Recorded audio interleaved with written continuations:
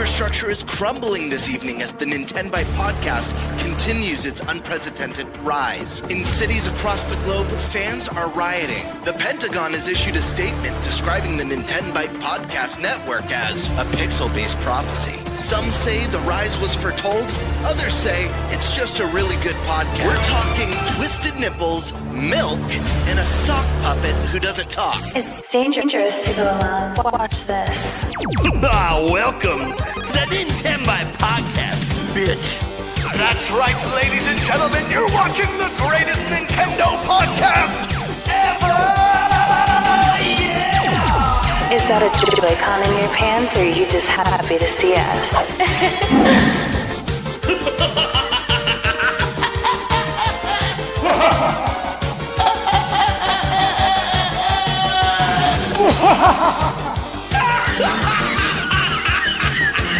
Shut up! Now feel the power. Everyone, do you feel that? Oh my god, I feel it! I feel it too, Gamer. What is it? It's the power of our podcast. I feel it! This is rad, Nintenbyte. So rad. Power.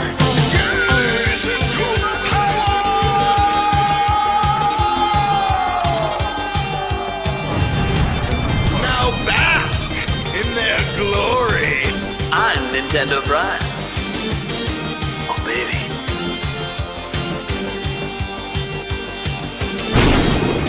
I'm Thunderstash.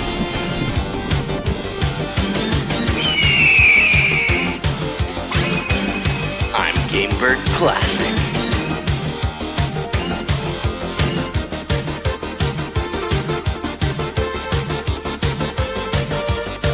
Nintenbyte rules. Let's rock.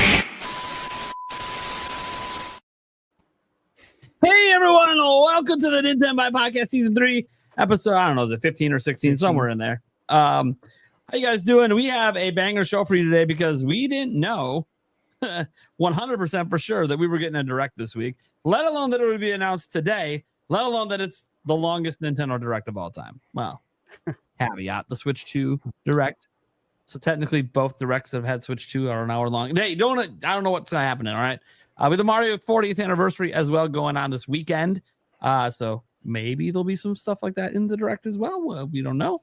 But we have a lot to go over, and it's bingo time. We're going to be going to the bingo pretty much right away, and then we'll see where it takes us. Because I'm going to be honest, I was so damn busy today, I didn't even get to make topics. So we'll just kind of see where it goes. When you have an hour-long Direct, I think we have plenty to talk about, especially when you see what's in the background of Dave. Then we know we're getting some Metroid Prime 4 this week. That's got to be coming.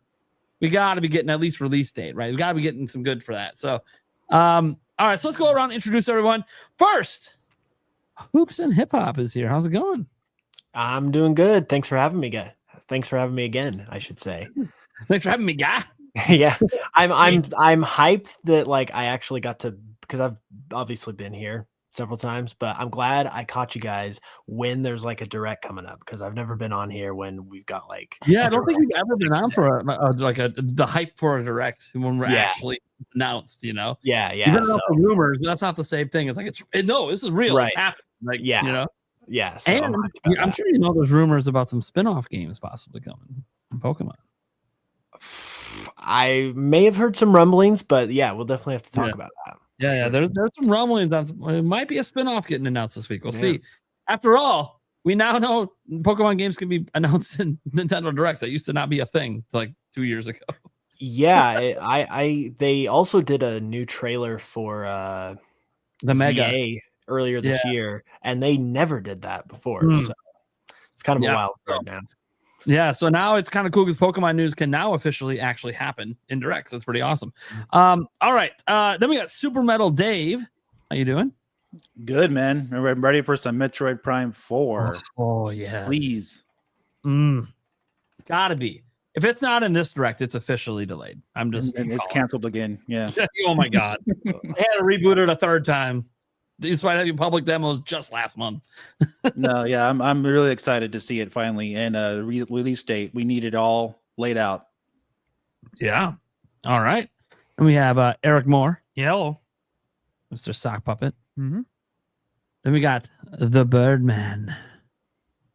What's up? Oh man, it feels like I haven't been here in forever. Just missing one show feels like a lifetime away. Mhm. I'm not even joking. It's so weird. The other day, I'm like, dude, whatever happened to the podcast? So that being said, it's really good to be back. Missed you guys, obviously. I got to chime in last week and stuff to give a little bit of PAX impressions. I've got a handful of videos. In fact, I gotta talk to you both, you and Stash, about getting a little bit of footage too. Oh, sure. There's a couple games I didn't get footage for, but I'm preparing all my impressions videos. And for everyone in the audience, I've begun work on the vlog of all of us, which is very fun. It's very interesting because I've never done a video like this before. So it's weird, like telling the story of the trip with like the random B-roll and interactions that we had, but glad to be back. And you weren't there for the best part. We have the defending champion, NBA Jam, PAX West 2025. You missed that part. And so when he comes back, he's the defending champion going for back-to-back. Dude, if I had vlog footage of like Stash bleeding on a SNES controller, I can send it to you. Please do. Yeah, because this still happened. So just because I wasn't there. That's my last video to do after like all my previews, because it's the least timely, of course. Some of these games are coming out soon. So I'll send it all to you, dude. For sure. Had to bleed for that one. It was needed. That being said, I miss everyone. Crazy birthday week. My daughter's birthday, my birthday. Mine was the 5th. I was gone the 3rd for a birthday dinner. So had a very nice birthday, even though I was sad to be away from you guys. But listen, it's back to reality now. My wife's birthday is tomorrow. So it's chaos around here. Thankfully, it's not the direct's not Friday. That being said, let's rock and roll, people. We got a 60-minute direct coming. Let's rock. Dude, this is insane. I can't believe this is like a thing we're talking about, a 60-minute direct. Thunderstash is here. Yep, happy to be here, guys. It feels like Christmas, right? Woo! Like as soon as it was announced, this is very exciting. It's nonstop. I get on Twitter and my whole feed is just people's predictions, laying them out. I get on YouTube, prediction videos everywhere. It's like, oh man, it's finally here. And then, of course, 60 minutes. Bro, that's exciting because there's a lot at stake there if you think about it. Because everyone's debating, right? Will this include Mario Anniversary stuff or will it not? And either way, it's exciting because if it doesn't, it means we got 60 minutes of other stuff, and we're going to get our own in like Mario Direct. You know what I mean? So, like either way, it's really a win-win situation. So a lot to be excited about, and I'm still working on my cart, so I'm gonna keep it short. That's all right. So am I. All right, guys. Well, I'm Nintendo Prime. You know what's up with me. If you don't know, well, you're about to find out if you watch this show because we like twisted nipples and milk around here. Let's go ahead and just get right into the big topic, and that is there's a freaking Nintendo Direct. So what we're going to do, especially because I know Hoops is limited on time, we're going to go to bingo card session. We're going to get the bingo cards out right away, and then we can do some more talk after, speculation on, what we want to see from specific games and stuff like that. I definitely want to hear Dave's thoughts for Metroid Prime 4 for sure. I love every time when he's on. And also, I might pick his brain a little bit on Star Wars Outlaws. I saw a little bit of your live stream on that, but I'd like to know a few more thoughts that he has on that because he's a big technical guy out there. And this is what Digital Foundry is saying is the new showcase game. So they're probably not wrong about it, to be honest. I think it's the first ray traced game on Switch 2. It is. Yeah, so we'll get into that. But that being said, let's do bingo cards. Who wants to go first? I know Stash does. Wait, hold on. So just to clarify, folks. So for the main 4, we have 2 bingo cards. Okay, we have a serious one, like competitive. We're trying to get the most right. It's a competition. As Gamebird missed, Thunderstash loves his competitions. Sure do. He goes for W's. That's all he does. Oh no! I mean, you saw it with royalty free for I all. was gonna say we saw it with royalty free. Royalty free for all. He's going for blood. That's what it is. But the thing is, when you're going for blood, sometimes it takes some of the fun out of like some of the more fun picks, the things that probably won't happen, but you really wish they would. So we have a second bingo card that's more fun picks. Now I obviously don't know what Hoops has made. I believe Dave didn't make any, which is totally fine. He can just comment and laugh at all of our dumb picks. Yep. That's my bingo card right here. Oh, there you yeah, go. that's all we need. There you go. That's it. 100%. I won. I won. Yeah, that's a sweep. That's instant bingo. Instant bingo right there. It's just one giant pick for Metroid Prime 4. What? Nash Guild ends up being right, and there's also going to be a Metroid Prime 4 Direct. That would be sick. That if that's the thing that gets announced. That said, I think we should probably do the serious cards first and get those out of the way. However, it's a competition. What are we betting? I was trying to ask you guys behind the scenes, but we were all so busy today, Right? Yeah. Yeah. because last time it was dressing up Goofy as a character at PAX, and Eric lost. Yeah, and that actually worked out in Eric's favor and our favor because we could find you so easily. You're right. Yeah, I think And everyone Nintendo won. loved it. Yeah. Right. Dude, he was the Nintenbyte beacon for all of PAX. Yeah. Yep. And if you're lost and don't know where to go, just look for the toad head. Yeah. Right.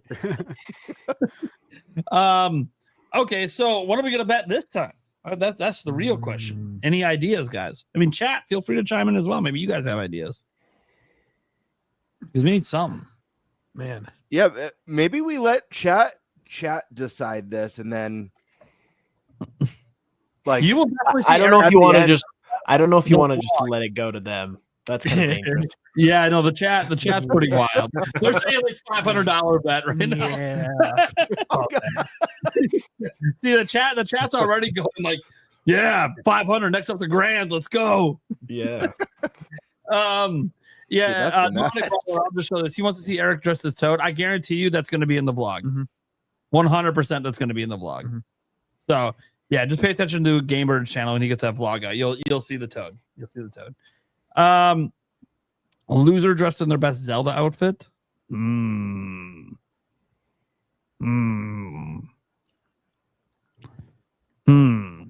the chat, if you don't know what we're asking for, we're trying to come up with ideas. Okay, so we're doing direct bingo and we have a serious card, but we're trying to get the most right. We want to know like what happens for the winner and what happens to the loser. Oh God. Maybe it's a good idea to have the Loser has to eat a Carolina Reaper. Well, then we want Eric to lose. He is the Spice Lord. I probably loser would. should have to dress up as a Nintendo character. How you We're gonna decide do one the loser? character again. You can do the Nintendo character again for a whole episode. Yeah. You can do that. That's always And, good. and whoever loses gets to decide what character. So it'll be a surprise Yeah. the next episode when they show up dressed as whatever Nintendo character they choose. Yeah. Okay. So the loser has to dress as a Nintendo character. The winner. Hmm. I'm glad I didn't play this. Well, it only counts for the 4. Oh, okay. Anyone else ever participate like Hoops with his? It's just for fun. Like what am I supposed to do? Hoops, hey, you lost, buddy. You got to now you're on next week. You better be dressed as Pikachu. Let's go. Yeah. That'd be something. See now if Landon was on Nintendo Land, I already know he's got a Tingle costume. Yeah. He had to wear that as a punishment. We'll come up with something for the winner because we still got a couple days. I still got a couple days before the direct happens, which is weird. 48 hours. It's weird. This would be great punishment for Nate. What? I would like a 1 hour play of Henry the Hamster. No! It's one of the worst games of all time. No, Henry the Hamster Handler. Yeah. I mean, winner could choose the outfit. All right. Loser's gonna dress as whatever character they want on the next show, and then we'll figure out something for the winner before we because it sounds like everyone but Eric's gonna be here on Monday's stream, so we'll have an answer by then for the actual On live stream. Fridays Friday stream. stream. Yeah. All right. That being said, that doesn't matter. Let's go ahead and get to the bingo cards. We should probably have Hoops go first, right? Because he's the guest of honor that they made at least one, maybe two. I have no idea. Yeah, so I ended up making a a competitive one. Yes. Used all my ideas, just threw them in there. And I've got a good mix of like things that I think are like, I feel pretty good about this overall, but I have like stuff I think is like a foregone conclusion. I have like big announcements that I think have a good chance to happen. And then I have stuff that's a little more of a wild card, but I think it's like worth putting in there because like you never know. It's not like it's not too out there. I think there's some logic to it. So I guess where I will go first, I'm going to go big with my first one. And I'm going to say that there's going to be some kind of tease or maybe even like an actual announcement of a new 3D Mario. Because I think with the fact, I mean, obviously we're due for one, but like it's an hour-long direct. It's coming on the eve of Mario's anniversary. And I just think the stars are aligning. So I think it's as likely as it's ever been for them to drop that right now. Okay. I approve of that pick. That's a good pick. Are you waiting for someone else? You can give all your picks right now. Oh, you want me to just do them all? Okay, I'll do them all.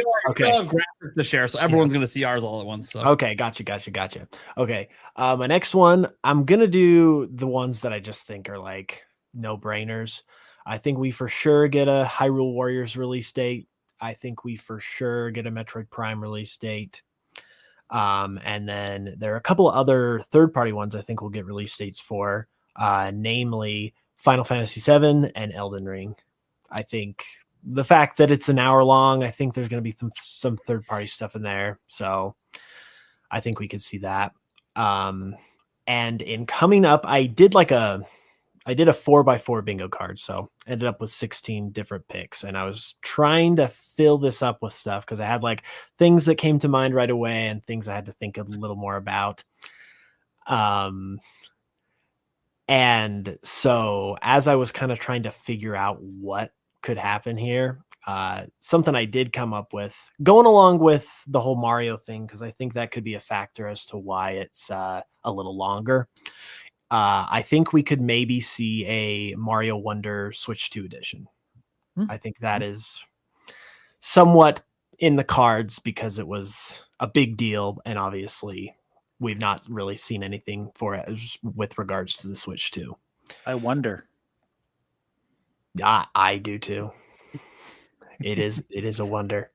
I also think going along with the Mario stuff, that possibly you could say this is a little more out there, but I think maybe we could get an update on the sequel to the Mario movie, because I looked up the release date. It's in April of next year, which is fairly close. We haven't heard anything about it. We did get some updates in directs for the first one. So with the anniversary, I think that's like might be a little more of a wild card, but I think it's possible.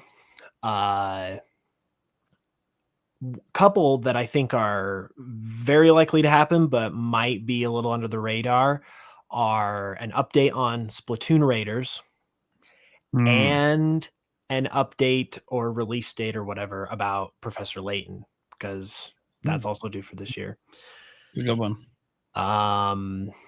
And particularly Splatoon Raiders I'm interested in, because I've always I really like Splatoon, but I'm not a huge multiplayer person, so like single player Splatoon, that appeals to me specifically.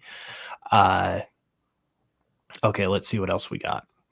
I also, as kind of a more wild card pick, I threw in the idea of possibly getting Donkey Kong DLC. Okay. I think that's like 50-50, because obviously you never know with Nintendo and their DLC. Like we didn't get any for Odyssey, but it's still a really big game, so who knows? I also think we're very likely to get some NSO updates, whether that be like release dates for games that they've already announced or new games that they announce or whatever. I specifically was thinking about Pokemon Coliseum and XD Gale of Darkness. I think we could very well get release dates for those, so that'll be fun. Also along the lines of updates, maybe I think we could get some Mario Kart World updates. I don't know what that would be, like whether that's DLC or whether they just want to say something about the game or something. I don't know. That could happen. And then let's see. I think I have a couple more left. Okay, I have 3 more left. I think this is kind of a very broad pick, but I think we'll get some kind of significant third-party announcement going along with Final Fantasy being there, likely Elden Ring likely being there. I think whether it's a new game announcement or something like that, or like a game we know about coming to Switch 2, I think that's in the cards. I also think, just because it's kind of weird with this direct, because like so much stuff is on the table, but we don't really know what's coming to us, because this is like the first big like actual normal direct of the Switch 2's life, other than like the console one. So I think going along with that, we could get a cold open that's going to be a new first party reveal. So it's going to be some kind of Nintendo IP. They're going to just drop it like they usually do, because we usually get something pretty big in those cold opens. And then finally, and this probably wouldn't be the cold open, but it kind of relates because it's a first party game. This is another wild card Animal Crossing tease or reveal. And I put that in there because other than 3D Mario, I think Animal Crossing is like the Nintendo IP that's like next in line to start getting, like, whether it's, I don't know when it'll be, but I feel like it's next in line to get some kind of announcement, especially with how good New Horizons did. So might not, it is a bit of a wild card, but I could see that happening sooner rather than later. So, and that's my bingo card. All right. Very nice. It's a good card. Very nice card. Who would like to go next between Eric and Bert for the serious card? I mean, I can. Doesn't matter. Sure. Go for it. Sure. Yeah, I'm getting there. I know you made it. So. Yeah. I gotta get it open. Gotta get it open now. Speaking of that, Nate, you singing right there. I forgot to tell you. I did you a favor. What was that? So, when we're at PAX, one of the night we went out, Nate and I were the last ones out. Of course we were. Mm-hmm. And I want to keep an eye on you too, just so you know, to make sure no one messes with you, right? Oh yeah. Because I had that thing at PAX East. Yeah. So, I didn't tell you I did this, and I'm not planning on showing it unless you ever want it shown. But I got a video of you on the mic doing karaoke. I'm sure you do. Dude, it's so good. Oh, did you really? I swear, you know what? You actually killed it. I'm sure I did. I'm a good performer. I know I'm a good performer. You actually are. But you know I what's was taken back. I'm like, holy shit, he takes this serious. Sucks about that? I wasn't going to get to perform karaoke. I had to bribe the DJ. Yeah, I remember that. Not. I had to fucking Venmo him some money in order for him to let me actually do karaoke because he was shut down. And didn't you say please? For like a I'm like, or are something? you kidding me? That's all I wanted to do this whole trip. How much money? How much money? Oh, it was like $50. I'm like, fuck. Whatever. This is one time. I said, if I ever see you again, you owe me more than one song. Well, no pressure, but Nate, if it's okay with you, I'd love to include at least, a clip of that clip for the vlog. Of course. I need to see the clip first. I know I can sing karaoke, but I was also at that point in the night, like I was like 50 shots deep. I was gonna say you were pretty well. That's why I wanted to keep an eye on you. I was feeling real good. You were. That was fun, dude. I'm sure, as you noticed, though, I'm just fun when I have too much. It's great. Yeah, that was a great time, actually. That's what I tell people. I'm really fun to party with. People just don't know because they don't stick around long enough. Like me. Yeah, no, I get it, dude. Back in the day, we used to play beer pong until the sun came up. Yeah. We used to get kegs all the time. Hell yeah. Yeah, it was It was wild time. This is why I don't party anymore, though, because I did it right. I did it right a long time ago. It's a little extreme to do it that hard all Yes. the time. All right, Eric, what do we got here? This is your serious card. Yeah. Okay. Hyrule Warriors Age of Imprisonment. Humans Fall Flat 2. Hades 2. RE7. Red Dead 2. I should have just made the whole top row Just all twos. twos. Yeah, dang it. I just thought of that now. Pikmin 4 is getting a Switch 2 edition. RE4. And this one should have been all fours. No. Some sort of Animal Crossing. Splatoon Raiders get shown, or something with that. Pokemon ZA, Octopath Traveler 0, Final Fantasy 7, of course, Just Dance, because this appears in every single direct.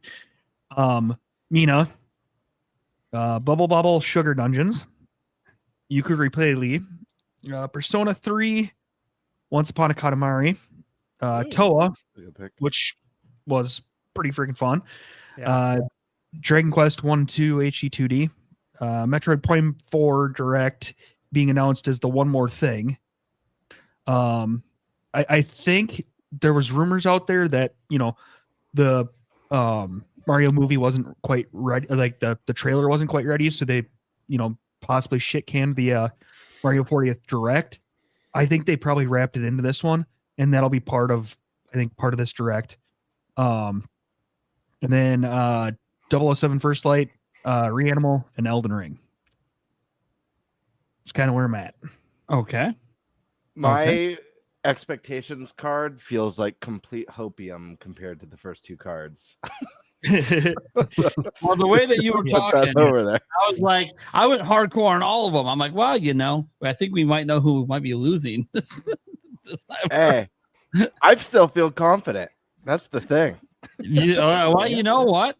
Let's see. I hope you win for your. There we go. Let me pull this up. Yeah, you can go next. My serious card is ready, by the way, so that's not a problem. I'm wrapping up my wish list. There we go. All right. Get that up in here, baby. Who do you think has the best card so far, Dave?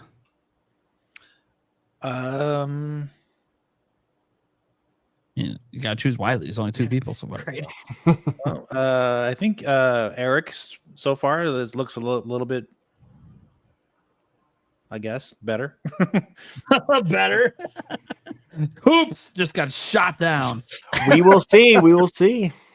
Yeah. All right. All right, here we go, Game Bird. You're just fine. We're gonna start with Final Fantasy 7. I mean, this one's like multi-tiered. I think we're gonna get that release date for FF7 remake. We may even also get the official announcement for Rebirth from Nintendo and see some footage of that. Duskbloods, would not be surprised to see Duskbloods in this one. Mario Maker 3, we know it's the Mario's 40th.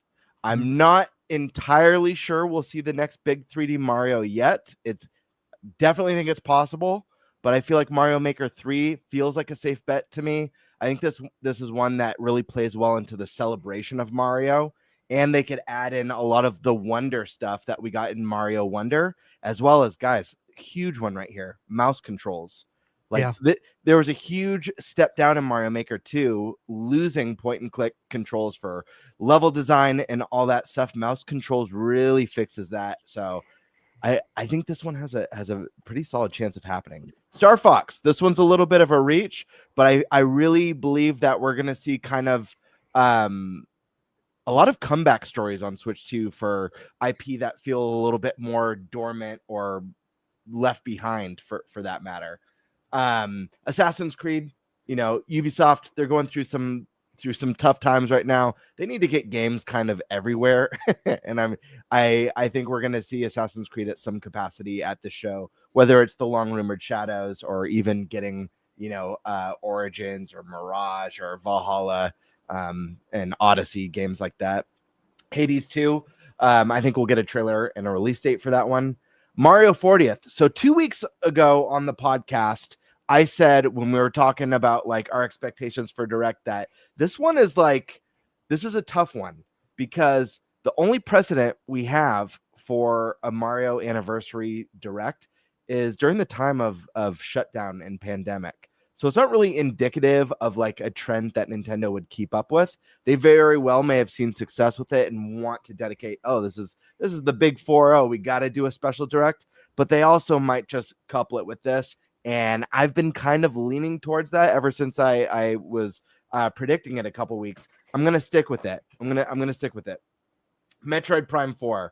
We're going to see this game. I think we have two possibilities here. One, we just see the game in a release date, or we get the game, a release date, and the announcement of a Metroid Prime Direct, which is something that I think would serve this game really well. This is a game that I think we all agree is probably going to do critically very well, but I think they also need to give this game an opportunity to show longtime fans what makes this particular entry stand out, and people who maybe aren't just sold on the Metroid series in general, why this game is special. Kind of like how the Donkey Kong Bonanza Direct worked wonders for Donkey Kong.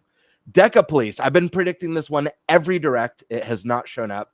I know it was initially delayed to 2026, but this is one of those ones where we already know it's coming.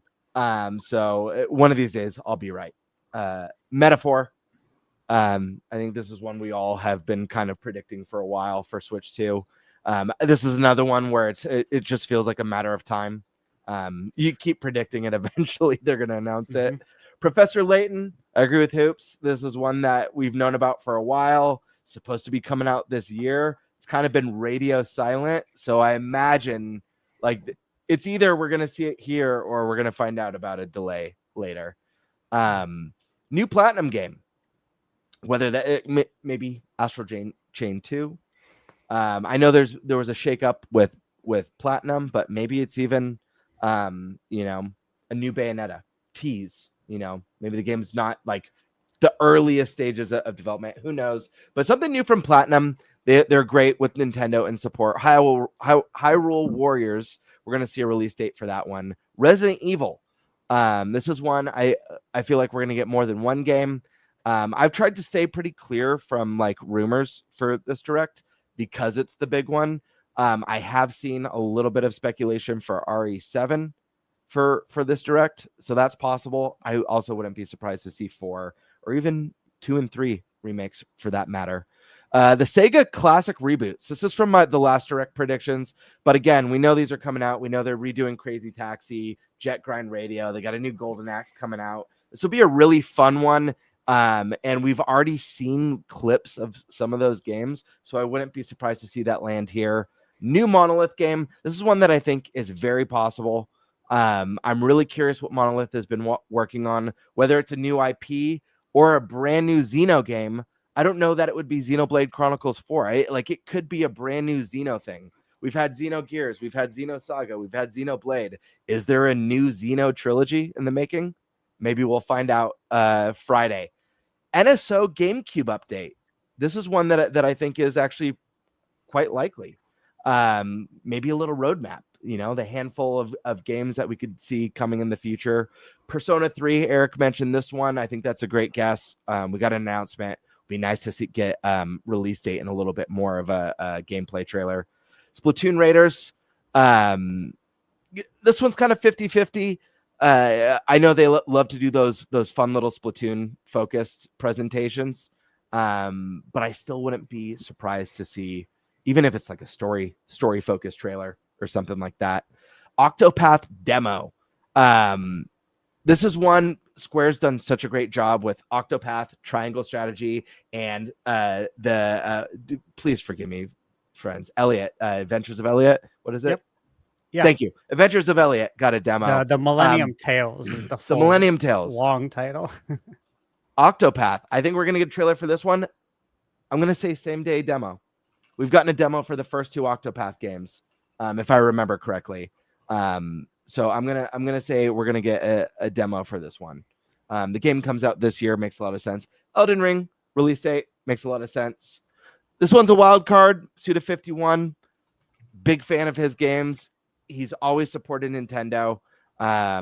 Romeo is a Dead Man is his new game. It was in the PlayStation Showcase. This is it's one of my most anticipated games right now.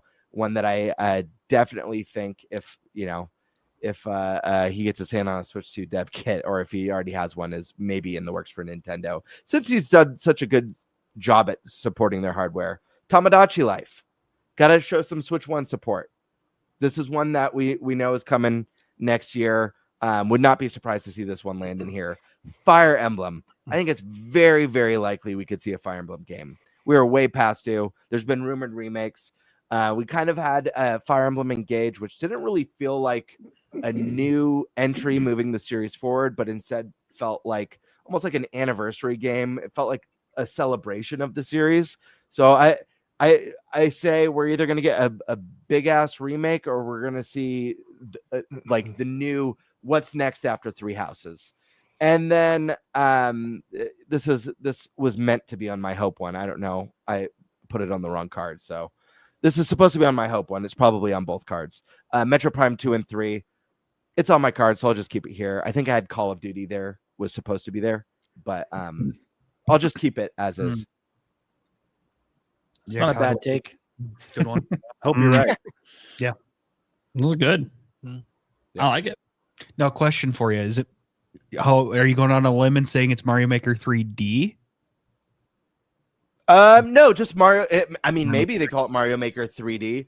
But I see them adding wonder mechanics where you can it has the wonder stuff. They add the wonder art style. You could do the wonder seeds, and I don't know, all sorts of cool stuff. So do I go to my Hopium, or do we return to that after everyone's done their? No, we're doing the serious ones first. Perfect. All right. Cool. All right. So I'll get mine up. I'm sure Stash is probably still working on his. But we'll go with my serious. Hopefully your serious one's getting done. Yeah, no, I'm prioritizing that one. Don't worry. Okay. All right. So this is mine. This is it. This is the direct. I said this last time. I was joking last time. This is the real direct. Okay. Obviously, Metroid Prime 4 release date. Duh. I'm going for W's here. So there's a lot of gimmies on this list because I want to win. Right. Resident Evil 7. Kind of some faint rumors out there that could be one of those 7 games that Switch Force was teasing. All right, so we'll go with that. Hyrule Warriors Age of Imprisonment, obviously release date. Splatoon Raiders. I don't know if we'll get a release date, but we're going to see the game. Final Fantasy VII Remake Intergrade, clearly going to get a release date. That game already looks highly polished and ready to go based on what I played. So, Elden Ring, going to get a release date.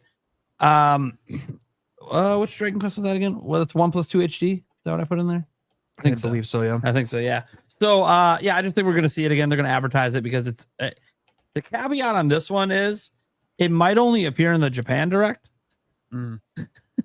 They do that sometimes. Still counts. But that should still count because it's still the same Direct. It's within the Japan. Still counts, I don't know, man. I'm good with it still counting. Yeah. Because it's massive in Japan. It's going to do huge numbers there. So, and it's a Switch 1 and Switch 2 Direct, and it's going to come to both. So, makes sense. Hades 2, we don't have a release date for. I think we're getting it.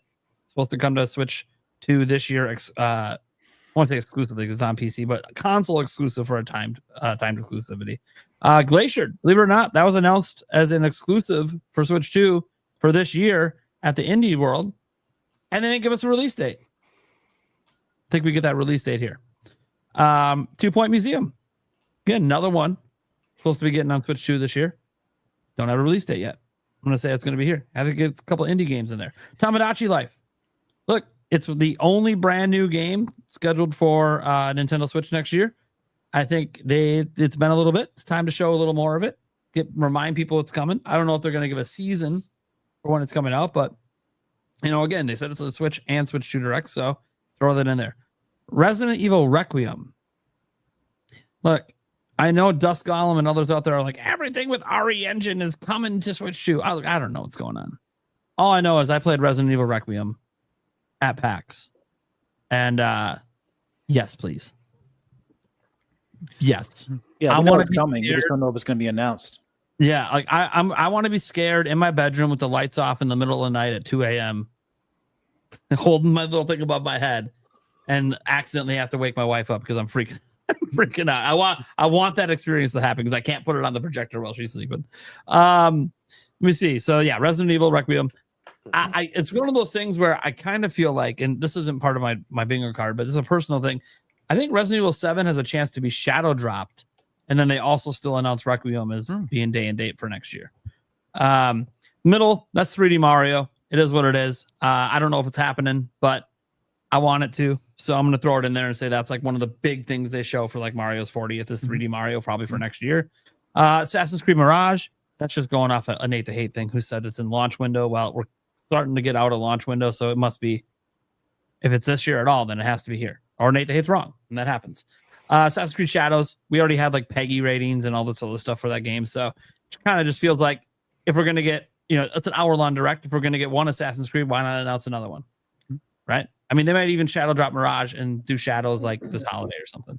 They have new DLC coming for it too, so it's probably a good time to bring Shadows back out. Halo Master Chief Collection. Microsoft is open season for any of their games.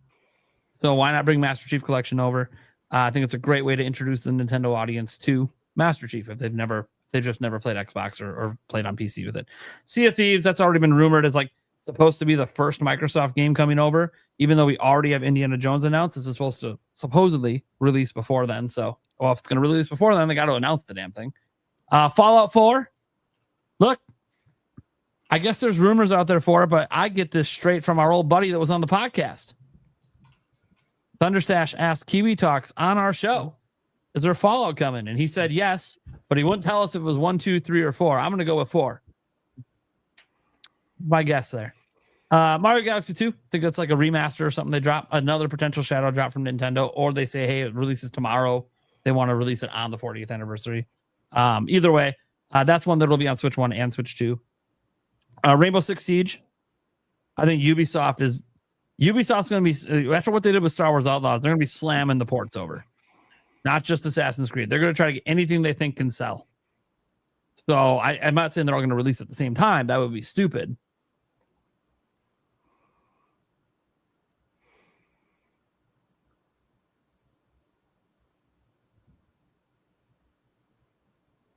Nate, are you thinking? He's really thinking. His internet's thinking. I'm like, geez. Okay, Eric's froze too. Yeah. Oh, wow. Eric's, froze. Yeah, they're both froze. Is the game still going? He's in a state of meditation right now. It says Are we live? The time is still moving. So YouTube got tired of his predictions. Next. Yeah, it was done with that.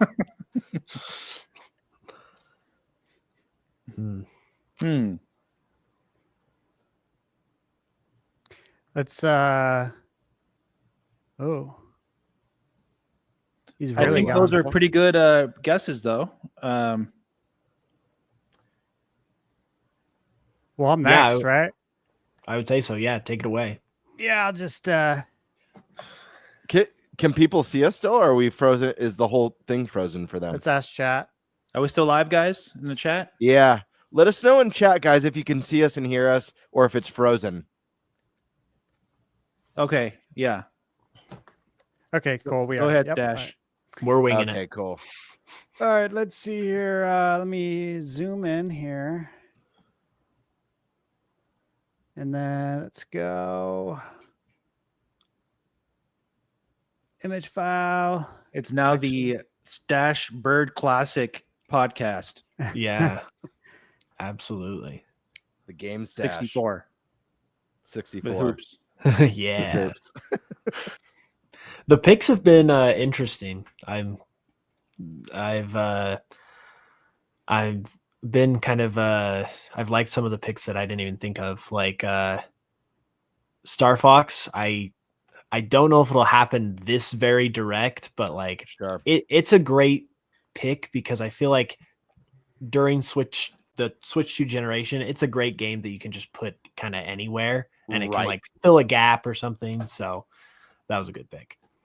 Yeah, we need Star Fox. We need F-Zero, and I would love a Wave Race to come back too. All these games are dying for a revival. Yeah. Yeah. Amen to that. Look, this is my competitive list. I will say, I know Nate's not on here to defend himself right now, but I was listening to him list off the games, and for a second, I thought he was giving us his hope list, his dream list. And I realized, oh shit, this is a competitive list. Nate might lose with those picks, which I'm very excited about. Like, well, you're not holding those for the other card? He can talk shit back to me when he comes back on. So, all right, this is my competitive list. We got Hyrule Warriors. I think we'll see it. Professor Layton. I believe, if I recall, it was just announced in the last day or two. It's going to be at Tokyo Game Show. Oh, I missed that. Yeah, so of course it's going to be at the Direct, right? Yeah. Tamagotchi Life. Got to get an update on that guy. Yeah. So there's a lot of fans there, so got to get them fed. Dragon Ball Sparking Zero, Switch 2. Bet we'll see this in a sizzle. Dragon Quest 1+2 HD remake. Yes, this is coming out October 30th. So, of course, I expect to see this, right? Moving on. Hades 2. Again, I played this at the Switch 2 experience, and my experience was very good. I expect a release date. I'm not going to say shadow dropped. That's what I would like to happen. But my final answer is we will find out when this is coming out. Okay? That's my final answer, Game Bird. Okay? That's proof. I'm not saying shadow dropped. We'll find out when it comes out. Gotcha. Metroid Prime 4 Beyond will be there. Okay? That's my final answer. That's my competitive answer. That's a really good guess. Thank you. Yeah. Borderlands 4 will be there in a sizzle. Elden Ring Tarnished Edition will be there. I think we'll get a release date. I will say that. Final Fantasy Tactics will be there in a sizzle. Moving on. Marvel Cosmic Invasion. The beat 'em up. We're finally going to get some info on that. Just Dance 2025. You know it's going to be there. I expect Yuko Replay in a sizzle. It's coming out October 9th. Assassin's Creed Shadows. I do expect this. It was Peggy rated months ago. I think they're just sitting on it. I think they wanted to get Star Wars Outlaws out the door. It is out the door now. And everyone seems to be very happy with it. I am. Persona 3 Reload. I believe this comes out October 16th. We'll see this in a sizzle reel. Trails in the Sky, first chapter. This is coming out, obviously, very soon. I think it's coming out on the 16th. You're muted, Gamebird. One thing to note about Trails is that when they announced it a couple weeks ago that the Switch 2 version was coming out, they said that was going to come out at a future date. And I had tweeted about this like a day or two ago to let everyone know that they just announced that future date is actually going to be day and date. So the Switch 2 edition is coming out on the actual release date, which is pretty badass. And the upgrade is $1. Yeah. Yeah. And guys, this series is amazing. So a lot of games in the series, multiple trilogies. This game's really good. You say there's a lot of different trails you can take? A lot of different trails. Yeah. No, I thought you were talking about Bubble Bobble. So that is actually, a great series, though. For Bubble Bobble, I have my video coming out this weekend because Nice. I played this at PAX. I am actually a big Bubble Bobble fan. I grew up on it. And so look forward to that. Nice little plug there. All right, moving on. Final Fantasy 7, and welcome back, Eric and Prime. Yeah, dude. Charter, and so Spectrum literally just went down. All my equipment was up, but there just was no internet. And then all of a sudden, we both have Verizon, and that wasn't working either. Yeah, it was like, and I have stupidly Verizon slow. backup internet. Like nothing was working. I don't know what happened. It was like for 10 minutes, someone's like, I don't know, someone drove by and had a signal blocker or something. Weird. That's wild. Never seen that happen where I'm just cut off from the whole world from multiple connections. Oh, Unless there's like a big storm. I literally went outside. Yeah. I'm like, did we have like a It's tornado beautiful hit? out. I'm like, no, it's gorgeous outside. Yeah, it's what the fuck's beautiful. going on? Who's streaming the podcast then? The StreamYard. StreamYard does it. Oh. Yeah. It's not streaming from my local PC. So Oh, That's okay. so That's the that one won't go nice down. thing about this. That's the only nice thing. If this happens Friday morning, yeah, that's gonna suck. That'll kill the stream. Okay, Final Fantasy VII Remake Integrate. Again, we played this at PAX. I expect the release date. Double Dragon Revive. I also have a video coming out on this. Played this at PAX. This is coming out, I believe, might be October 16th as well. I'm curious about that No, game. Is that good? It is. Yeah, it is. I got the video coming out. I got some good gameplay. And again, like Dave, this is another one that I grew up playing. I'm guessing you did too. And, you know, we want to see this IP in good hands. And I think it is after what I experienced. It's a lot deeper than you'd expect. What's that game? Beat 'em up. Me too. I was gonna say, like, anyone who's a fan grew up playing like the beat 'em up genre of games. You're eating good right now because we played a handful of them at PAX, and they're freaking killer, dude. They're so He-Man, Three Rad, bangers for sure. Toxic Crusader was amazing. I didn't get to play Double Dragon, but I know you got to play it, and it was amazing. Yeah. I feel like there was another one. He-Man. Yeah, He-Man. Yeah. And So, we've got so the I have Marvel videos Cosmic coming out Invasion. on all of those in the next 4 or 5 days, right? And yeah, dude. Seriously, beat 'em ups, 3D platformers, like everything old is new again. Which is really nice. It's really cool. Dude, it's really good. Oh, it plays like Golden Axe, but with a deeper combat system. Yeah, you got your heavy and your strong attacks, and you can kind of combo them and stuff. It's really cool. Yeah, Cool.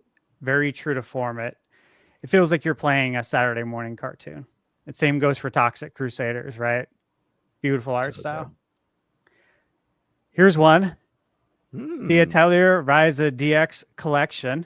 I think we will see this in the sizzle reel that's coming out in December. Ezek's Proud Nordics. I expect to see this in a sizzle. Mortal Kombat Legacy Collection.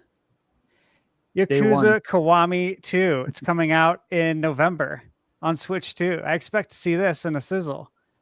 And this one's also coming out. I expect to see this in a sizzle. Pac-Man World 2 Repack. This is coming out on, I believe, is it the 16th or 21st? Any day now. We played this also. I have a video coming out on this tomorrow for Pac-Man World Repack 2.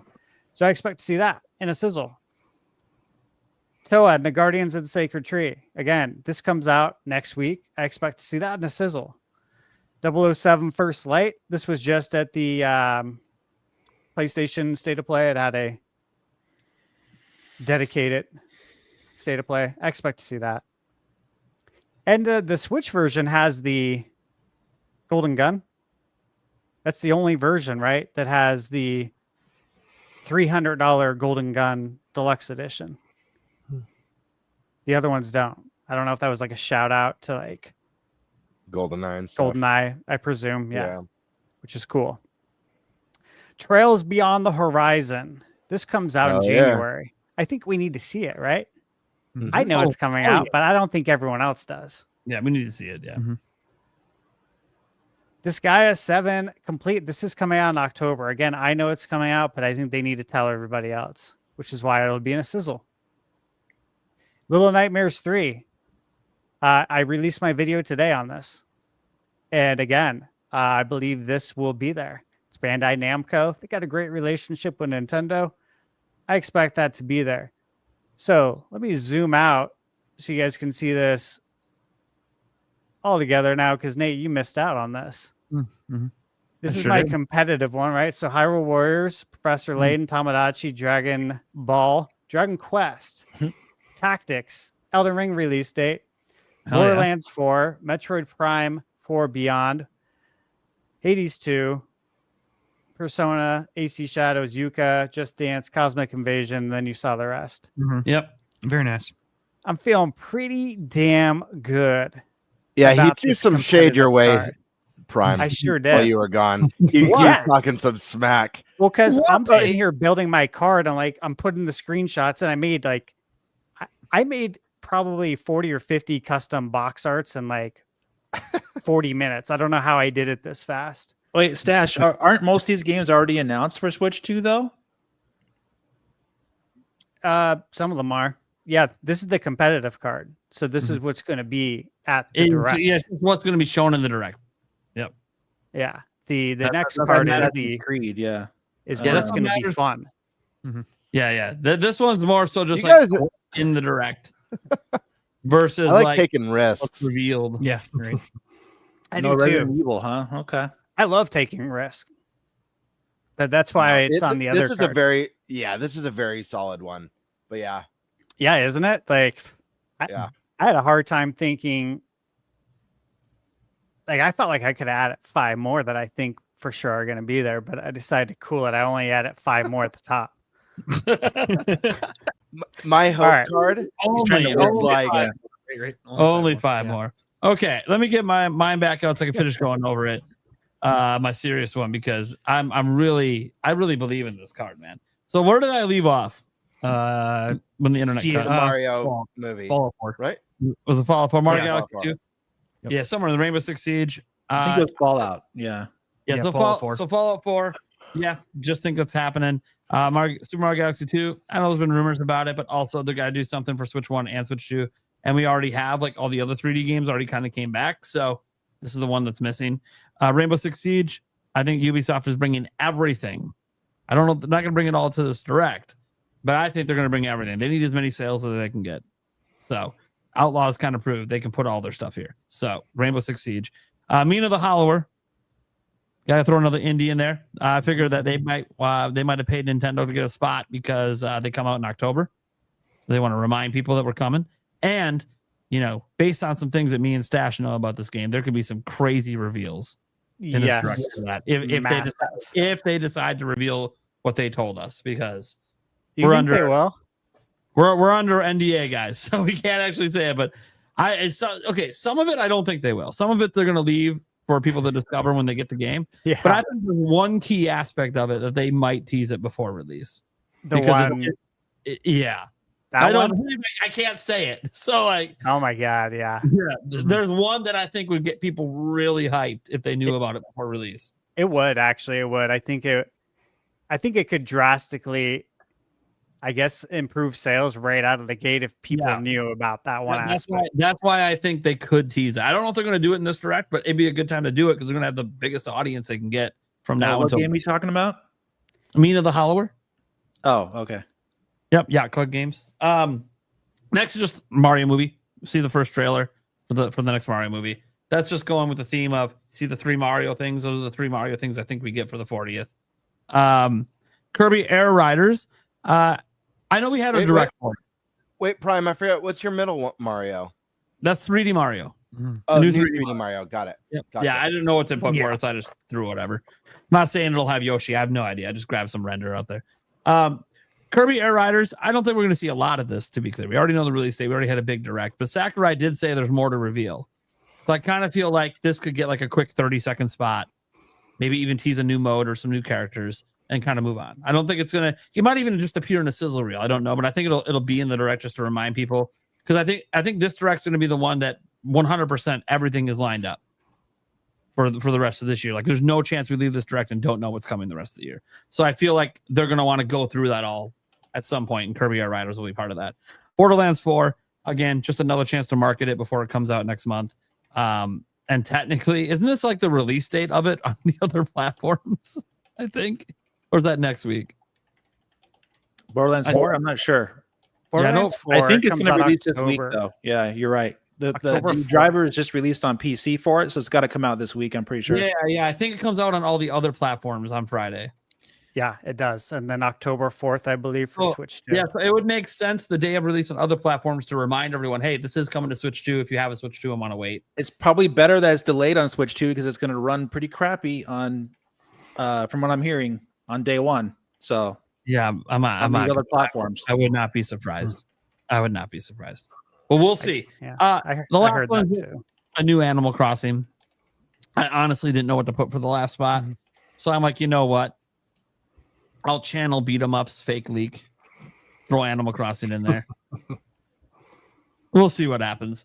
I'm not saying this to get you guys hyped up. That's the one I actually don't think is going to happen. But I just needed something for that last spot. So, okay, cool. I think we could probably just go straight to the actual fun cards. Because this is the competitive stuff. This is the one the bets are all on. But I'll start just because I'm already up here. And probably go to Eric next just in case our internet goes wild. Yeah, again. right. So let me go ahead and swap this out for my fun card because this is where magic happens. First up, Ocarina of Time remake. Oh yeah, come on, baby. Love to see it. Love to see it. Like, come on. Yes, please. All the Zeldas, right? The next one that just represents teasing the new 3D Zelda. Again, this is my wish list card. We're not getting Ocarina of Time remake and 3D Zelda in the same direct, are we? I don't know, but in my world, we are. I want to go. A new Star Fox. That's I know it's old art. No. A new Star Fox, not based on, Star Fox 64. Like something new. I would like it to be more based on adventures, but it could go in its own unique direction. I don't care. New Star Fox. Monolith Soft's new IP. Come on. It's been 10 years. At some point, they keep hiring for it. They released another piece of art like not too long ago, a couple years back. They keep they're hiring things, keep saying they're making it. So come on. At some point, we got to see this thing. All right. NBA Jam. It's my wish list, baby. That one's for our NBA Jam champion below me. Also, shout out to Demonic Brawler in the chat. That's for you as well, buddy. We need NBA Jam to come back. A new one. I'm not talking about bringing the classic back. We already have the classic. New one. EA, you have the license. Make it happen. All right. Grand Theft Auto 6. This is just I'm not going to play it, but I'm going to laugh at everyone if it does come out after everyone said it's not coming to Switch 2. I like to laugh at people when they say things can't come to Switch 2, but then they actually come to Switch 2. To be fair, this is a game I would call like an impossible port, but if they pull it off, that would be sick. I don't think it would be at launch anyways, but this is a wish list. So I would wish for Rockstar to just own all pay for me. That'd be great. Now, Fable. I was debating between this Fable and the new one coming out, but I realized, well, if we're going to get the new one, and I think we will, we got to get the old ones first. Because you got to introduce Nintendo fans to the old ones. So let's get some Fable remasters that have already been remastered before. Get some Fable remasters on Switch 2. Let's do it. The anniversary edition specifically. But, introduce everyone to what Fable is. Even though the new Fable seems like it might be going even further away from what the original Fable was like. But we'll see. Mother 3. This is mostly just it's time to get in the West. This is one that won't be in the Japan direct because they already have it. NSO drop Mother 3. Let's go. It's time. It's wish list time. Wario Land. I don't know if people recognize that art. That is Wario Land art. A new Wario Land game. It's time. You brought me 3D Donkey Kong back after 26 years. It's time to bring back Wario Land. Let's do this. A new Time Splitters. I missed that series so much. Bring it back. Again, this is all wish list territory. The Zelda movie reveal. Again, that's probably not going to be for a year. I don't care. This is my wish list. I want all the Zelda. So give me the Zelda movie reveal as well. A new Star Tropics. Now, I will give them a caveat. If they remake the original from the ground up, I can kind of count that as new because I think most people today don't know what the original Star Tropics was. And if you're a Star Tropics fan, we all know we just pretend 2 doesn't exist. It was a terrible game. It was terrible. The first one was excellent. So if they want to remake that or just make a new game in the series, that'd be wonderful. I left 3D Mario in here because, again, I'm not so sure we're seeing 3D Mario at all. So that's still, to me, like a wish list item because we might not see 3D Mario. They can go with the collection. They can go in many different routes. This is a legit want, guys. I loved Pokemon Let's Go Pikachu and Eevee. So I want Pokemon Let's Go Johto. I want the second gen Let's Go games. I feel like we're probably never going to get them, but we should get them because I would have rather had that than Diamond and Pearl. Agreed. I couldn't agree more with you. I actually, despite what people think, I think the Let's Go Pikachu and Eevee was nostalgic in all the right ways, looked better than some of the modern Pokemon. And was just a fun time. There wasn't much to complain about that game. It was just like the original game, prettier and with Pokemon flying around the world. Like, fuck yeah, let's do it. Yeah, that's great. Let's do it. I would love to see that happen for Gen 2. Hoops, would you like to see that as well? Yes, I was going to say there's something about the Johto games to me that just would work perfectly with the art style of the Let's Go games. Yeah. Like every time I think about this, I just think about like walking through Ecruteak City and just thinking about how beautiful that would be. So I would love that. So, yeah. Guys, like you guys know I'm not like the biggest Pokemon guy out there, but I legitimately love Gen 1, Gen 2. Loved the Let's Go, loved Arceus, so I'm kind of excited for ZA. But this is something I've been wanting ever since I was hoping we were going to get like by now, because the Let's Go games were what, 2018, something like that. So I wish we would. I thought we would have had this by now. So hopefully they decided to go with this instead of going with another Brilliant Diamond, Shining Pearl style thing again. Because I know it's still sold fine, and I'm sure it was cheaper than this. But I don't care. This is better. I want this. I think other people would like this as well, especially now that we've had time away from Let's Go Eevee to see what other Pokemon things are doing. I think people would be okay with this coming back. Animal Crossing, a brand new one. Throwing that on here again. I know, doubling up. I don't care. It is what it is, because I don't think it's happening, but I want it to happen. Far Cry 7. It's kind of a late addition for me. It's not announced yet, by the way, guys. So just because like this isn't an official logo. Far Cry 7 is not announced, but I think it's happening. It's rumored to be happening. I know Nash Weedle said it's coming to Switch 2. I don't know if I can believe everything Nash Weedle says, but what I do know is that it's a Ubisoft game, so got to come to Switch 2. They want all the sales, so let's bring Far Cry 7 over. Kirby. This is specifically a new 3D Kirby game. Look, Forgotten Lands is the best-selling Kirby of all time. Let's get another one. Let's go. Let's go round 2. It can be a Forgotten Land 2, or in classic Nintendo style, some new unique name, whatever new thing they want to do with it, because that's what Nintendo usually does. You usually don't get the numbered sequels. It happens here and there. The Final Fantasy stuff here, this isn't really about remake or rebirth. That's a really popular picks, right? Remake, obviously, because it's already announced we need a release date. Rebirth, because it's the next game in the series. And hey, they already confirmed basically they're bringing all of them, right? They're going to complete the trilogy on Switch 2. I'm talking about, this is my dream wish list. They announced the third one at the Direct. See that blank space at the bottom? You see the first two, then the blank. That's what I'm predicting in this spot is a wish list item of the third one. They actually choose to reveal it at a Nintendo Direct, cementing that whole we are full multi-platform strategy. We don't have to wait for a state of play. We don't have to wait for an Xbox event or summer game. We can announce it in any event we want.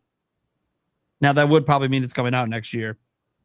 Whether or not I actually think it's coming out next year, that I don't know. I think it's more like 2027, but we'll see. Visions of Mana. I think this is a wish list item because the studio don't exist anymore. Is what it is. Every Mana game, well, almost every Mana game, there's like one that, besides this one, has been on a Nintendo platform. I think this one was destined to be on a Nintendo platform from the moment it was announced, but the studio was closed, so that put it in jeopardy. But guess what? You don't need the original studio to hire someone to port it. In fact, most ports to other platforms after a game releases aren't done by the original studio. So I think that still opens the door for this to potentially get ported over. Probably want to try to salvage some sales. From what I played of it, I only played the demo on PS5. It was pretty good. What I enjoyed in them. I know it didn't like review as one of the better ones, but it wasn't like a terrible game from what I read in the reviews. So I would like to see this one come over. Might give it a chance, especially if the price point's just right. Because I don't, if they charge $70, okay, I might wait for a sale. But if this is in the 50 or under range, I'll be willing to give it a chance. A new Punch Out. Been a while. Little Mac. Let's get him back. Bring Mike Tyson back. Hey, he didn't box. He was just boxing not too long ago against Jake Paul. You're gonna love my list. Hell. You know what? Replace Glass Joe with Jake Paul. Make him the first one. I thought so too. I thought that would be perfect, man. One, he won't care because he'll get a bunch of money because that's all Jake cares about. Yeah. And two, I get to knock Jake Paul's ass out in the first round in the first match. climbing the ladder. Fuck yeah, let's go. Hell, or maybe you make it Logan Paul first and then Jake Paul. Either way, Yeah. you can go back to back with those two. Jake Paul, I guess, is technically a better boxer, so you could have him be the second guy. You know, I'm saying, like, my big thing with Punch Out is it's fun to have King Hippo. It's fun to have all these, classics. But what really made it for me back in the day is that the final one was a real boxer. So I would like to see something like that. And if it's not Mike Tyson, obviously you go with like Floyd Mayweather or something, somebody who's more recent. Either way, I'd like to see there be some sort of major mainline known boxer marketed with the game, because I think that's something that could really help push sales, because everyone's going to want to get through all the fun ones to get to the big name guy, whoever it ends up being. Metal Gear Solid Delta, I technically know. I think Nate the Hate was the one who said this was coming. And then we saw how badly it runs on everything.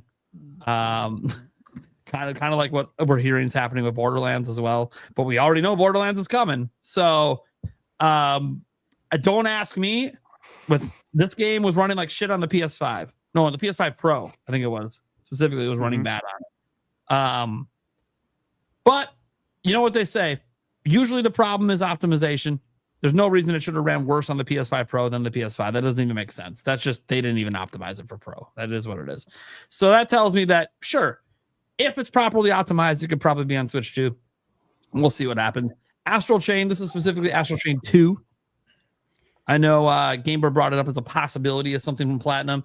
I just think it's time. I think the first one was really well received. I think it's sold decent. I think it's been enough time. We're ready for a sequel.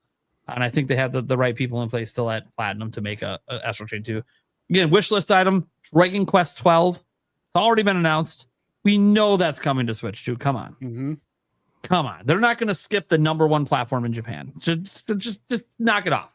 It's the number one market for Dragon Quest. And while Dragon Quest 11 came to Switch later, it ended up being like the best-selling version of the game. And it had a unique feature to it that ended up eventually getting ported to the other platforms, and that you could actually convert it to old school Dragon Quest if you wanted. That was neat. So I don't know if they're doing that with 12, but dude, that was one of the best features ever. Yeah, dude, that was sick. No one so expected freaking cool. Yeah. It's like the game was already really good, and then all of a sudden, you're going to let people play the whole game that way? What? That's a goated JRPG for me. I think I've told you that. I platinumed the game, and I loved every minute of it. I spent, God, I don't know how many hours, 100, 150. Amazing. Yeah. And again, I know that the rumors out there are that they want to like start remastering more Dragon Quest and get maybe DQ7 out next year, but I don't care. It's on my wish list. I want it to be 12. It's been a hell of a long time. What's it been? Almost a decade. Yeah, it's been too long. It's been a long time. It was before Switch came out, so it's been at least 8-9 years. So it's been a while. It's time to get 12. They already announced it. Let's actually see the game. Monster Hunter Wilds. Again, another one of those games everyone says can't run on Switch 2. It runs like crap everywhere else. I don't know, man. I just have this thing about Capcom. They seem to love Nintendo. I don't know why they do. They just do. If they want it to work on Switch 2, they'll find a way to make it work at 30 FPS. I know that's not ideal, guys, but hey, it doesn't run ideally on anything. So I shouldn't say that. Dave, you have a 5090, right? Have you played this on a PC on a 5090? Oh, me? No. Okay. It runs fine on a really high spec PC, but anything lower than that, it's that's why I was asking, because I know that this game runs bad on even like a 4070. So like it sucks. I mean, not the game. It's just, again, this is that whole thing about optimization. I don't know what's going on with these companies not optimizing their games. I don't know. We could talk for like an hour about that. Yeah, it's bad. Are they developing on 5090s and 9800 X3Ds and just don't give a fuck about anything else? It's insane, the lack of optimization. Anyways, again, it's one of those things that I absolutely think this can run on Switch 2. I've always thought it could. They just have to actually optimize it. And I know this is like a whole different conversation, but that's why I'm actually so happy with what happened with Star Wars Outlaws, because it felt like they actually cared. And it showed me that, from a company that typically rushes things out and are broken and buggy, and like they actually put in effort and showed, hey, if you try, games can look and run well on Switch 2. So maybe I'm dumb to have faith in Capcom, but whatever. And then No More Heroes. Look, I know the series is kind of supposed to be done. I don't give a fuck. Bring it back. Give me another one. It's my wish list. My wish list. We break all the rules. Give it to me. I need more. I need Travis Touchdown in my life, man. All right. That's my dream list. I am gonna cry happy tears that this is more correct than my other list.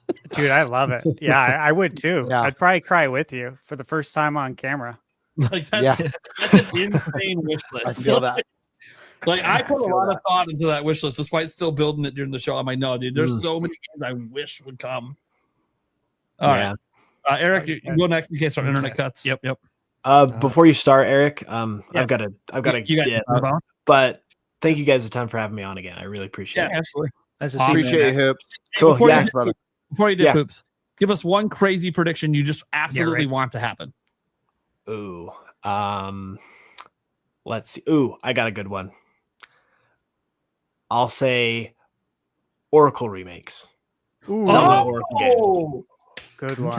there it is. There it is. All right, Hoops. That's like the one we need. Not bad. All right, man. Catch you later, guys. Go Okay. check out his channel. Link down below. See ya. Yeah. Thanks, guys. See ya. Yeah. Cheers. See ya. All right. Eric, your turn, buddy. Let's get that up and going. Okay.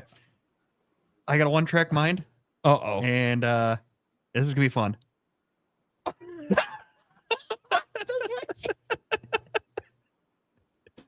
He's pulling the Dave. I have the one game. That's all I need. Well, at least you got two. At I least got you two games. two. Yes. It's all just snowboard kids and snowboard kids too. Hell yeah.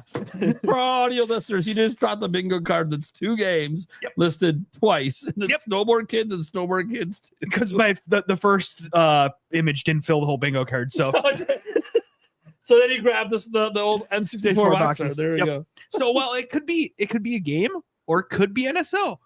Either way, I'll take it. Is anyone surprised that this is what the sock puppet put up?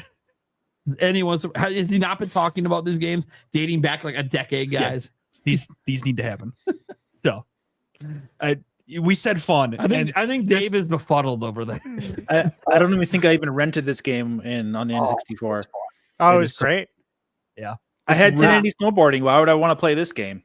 Oh, this is way different than It's so good. I stand by this game like fully. It's actually really good. It's a I Mario. heard it was good. I never was interested. Yeah, in it's it. like a Mario Kart S snowboarding game. So like it's meant to be played with friends. Yeah. Yeah, you get the 4 players together and it's a wild time. I mean, and then I'll throw out one more just because Luigi's Mansion 4. I mean, Okay. I want that one just because. Did nobody have that on their chart I don't yet? know. I don't think so. LM4? No, Surprise. That's been Yeah. a popular speculation Yeah. all summer. it was kind of like I said. This one was our fun bingo card, and I wanted to make it really fun because it's hilarious. But yeah, Eric, So- I appreciate it. Yes. It makes it nice and succinct. yeah, right. After I just went with this complex dream Yeah, I know. scenario, you're just like, look, Good I'm one, asking kid. for things that you could just throw on NSO. This is really easy. Right. Just get this done. Right. Oh, man. Okay. All right. Well, then, the stash left. Yep. So I guess that means Gamebird's next by default. Just ban it. The snowboard kids broke the man, broke his spirit. Really, you gotta go and play a session quick. Right. Yeah. Get on my CRT. All right. Let me get this pulled Sure. up. Let's see. That was great, Eric. And so my hope list, I actually only changed a handful from my speculation list, and the reason why is because a lot of stuff that I speculated on is stuff that I genuinely hope will be there tomorrow. So I only changed a handful. I'll go through everything again quickly on the ones that I mentioned, with maybe a little extra time on the ones that are new. All right. Let's see here. There we go.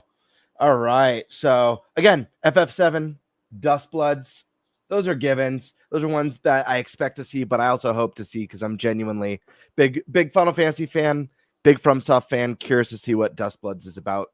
Guys, Ocarina of Time remake. Zelda's my favorite series. One of the most iconic games of my lifetime. One of the most influential games of my lifetime. I think about this game being remade with a fully orchestrated soundtrack. The game already has some of the best music in gaming, period. And yeah, like this would be such a big deal. It would be so meaningful to longtime Zelda fans. And if they beef up the story, if they beef up some of the content, one of the sickest experiences for new fans as well. Star Fox. This is another one, was on the previous list. This is a hope game, and I'll go a step further. I recently made a video about the two pillars of games. I'd love to see a second pillar of Star Fox. Step away from the rails on this hope version and dig into something a little bit more like a Ratchet and Clank, or what's the game that I'm thinking of? Jack and Daxter? Not Jack and Daxter. This was a PC game. It's going to come to me in just a second. I'll come back to it. It'll pop in my brain. I had it in my head a moment ago. Not Beyond Good and Evil. This was a PC game.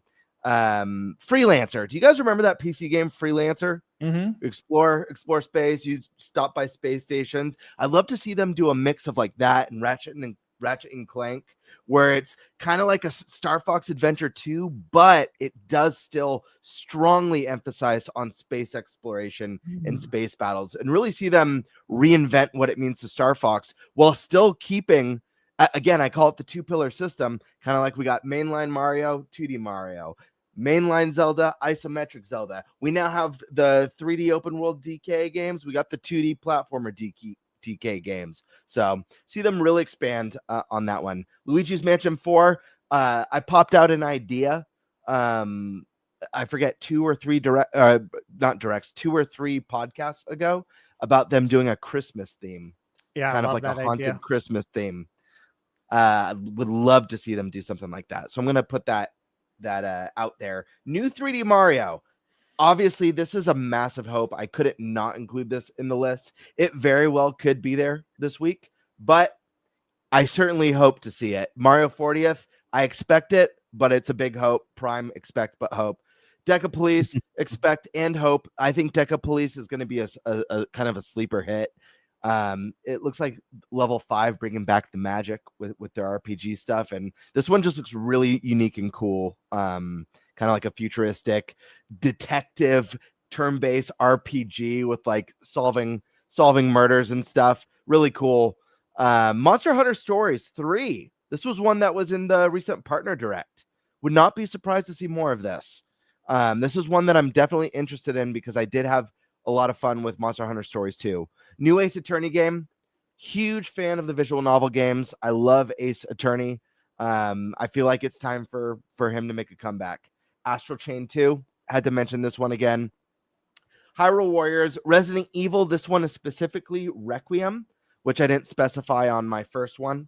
I think I'm I'm the only person in the podcast team who didn't get to play Requiem. So this one's a blind spot for me. I love Resident Evil games, so I really would like to see these all make their way to Switch 2.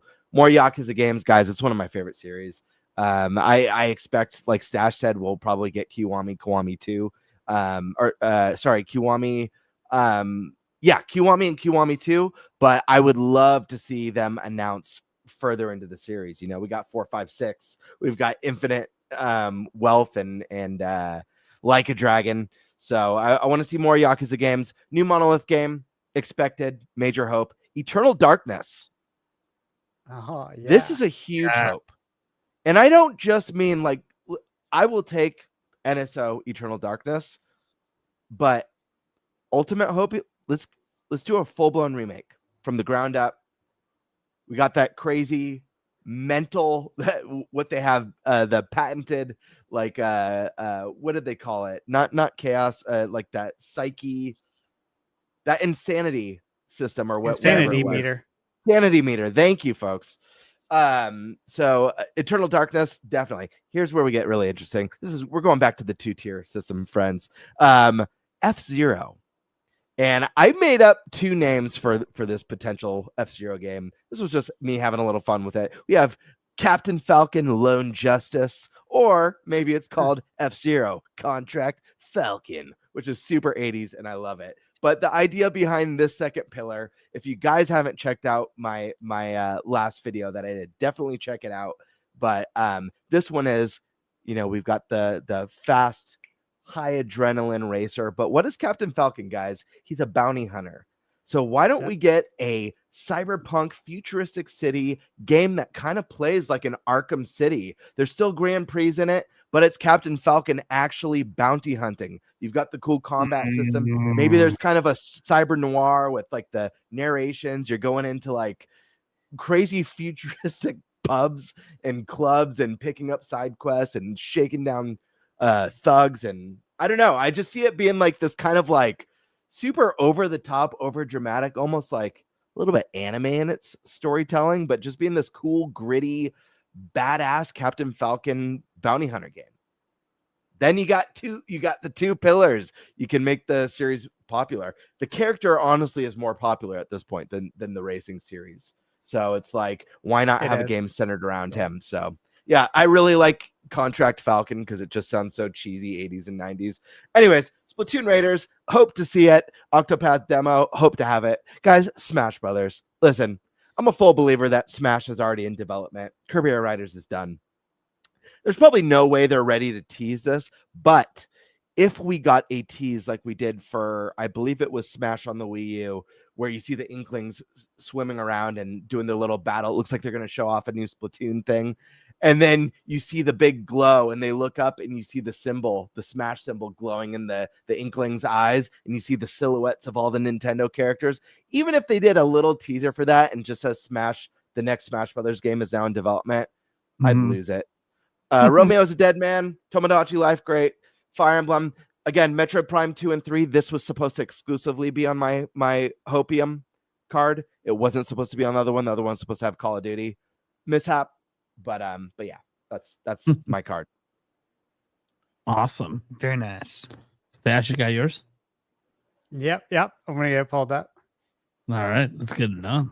Hell yeah. I hope you guys are ready for this. I was born ready. I hope so. Okay, let's get this. Watch the first game be Panty Party 4. wait a second. What? Titanic? Oh my god, we're not going back to that again. All right. Let me get zoomed in here so we don't give them all away. Yeah. And I hope you guys like what I'm going to start off with. All right, let's see. Share screen. That's how we're real professional running, guys. Screen one. Okay, here we go. So, there we go.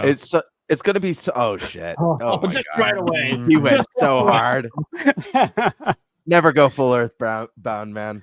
Oh my God. Earthbound 64. They in my dreams they finished this game and it's just sitting there on a shelf somewhere. And it all looks like claymation. And it comes to NSO. Damn, dude. Here's a serious one. Sea of Thieves, okay? Right next to it. I mean, they did Star Fox 2, so anything's possible. It's true. Anything really is possible after that. Dude, imagine if they did a deluxe edition of it, like they do physical deluxe edition, and it comes in like an N64 box. That'd be so sick. How sick that would be. Mm-hmm. Oh my God.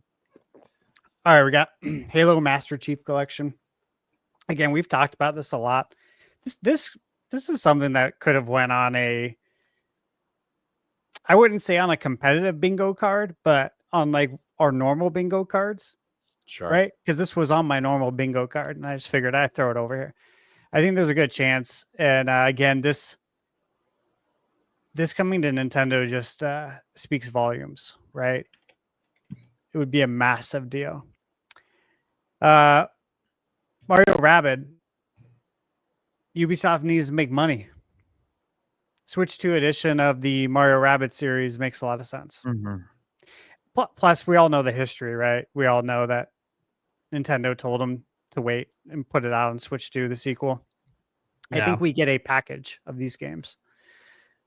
It'd be cool too if Kingdom Battle came with like all the DLC as well, in a nice affordable package. I think would be really good and would sell well. Baldur's Gate Switch 2. Again, this is a carryover from my actual bingo cards that we've had. And I still think we're going to get this. And Metal Gear. Again, still think we're going to get this. At Blades of Fire, Mercury Steam. I didn't get a chance to play this game yet. I saw that it was on Woot. Or no, it was Woot or Gamefly during their used game sale. I don't know that it did very well, but I think it reviewed pretty decently. I just don't know that it did very well. I think I could see this coming over to Switch 2 realistically. But as we go down the list here, it starts to get crazier. Okay. Next up, we have Michael Captain J. N, the video game. Yes. Just yes. Yes. Dude, right? That was so good. Honestly, all jokes aside, when I was a kid, I really hoped and wished that they would have made a Captain N video game. And I wasn't sure as a kid why they didn't do that, because I thought it would have sold gangbusters back in the day. So that would be a dream for me. Man. Professor Layton.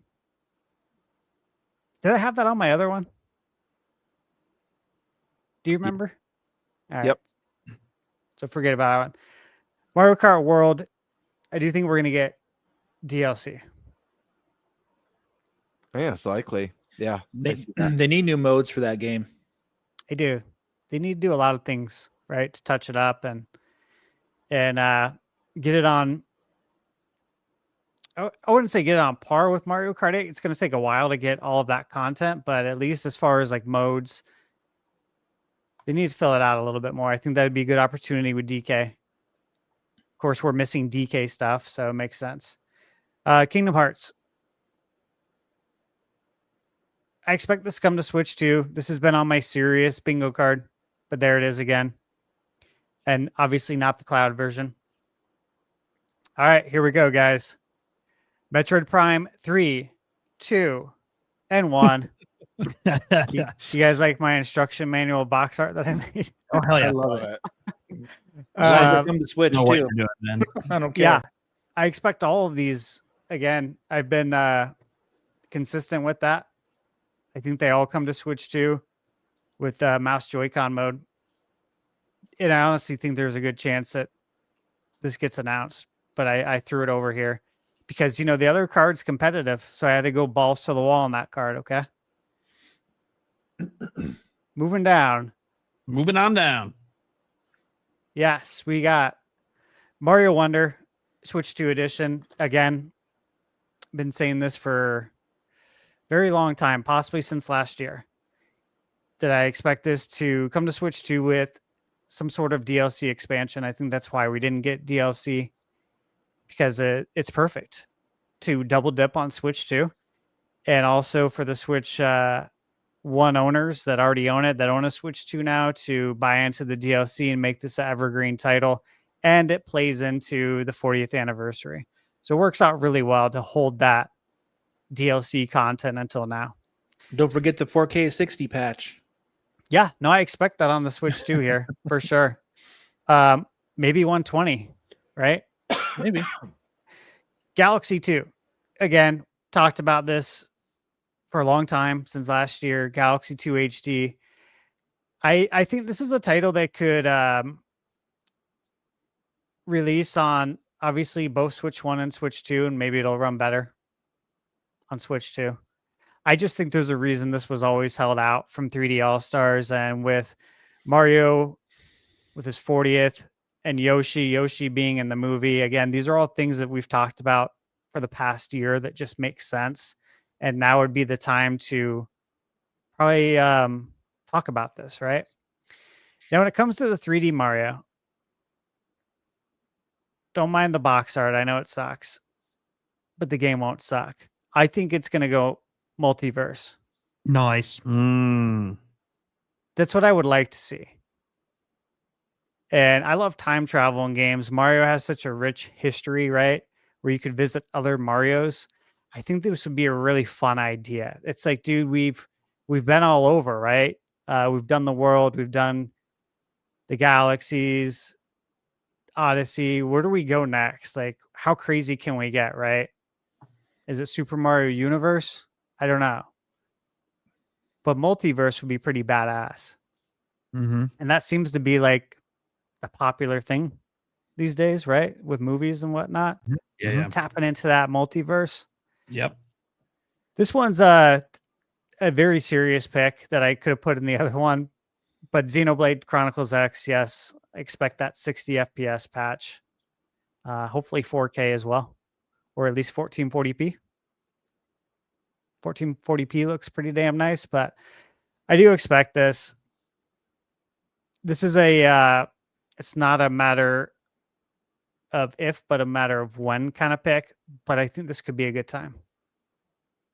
Here we go. NBA Jam. Yeah. Wait. What? Keep going. Just keep going. NBA Jam. Yeah. 50th. Do you guys know about this game? No, I don't. That's why I want you to keep going. Oh, okay. So there is a mod for the PlayStation version of NBA Jam that was just released recently. And they literally put, I think, like 50, 60, 70 secret characters in the game with actual stats. It's not just a, what do you call it? It's not like they just changed the character, right? Like they changed the stats and everything for that character. Hulk Hogan's in the game. Reptile, Michael Jordan, Magic Johnson, John Cena. Dude, like the list goes. I haven't looked at all the secret characters because I don't want to. You can see right here where my mouse is. Pretty sure it's Jean-Claude Van Damme. Yep. Yeah, that's what it is. Very Yeah. nice. I'm like, oh yeah, and right here, you know who this is? Pepsi Man. Oh, God, my Pepsi Man. Dude, Oh, God, yeah. This is unhinged. I watched a video. I think Video Game Esoterica, the YouTube channel. Yep. He did a video on this, and I started watching some of it. I'm like, oh my God, when I get back from PAX and I'm done doing all my videos, this is gonna get, patched, and it's gonna get played on one of my consoles that I'll play this on. I'll just say that. But And it's rated Dude. E for teen. yeah, I know. Dude, I was making those box arts so fast. I had all my ESRB ratings down there too, and I messed up on that one. Resident Evil again. Hey, look, dude. I've been talking about this since last year. I'm pretty sure all of us have on the podcast. We've been talking about this recently. This was on my last bingo card.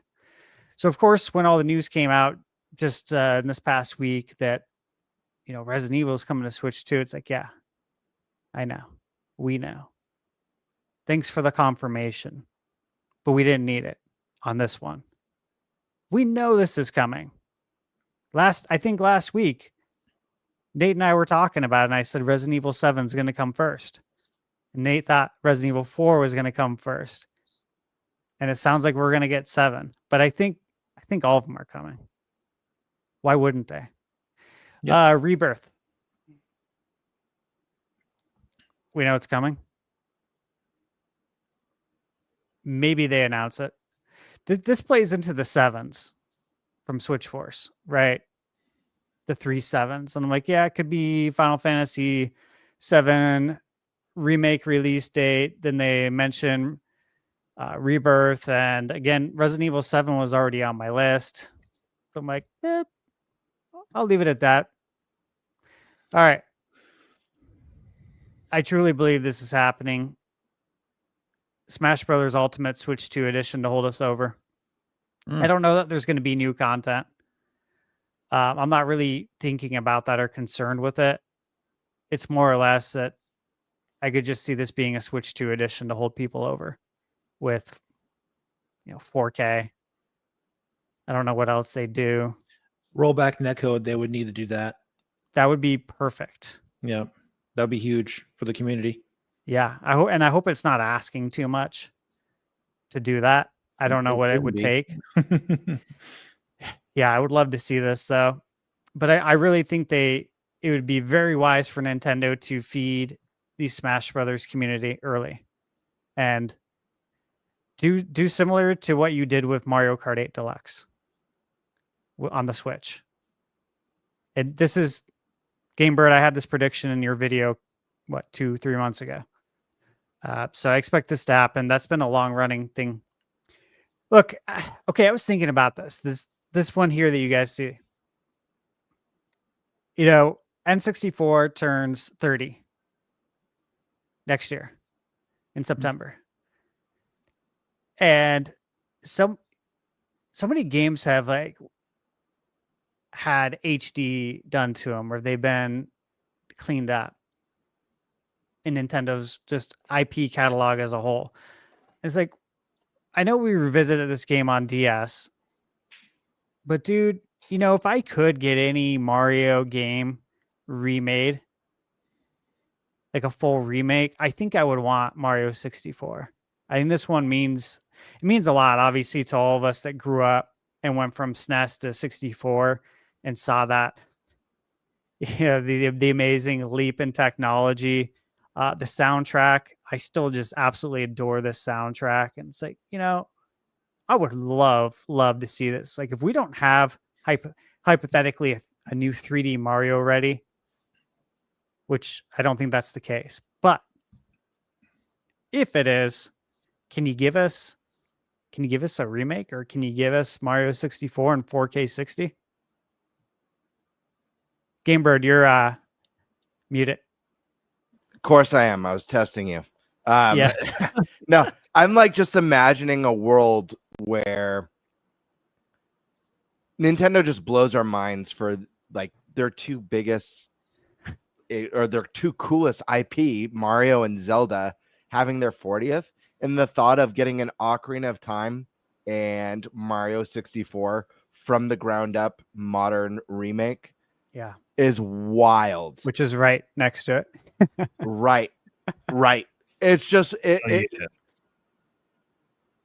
don't even know. I don't even know how I'd handle a direct with those two. I don't either. It would be very special. Yeah, man, that is It would feel like a few Christmases as a kid bundled into one if that happened. I had it too. I know we keep joking about this, or at least I keep joking about it. Are they frozen again? It looks like it. Oh my. Yep. Damn. All right. So look, I keep talking about it. Mike has cleaned up his image over the years. And I know this isn't going to happen. I'm totally joking, but he has cleaned up his image. And he is fighting again. And you guys saw he's got a fight scheduled now with Mayweather. That was just announced I think while we're at PAX. And I remember seeing that. I'm like, what? I'm like, God, I hope it's a real fight though. Just let me see a real fight, not some stage shit. Okay? Because if Mike gets a hold of him, he'll break him. I want to see that. Mike's an animal. Dude, when I saw Mayweather fight Pacquiao when I was living in San Diego, I remember we went to this bar to watch it. There was like a $20-$30 cover. I'm like, all right, whatever, you know. I was excited. I had my Rocky IV Drago shirt on. Like, yeah, dude, I'm hyped for this. And I literally just watched Mayweather just dance around the ring, and I get it. Like, there's a strategy to that, and that's how he's done so well. But dude, the least entertaining shit ever. And I just want to see Mike be uncaged and really get a hold of him. And that would be perfect, right? You He beat might be able to do that Mayweather, for a and then couple Mike rounds. Tyson's Punch Out 2 comes out. What'd you say, Dave? He might be able to do that for a couple rounds today. Yeah, but not, I agree. Not for very long. No, exactly. You got to catch him holding early. his punches back against Paul, right? He was. So Dude, the best part of that whole Paul fight is when he was getting right before the fight, when he was getting interviewed, and he just turned around and walked away, and it just showed his like full bare ass. Like that was the Oh my god. That was wild. Yeah, he knew what Dude, he was doing. yeah. I was like, what the hell? He's like, oh, that's my son, and turned around. He just fully muted from behind. Everyone's just like, what the? And then they started making T-shirts of that. Mike's wild, dude. He's a funny dude. He is. He's a scary, funny dude. He is absolutely both those things. Okay, here's a serious one. Metaphor again. When I reviewed this game at the the end of last year, I said in my review that I expect this to come to Switch 2. So watch, if you're watching this review and you don't have a PS5, just remember this is coming to Switch 2. I fully expect it. All right, here's a special pick. You know what I mean? Dude, Like, get out of here, dude. Get out. Don't F with me. yeah, Matt, I want that. Go We all home. want this. So, it is Chrono's 30th anniversary. I do think this is being made. I really do. I don't think it's ready yet. But like HD 2D? I would like it to be that. I think you Same. give it the Dragon Quest treatment that 1, 2, and Sure. 3 are getting. I think that's money. Yeah, Give it a fully orchestrated soundtrack. I agree. That's I don't enough. I think going the Final Fantasy VII route takes away from Chrono Trigger's magic in a way that like the Chrono Trigger is kind of a perfect game, so it's like you don't really need to reimagine it in a modern engine. Just HD 2D and orchestrate it perfect. Yeah, I completely agree. I don't want this to go 3D. There's no need for it. But Final Fantasy VII, yeah, that was perfect to go 3D. Yeah. So Works. and you know what's nice about that too, Game Bird, is that if we do HD 2D, the development time is going to be a lot shorter, which would be great. Nice. Okay, now look, I'm not saying Castlevania 2 Simon's Quest. Okay. I just love this box art. I'm saying Castlevania is coming back. That's my dream. And I really do think it is coming back. I've talked about this before, right? On the podcast with Konami and what they've been doing. I've been watching their strategy of how they're bringing back old IPs and they're reintroducing everyone to them with their collections, and then they release a new one. They've done this for every single one. Contra, Metal Gear, Gradius just came in the mail today from Limited Run. The Gradius collection. There's a new one on there that never released. That they literally just developed here in 2025. And so I think Castlevania is going to follow that. I don't think that's too outlandish to say. Paper Mario, Thousand Year Door. I think we get a Switch 2 edition of this. And I think it makes sense because it's the 40th. This is a great time to do it. We already know this was in the code for 4K.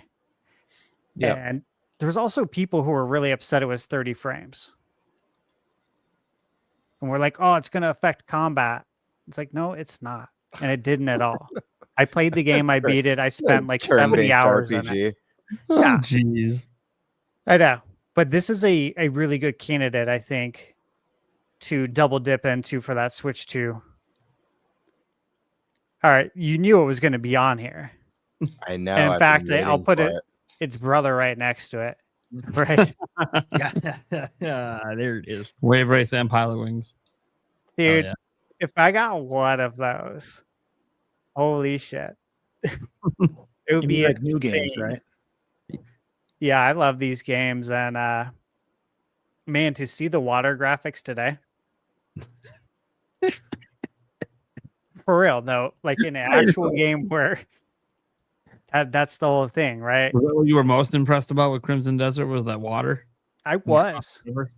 I was. Yeah, I was It looked really good. I mean, we talked about it.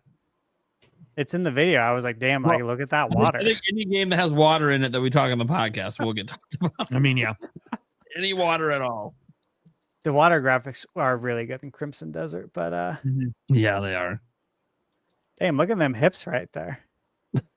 You ever notice that? They don't lie. That's for yeah, sure. right. Got booty on her, probably. All right.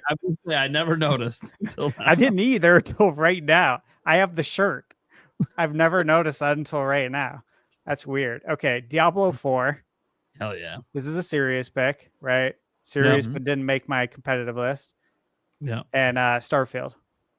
Okay, sure. Yay. Hey, All right. someone got it on there. I was waiting for someone to put Starfield on there. Oh, Oh, nice. Fallout 3. 3 instead of okay. All right. Yeah. Mega Man. It's time. It's time, right? Yeah, why'd the Blue Bomber ever stop? Those side-scrolling ones were popping off. Yeah. Mega Man 11 is the best-selling Mega Man in the history of Mega Man. Yeah. It's the last one came out in 2017. What are we waiting for? That Pragmata game is going to be teasing the next. There's going to be hidden clues to the next Mega Man in that game. That's what I heard. I heard that theory. It was interesting. So right next to Mega Man, I put another robot, which you might be able to see. Oh my god. Is it Johnny 5? What's his name again? Is it Johnny 5. And I gave Yeah. it a mature ESRB rating because he's just going to go absolutely nuts on everybody, on society. This is what's going to happen if AI takes over. It's basically going to be this video game. That's why I gave it an M rating. Love What it. is happening? Love it. What is? I don't even know what's going on right now, Stash. with this list. Yeah, number 5 is alive. Look at the eyes, dude. He's Oh, dude, the eyes are ready. yeah. those are horrifying. That sounds like a scary game. That Dude. freaking movie Yeah. is awesome. I was picturing like Hotline Miami, but you play as Johnny 5 and you're just like going into homes and like killing. I always thought like Sunsoft would have made a really good short circuit like platformer game back during the NES era.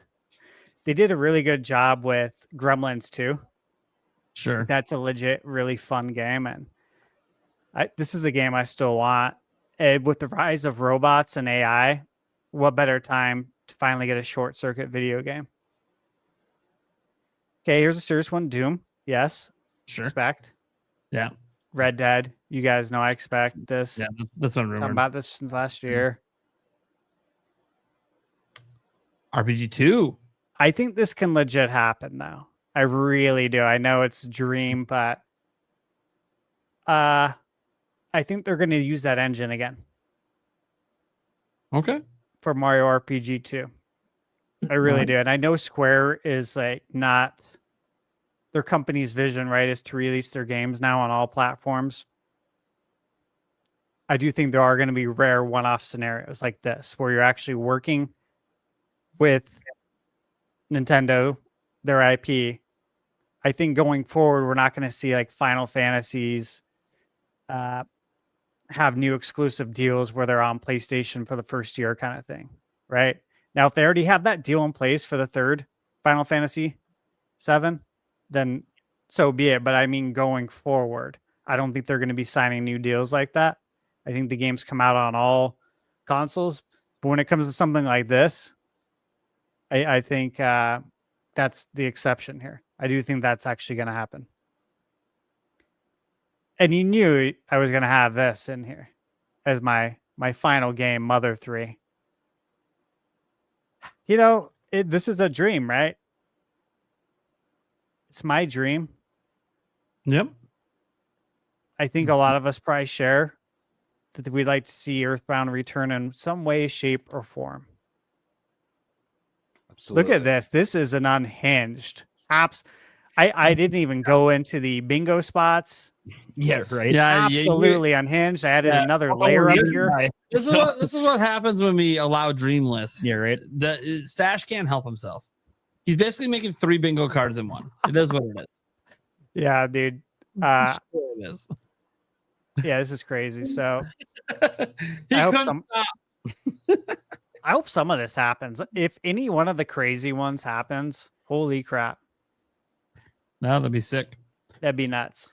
I was Okay. thinking that like just imagining if one of our Hopium cards was the winning card would be wild.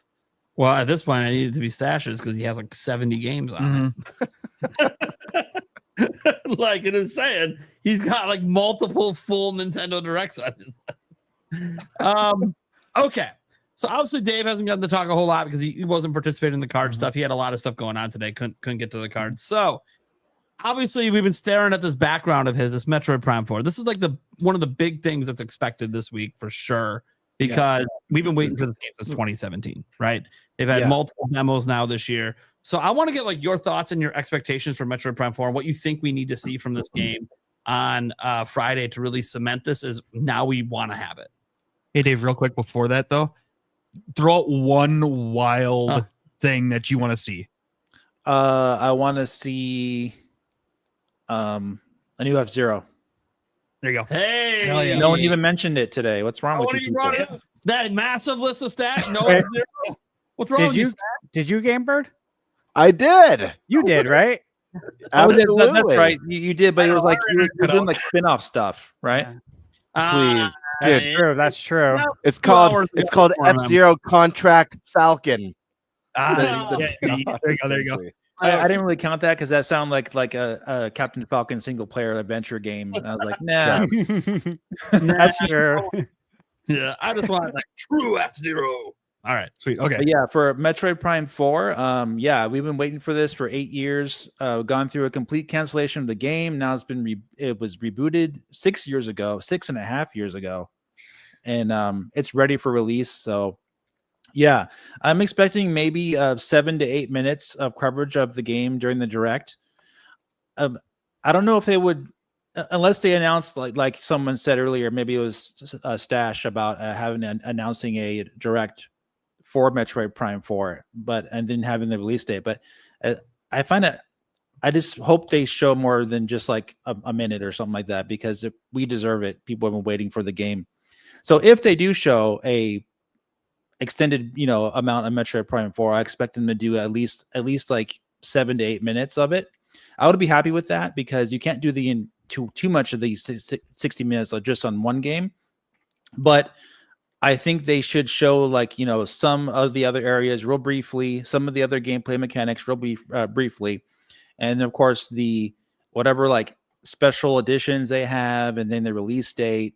More on the mouse controls, more on the what you can do with the Switch 2 specific edition, like what you'll be getting, because obviously they'll be charging more for that edition than the Switch 1 version. They'll be charging $70 likely for that, versus $60 for the Switch 1 version. And we know it's because not just of the graphics, but because of the mouse controls too, and whatever extra content they want to add as well. We have to remember, though, this is Metroid, so this is not one of Nintendo's biggest selling franchises. So likely they're going to pack this game full of content, and it's going to make it very much worth the price. It's likely, like we said, $69.99. And I do really hope they announce a 4K edition for Metroid Prime Remastered along with it during that presentation, along with Metroid Prime 2 and 3. But I don't expect those to be as in depth of remasters as the original Metroid Prime. But I do expect them to at least release those on Switch 2, because you need to have the entire trilogy ready to go. If they don't, so be it, but I really, really hope they do. But yeah, Metroid Prime 4, I expect it to be somewhat of a blowout, much they can do. And if they do announce a direct, it should be really, really soon after this direct here, if they do that. And if they don't, then I expect at least 8 minutes for Metroid Prime 4 on Switch 2. And I expect it to look absolutely gorgeous, beautiful, like it already does. But like once they show those glimpses of the other parts of the game, which they will a little bit, I know I'm gonna be like extremely blown away. I was already blown away by the game in the first place, so I can't wait to see more. Okay, nice. Anyone else want to add some thoughts on Metroid Prime 4 expectations? I'm expecting it. No. There you go. Okay, Stock That's Puppet. my You talk too expectation. much. You're talking too much now.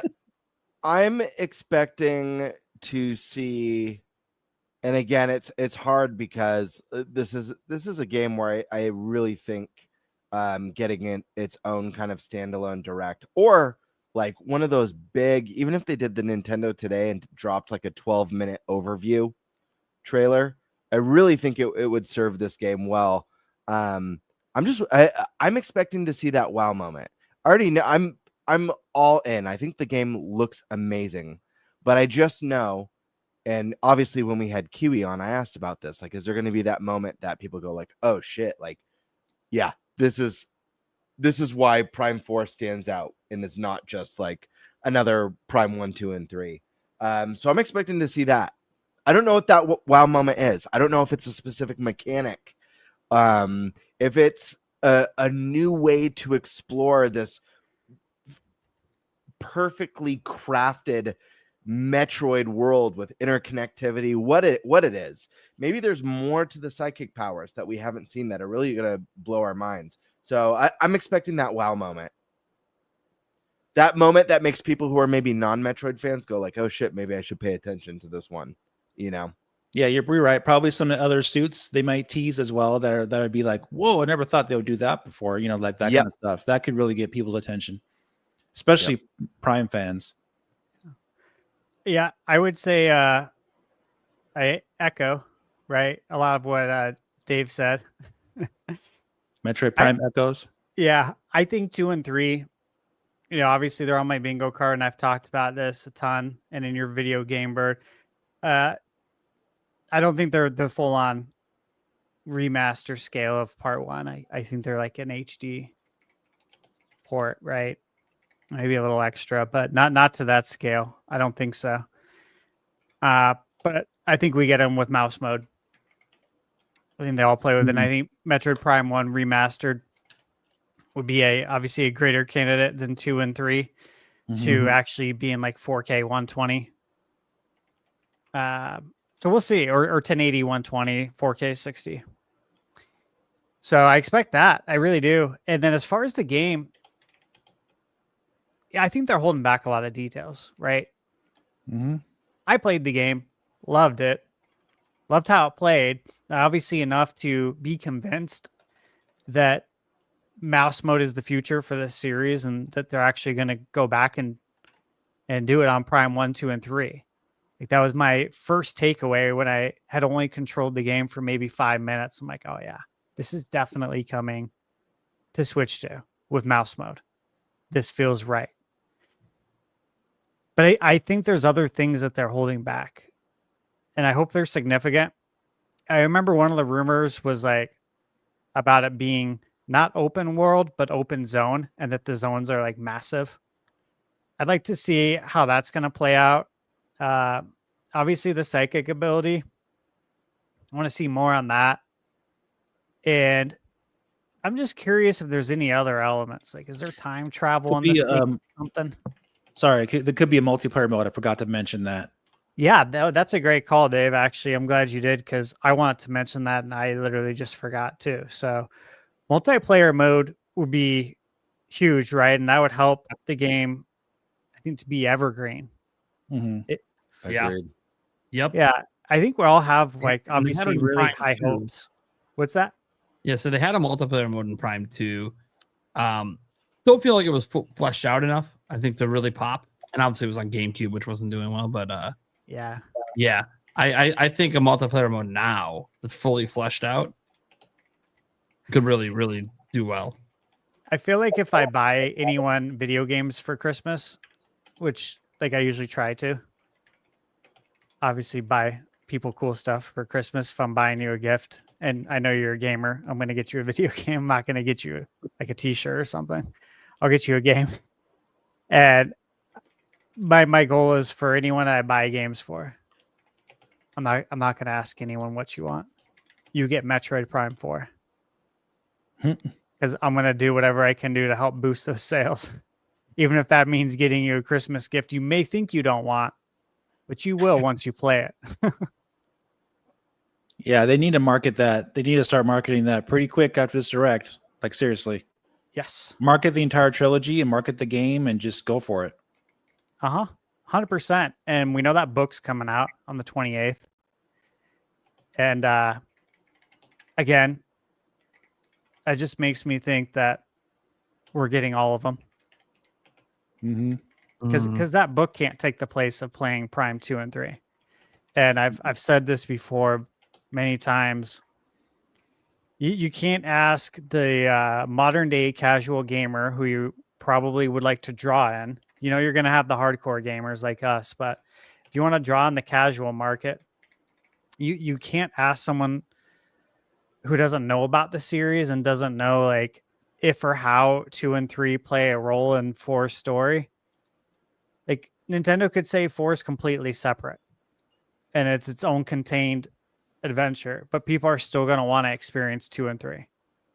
That's how Sure. people operate, right? Like you could say Rocky 4 is completely contained, but people are still going to want to see 2 and 3.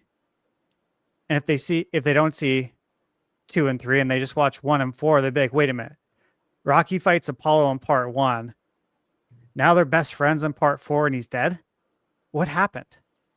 You know what I mean? Like there are things that get lost in translation. Psylocke is in Metroid Prime 3 at the end, and in Prime Hunters and Federation Force, I believe. Yep.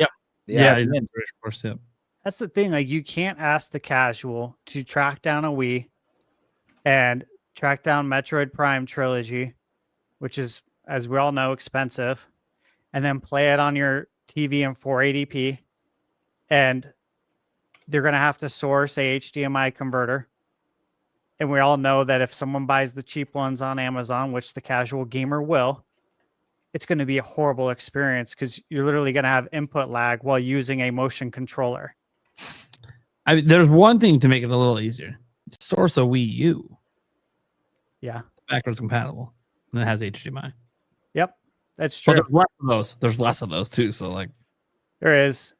And either way, like it looks blurry if you try doing it on the Wii or GameCube. Yeah.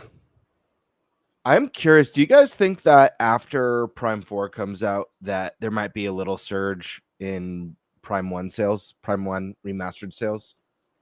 Or do you think that kind of flatlined? No. Yeah. I think it will. Because I'm wondering if that might be the push. Maybe Prime, I mean, who knows? Maybe Prime 4, meta score is a 97, 96.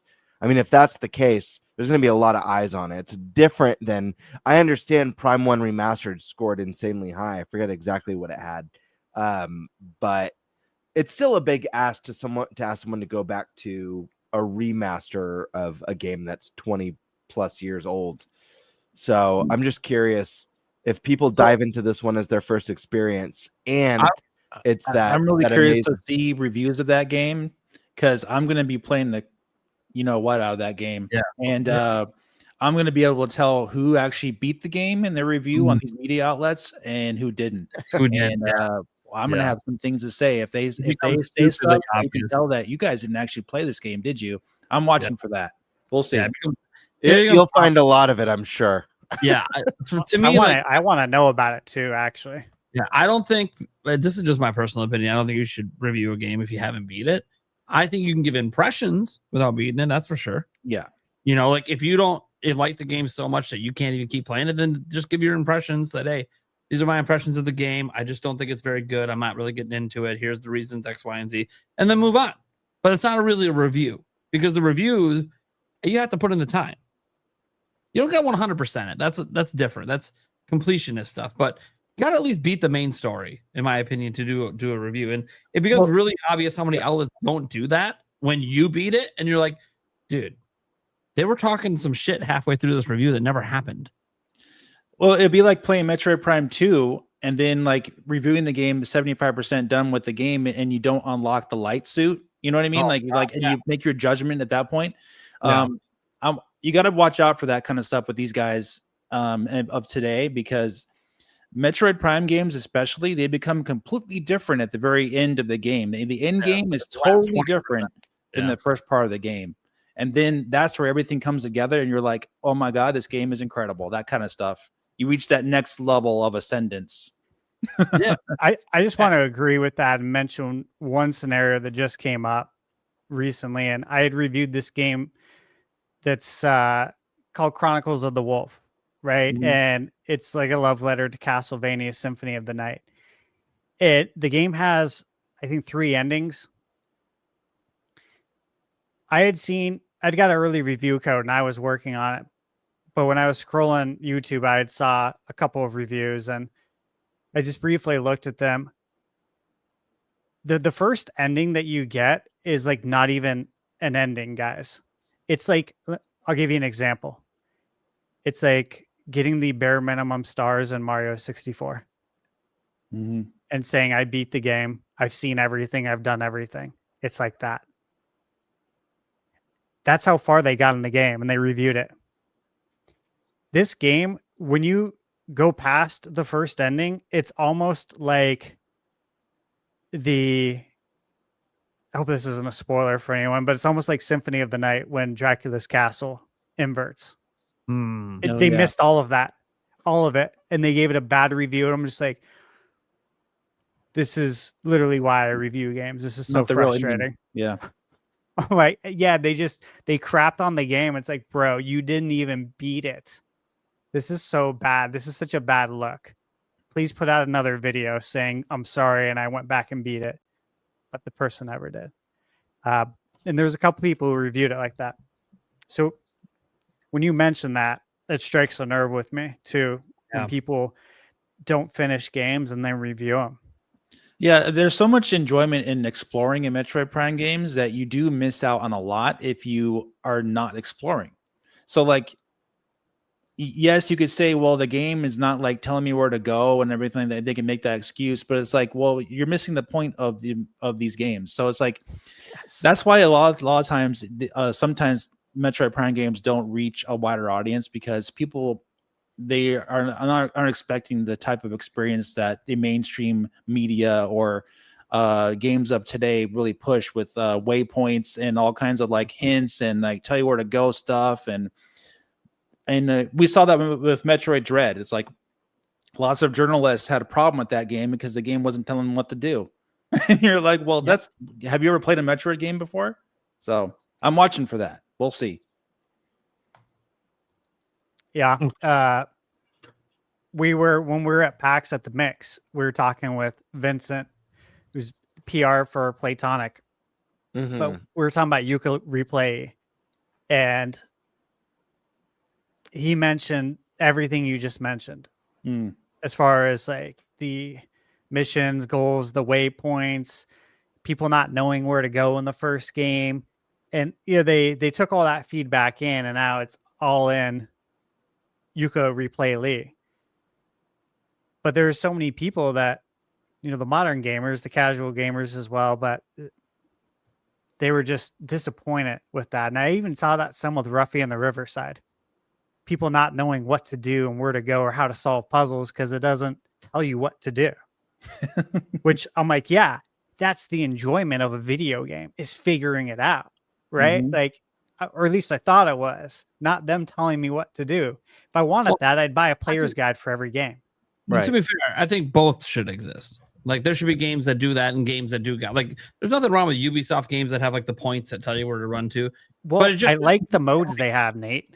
Sure. Yeah. Oh, sure. How you can turn it off or on. Like you can do the Explorer version where it's off, or if you want it, all the waypoints, you turn it on. I think that's perfect, dude. That's how you capture both markets and make everyone happy.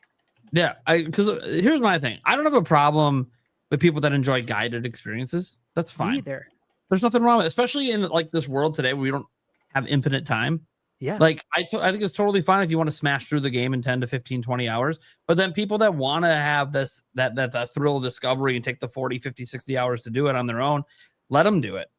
So it just felt like a lot over the last, 15 years that games started leaning so heavily, especially in the AAA space, into guided experiences and not letting you figure things out on your own, or at least allowing you the option to do that. So that was really, really nice to see in Ruffy. And I think we're going to start to see some of that come back a little bit, because some of the best games this year are like that, where it's not completely guided and you have to figure things out.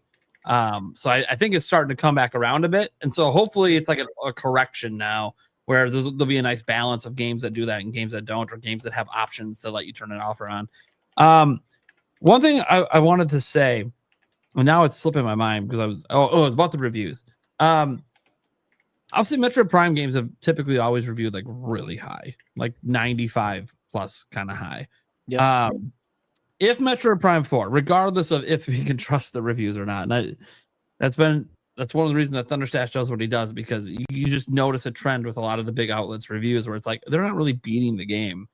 And it's obviously you don't want to spoil things, but you want to let people know, hey, does this experience like ramp up towards the end?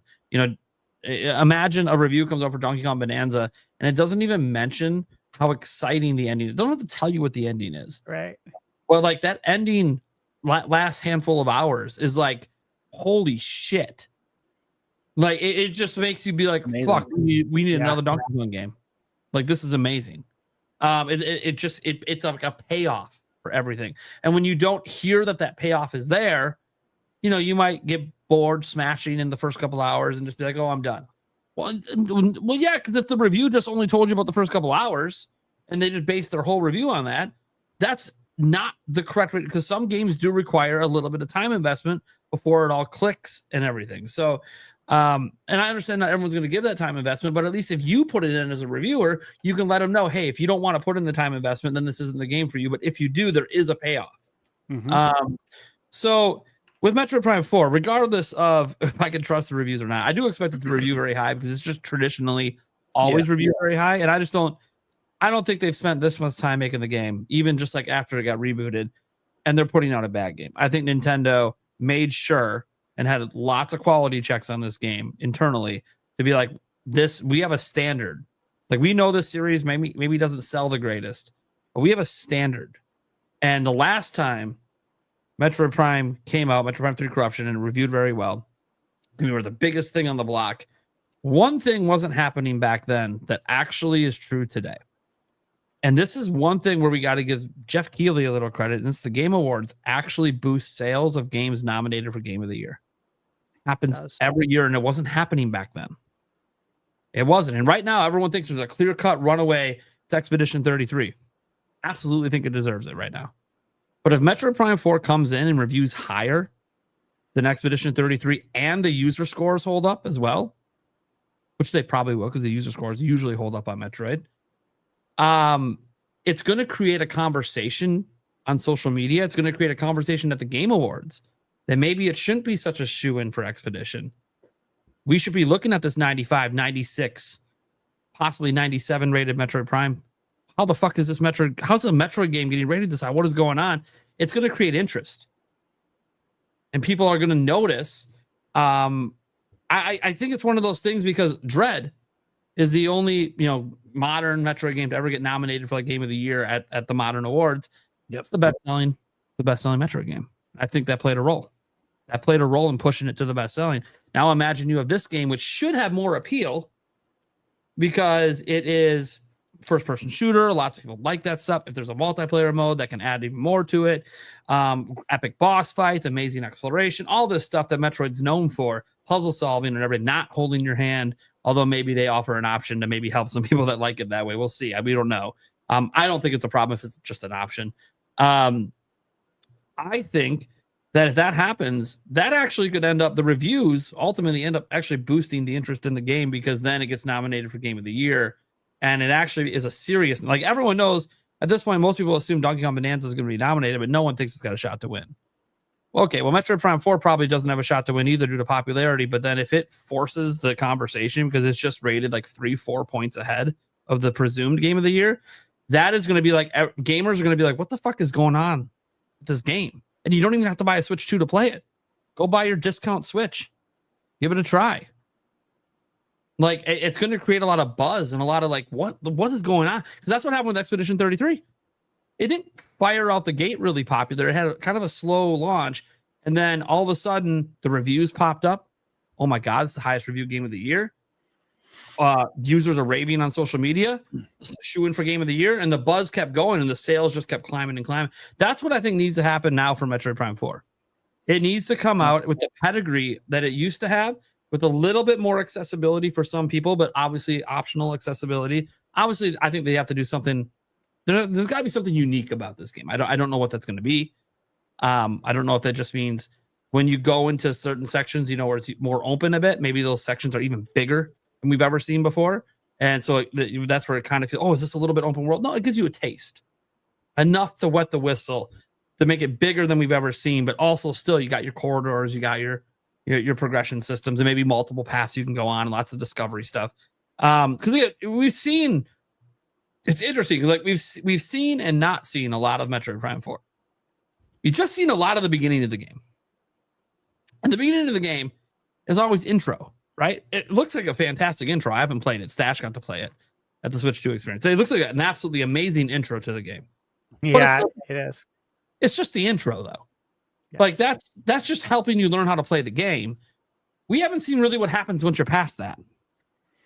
Yeah, there's lots of stuff they can do. Like time travel could be a thing with that black hole. That could really blow your mind type stuff. I'm not talking about graphics here. I'm talking about gameplay experience.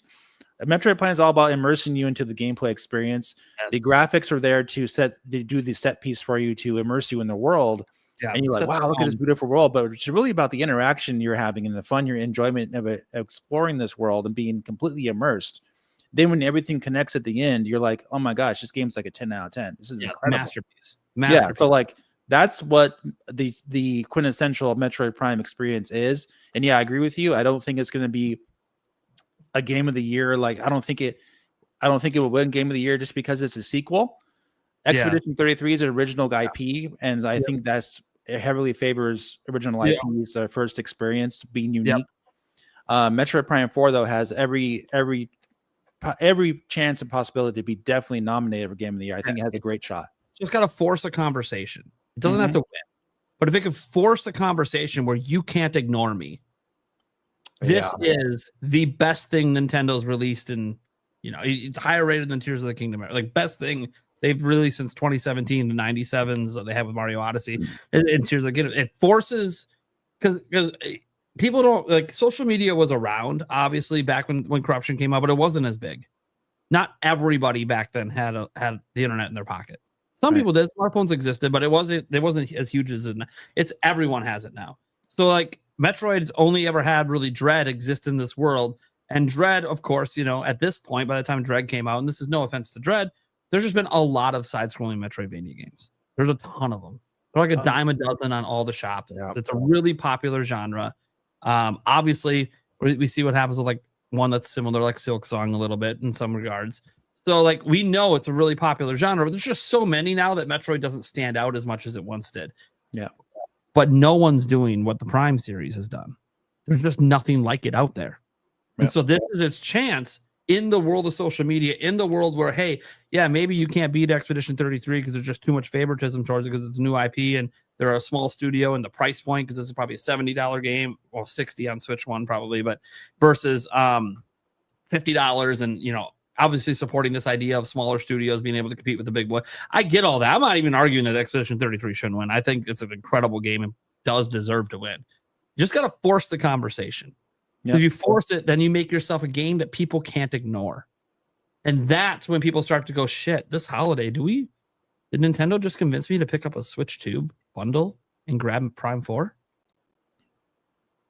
That's a conversation that can happen in today's world of social media, because we have seen this time and time again. When a game comes out and just scores astronomically high in the aggregate reviews from 50, 60, 80 reviewers, people start to go, shit, we can't ignore this. There's obviously something going on. And that's if the user scores hold up as well, which I'm sure, I have no doubt user scores are going to hold up. I mean, there might be people try to review bomb it, but that happens with every game. So that's why in-depth reviews of this game are very important. I'm going to do one. I hope one of you guys do one too, if you can. I will, but because a lot of people will play these games for a couple hours and think that's it, because that's how games are these days. This is what the game is. Maybe it's not quite for me, but that's not what it is with the Metroid game, guys, especially Metroid Prime.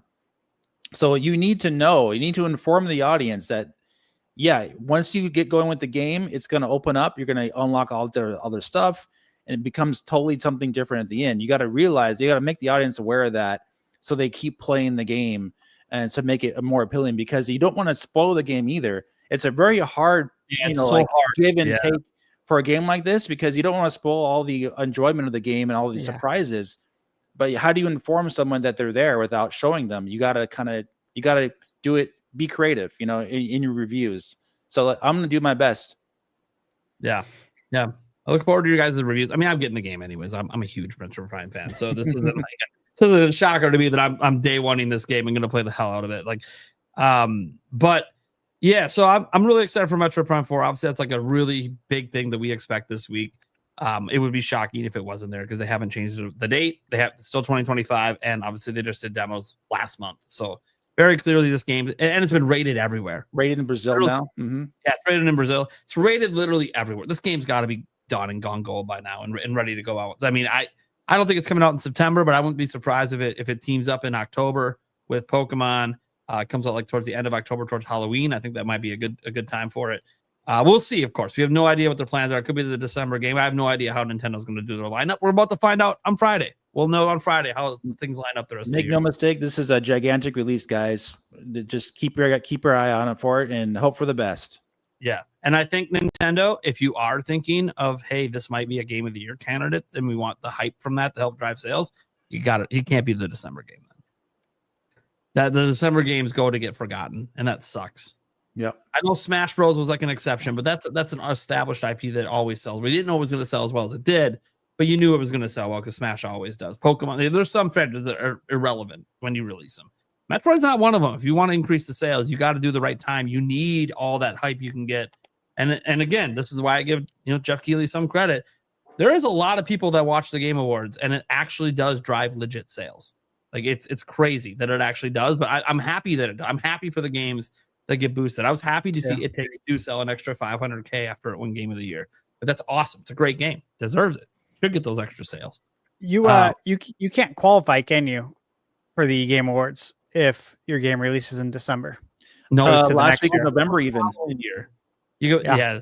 That's another thing that they might want to factor.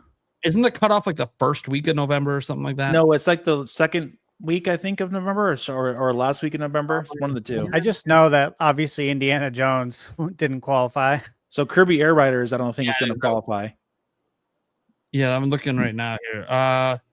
Okay, there's no specific date. It's usually sometime late in November, but I don't know when. It changes every year what day it is. Like probably late November.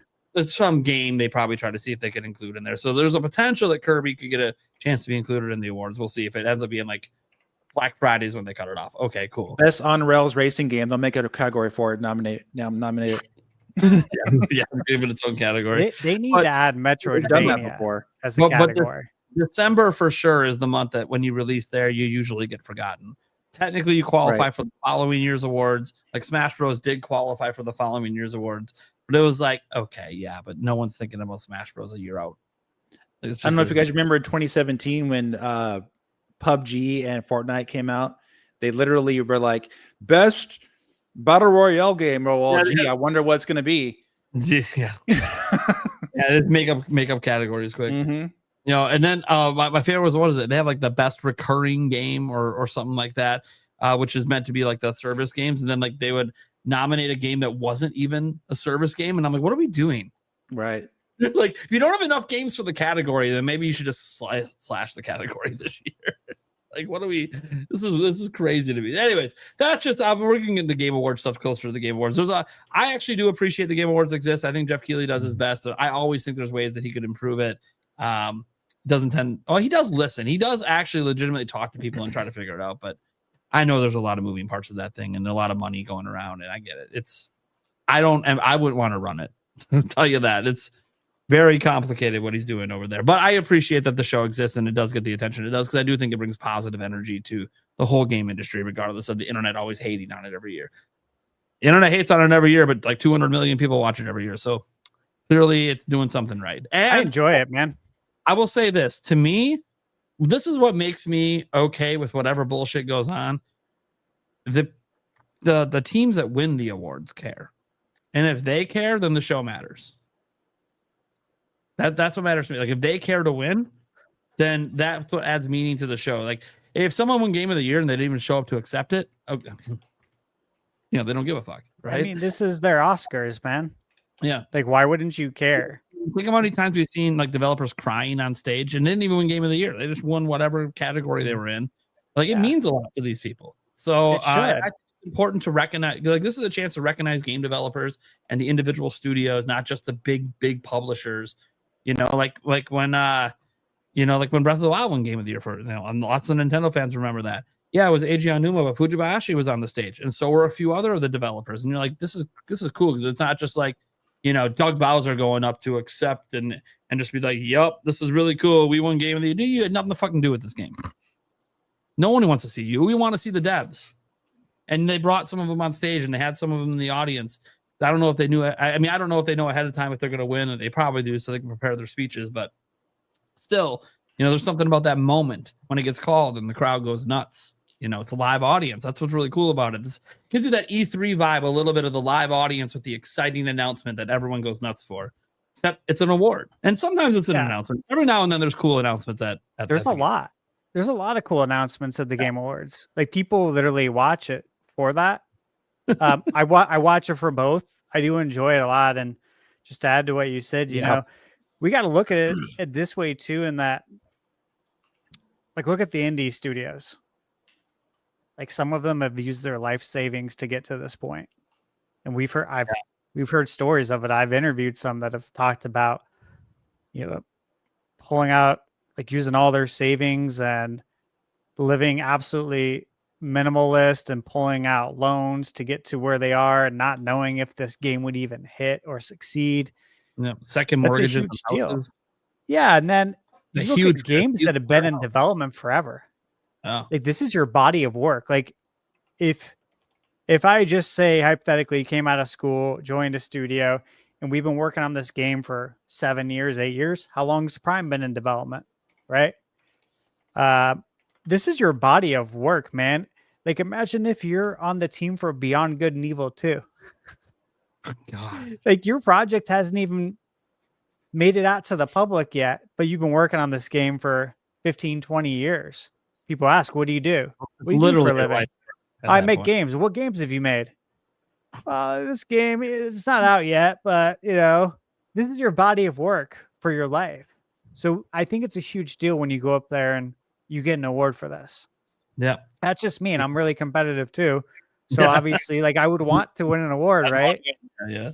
This is it's a big deal, man. I respect what he does. I don't know why he gets the shit that he does, but he filled two major holes in the industry. E3 being gone, and it's not replaced, but he's trying to do his best, right, for now, and putting a Game Awards out there for us. And so I don't know why he gets any hate. I respect what he's done. I understand why he gets hate. Yeah, let me know, because I don't know. Because he has a lot of things that are not related to gaming, like sponsored spots in the Game Awards that they play, and then they cut out the time for the developers to talk about their games when they're on stage. I remember hearing about that. And they rush them off stage, and they show the ad spots for movies. Please wrap this up. And they give special treatment to certain people, like what's his face, Death Stranding guy. Oh yeah, Kojima.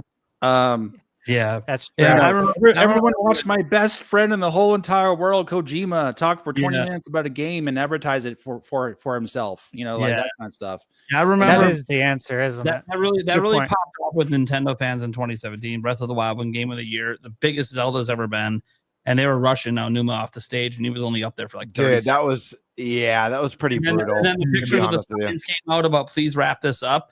And in that same very thing, it was like Kojima had like a 15-minute segment, and we learned almost nothing about his game. Like, we literally learned like practically nothing in that 15 minutes. It was just like, look at my friend. I'm so proud. Oh, by the way, you won Game of the Year. First time Zelda's ever done it. Yeah, fuck you. 30 seconds, get off the stage. Because we ran out of time. We ran out of time because we let Kojima go for 15 minutes. We ran out of time because we ran 17 ads in a row. By the way, I don't mind the ads. Totally executed. The ads are how they pay the bills. I'm fine with it, but it's like, if you're going to have an awards, especially the biggest awards, like the ones that are the emotional ones that, I would say best indie games, a pretty emotional one for the indie devs. Game of the Year is always a big emotional one for, like, you don't rush them the fuck up. If they want to go up there and talk for 10 minutes, who cares if you go overtime? Let it go. It was Christopher Judge, right? That was the big one. Judge, that was another one too. Yeah, God of War. Yeah, and he let him talk forever. That's because he didn't give a fuck. He was getting told to get done, and he even mentioned it. I think in the middle of his speech, like, "Yeah, they're telling me to get out of here, but I'm just going to keep going." And I'm like, "All right." Yeah, he's Kratos, man. You give more time to someone previewing a game over someone who actually won the award for a finished game. That was a big problem. Yeah, that's true, Dave. These are all good points. Yeah. So I do think things have gotten a little better since then. I have noticed the speeches have been allowed to be a little longer, but that's the thing. Like Dave's right though. That's what really started, especially when the screenshots came out that they were being rushed off stage. And you saw like the little billboards. Now, to be fair, as Jeff said, it is normal. The Oscars does it. Other places do that to try to rush you off. So, but the reason that no one really overreacts is because it's more than 30 seconds. They get more than 30 seconds up there to talk. They usually get 2 to 5 minutes, and that's usually enough. So then, even if they feel like they're getting rushed off, you already know they've been up there for a little while, so you don't feel like it's that big a deal. It just became this big deal when like people who won these major awards and they're crying on stage and they're being told, "Get the fuck off here" after 30 seconds. You're like, wait, I've been waiting my whole life for this. Like, don't do this to me. Like, Zelda might never win another game of the year. It might never happen again. There's so many great games now. So yeah, Stash, just watch the Game Awards this year and pay attention to how much time they devote to advertisements versus how much time they devote to giving developers a chance to talk. Yeah. I kind of remember that, Dave. Now you've mentioned it, like those aspects of the show are regrettable, I think. Yeah, and I've watched like the real Game Awards too. You guys know? Yeah. The ones by was it Stuttering Craig? Yeah. And it seems like he was trying to go for the opposite. Yeah, polar opposite. Yeah. Yeah, which I can appreciate both of those shows. Yeah. And bottom line is that, hey, the Game Awards is video games are getting coverage, right? Yeah, the one from Jeff Keighley is like the big commercial, and that's why they do it in December. That's why they do it in December, because that's where the big advertising money is. Yeah. They should do it in January, like the end of January, so you can actually review and nominate the games from 2025 the entire year, not just from the first 11 months. Or even like that makes sense to me. When does the Oscars happen? Isn't that a few months into the year? Dude, I haven't watched those in like since the 90s. I know, but like I know it's not in January. What I'm saying is the reason is that they make sure everything from the last year can be considered, and some things are still being reviewed from last year heading into this year. And so that's why they do it a little later to make sure like anything that happened in December, big holiday movies that came out for Christmas, give time for the reviews to come out for that. Yeah, so I think that's better. But that's not what happens here. And I know why Jeff Keighley does it. I still appreciate his show, but Dave is right. To me, the biggest thing with the show that bothers me isn't like the paid commercial spots. I don't really care about that stuff. That's fine. Those are timed. They're whatever. It's the moments like when Kojima's up or other developers that he has come on to talk about their games that they're advertising. Okay, we just saw a trailer for it. We don't need you up there for 10 minutes talking about it, then telling us literally nothing new. It's like to a lot of gamers, I think it feels like he's flexing that I know these people. It's like, we know you know the whole industry. We're not dumb. You can't have the show if you don't know the whole industry. The fact you got their trailer lets us know you know them. We all know you're best friends with Kojima. You don't need to have him on stage to talk unless he wins Game of the Year. Then give him his time to talk. So anyways, he knows all this, by the way. He's heard this feedback, and obviously it has improved a little bit, but it's still not to where I think... to be fair, the Game Awards is never going to please everyone. It is what it is. You can't please everyone. I know this is a YouTuber. I'm sure Dave knows this, Thunder. You can't please everyone anyways. Yeah, no, I mean, the Game Awards, it has its good moments. I give it that for sure. And the awards, I think, are justified for the most part for some of the... Not all the categories. Some of them are a complete waste of time, in my opinion. But like...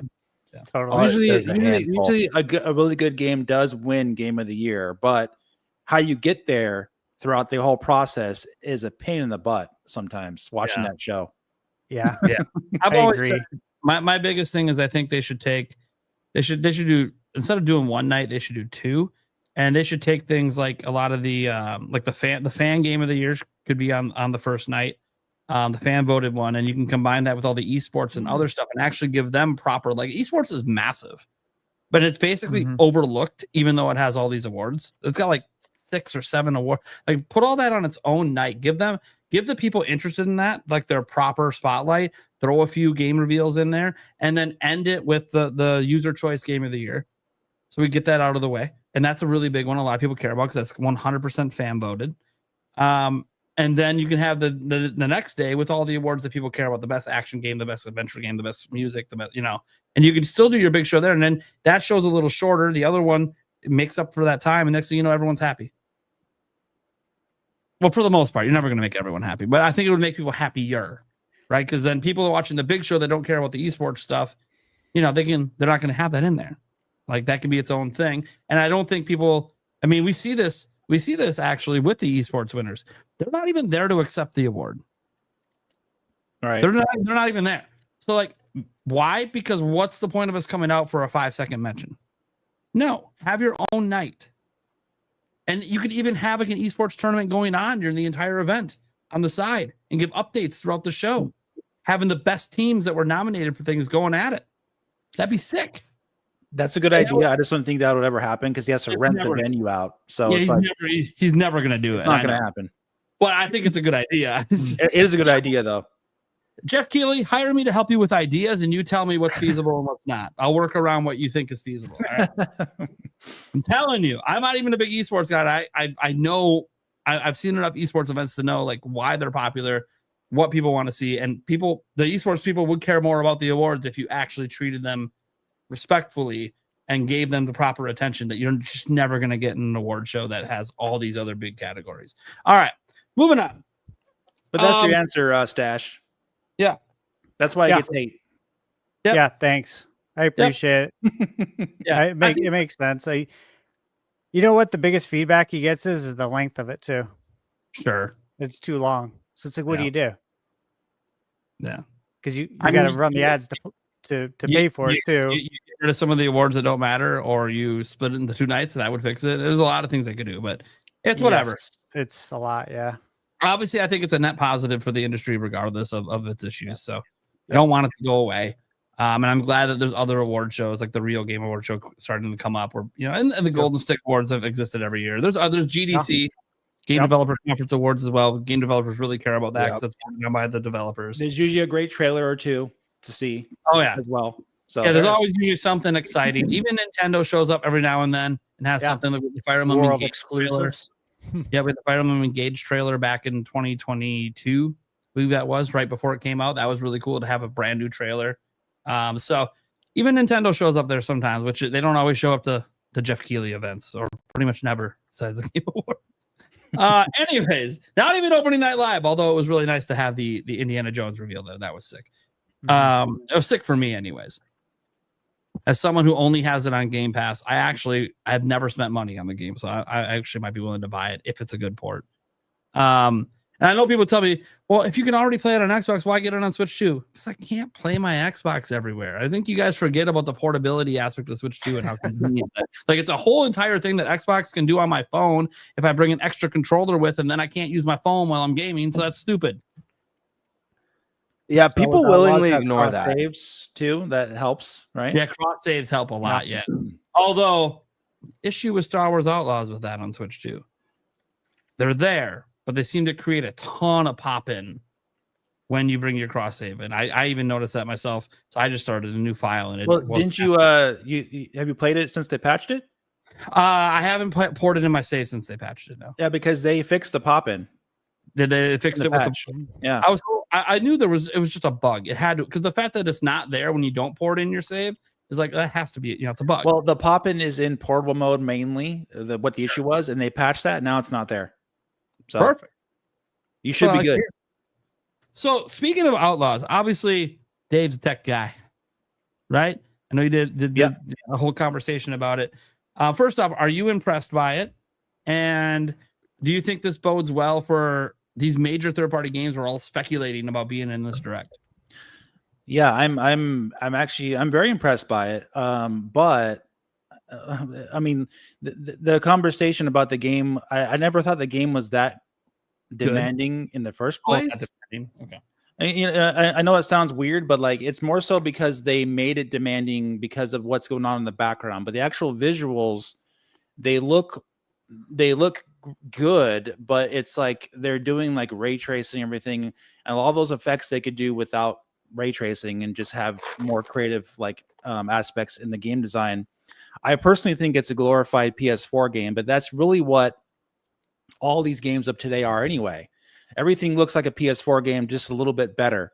Yeah, higher resolution. So, am I impressed by it? Yes, but I more so think it's a funny port because of what the expectations were by some of these sites like Digital Foundry. So it's like, it can never run on Switch 2 because of blah blah blah blah blah. I'm like, what are you talking about? Like this is a game that should be able to run on Switch 2 because the game, it doesn't really look that demanding. It's more so about optimization. So, am I surprised that it's running good on Switch 2? No, I'm not. But I'm more surprised or impressed, so to speak, by Ubisoft's effort to make it run good on Switch 2 because I had no faith in them whatsoever because of it's Ubisoft. Yeah, and I haven't purchased an Ubisoft game since 2014, like Black Flag, and because it's Ubisoft. So like yeah, but as far as the actual technical strengths of what it's showing, I am actually very impressed by the ray tracing in that game. I thought it would be lower quality than Xbox Series S, and actually some of it's higher quality. It actually has more ray trace reflections and accurate reflections and global RTGI, global illumination, than the Xbox Series S version, which I was surprised with. But I do think that's the NVIDIA advantage because NVIDIA does do ray tracing better than AMD does. Okay, so I do think the ray tracing effects are very impressive, on par and better than Xbox Series S. And yes, there is some cutbacks as far as geometry is concerned, but there is a discussion about that as well because of the file size being 30 gigabytes smaller on Switch 2. And their whole game card situation, and them saying they couldn't put in a game card because the read speeds were too slow. So they had to put it on the system memory, but even the system memory is slower by quite a bit than the other systems as well, but it's still fast enough. So my opinion, I think that they actually lowered some of the quality of the models because they could stream assets faster that way on Switch 2 to have less pop-in and more of the actual game content there without it looking that much different from the other versions. And I think they succeeded tremendously in that aspect. So I think that this is a fantastic port in that aspect. And I do think it bodes well for other ports as well. So I do think you'll be getting very, very good quality ports of games like Assassin's Creed, the Shadows game. And then as long as they do the same methods, and also other companies too, it bodes well, like Capcom, Resident Evil 4 Remake, Village. I do think you'll be getting games that look very, very similar to the other versions. I think anything RE engine, they should be moving over. But yeah, I'm impressed because Ubisoft and the open world stuff, this could have been a complete slideshow on Switch 2. It could have been like 15 frames per second in the open world. It's what I expected. Because that's what it looked like in previews. It looked terrible. And then like all of a sudden now it's like a locked 30 and you can do pretty much anything you want in the game. And you have very minimal pop-in, especially now after the patch. There's like no pop-in at all. And they fixed some of the shadow bugs too in the patch they just released a couple of days ago. So like I am very impressed by it, but I'm also not surprised that the Switch 2 can do it because I expected that in the first place. More so the effort that Ubisoft went into to port the game like that. I do think it's because they want to make more money because they lost some money on the game when they released it. So if they want to make more money, you're going to have to release good ports on Switch 2 because Switch 2, hate to break it to you, fanboys out there, but it's going to be the number one selling platform. So you're going to have to design your games with Switch 2 in mind and go the extra mile. Yeah, no, that's true. Yeah, No, you're not wrong. Yeah, that's the thing. I think the expectations for this game were understandable, especially with the fact that it launched broken and ran poorly on everything at first. And obviously, it is demanding in its own way, sometimes unnecessarily so. But also, I mean, ray tracing is a very demanding thing. Yep. And it was nice to see, in some instances of the ray tracing is even a little better than on Series S. I think people don't really understand that, like, having dedicated ray tracing cores, how big of a difference that is versus, forcing ray tracing onto the same cores that are running your game. Like, that actually makes like a huge difference. It's one of the advantages NVIDIA's had this whole time with ray tracing.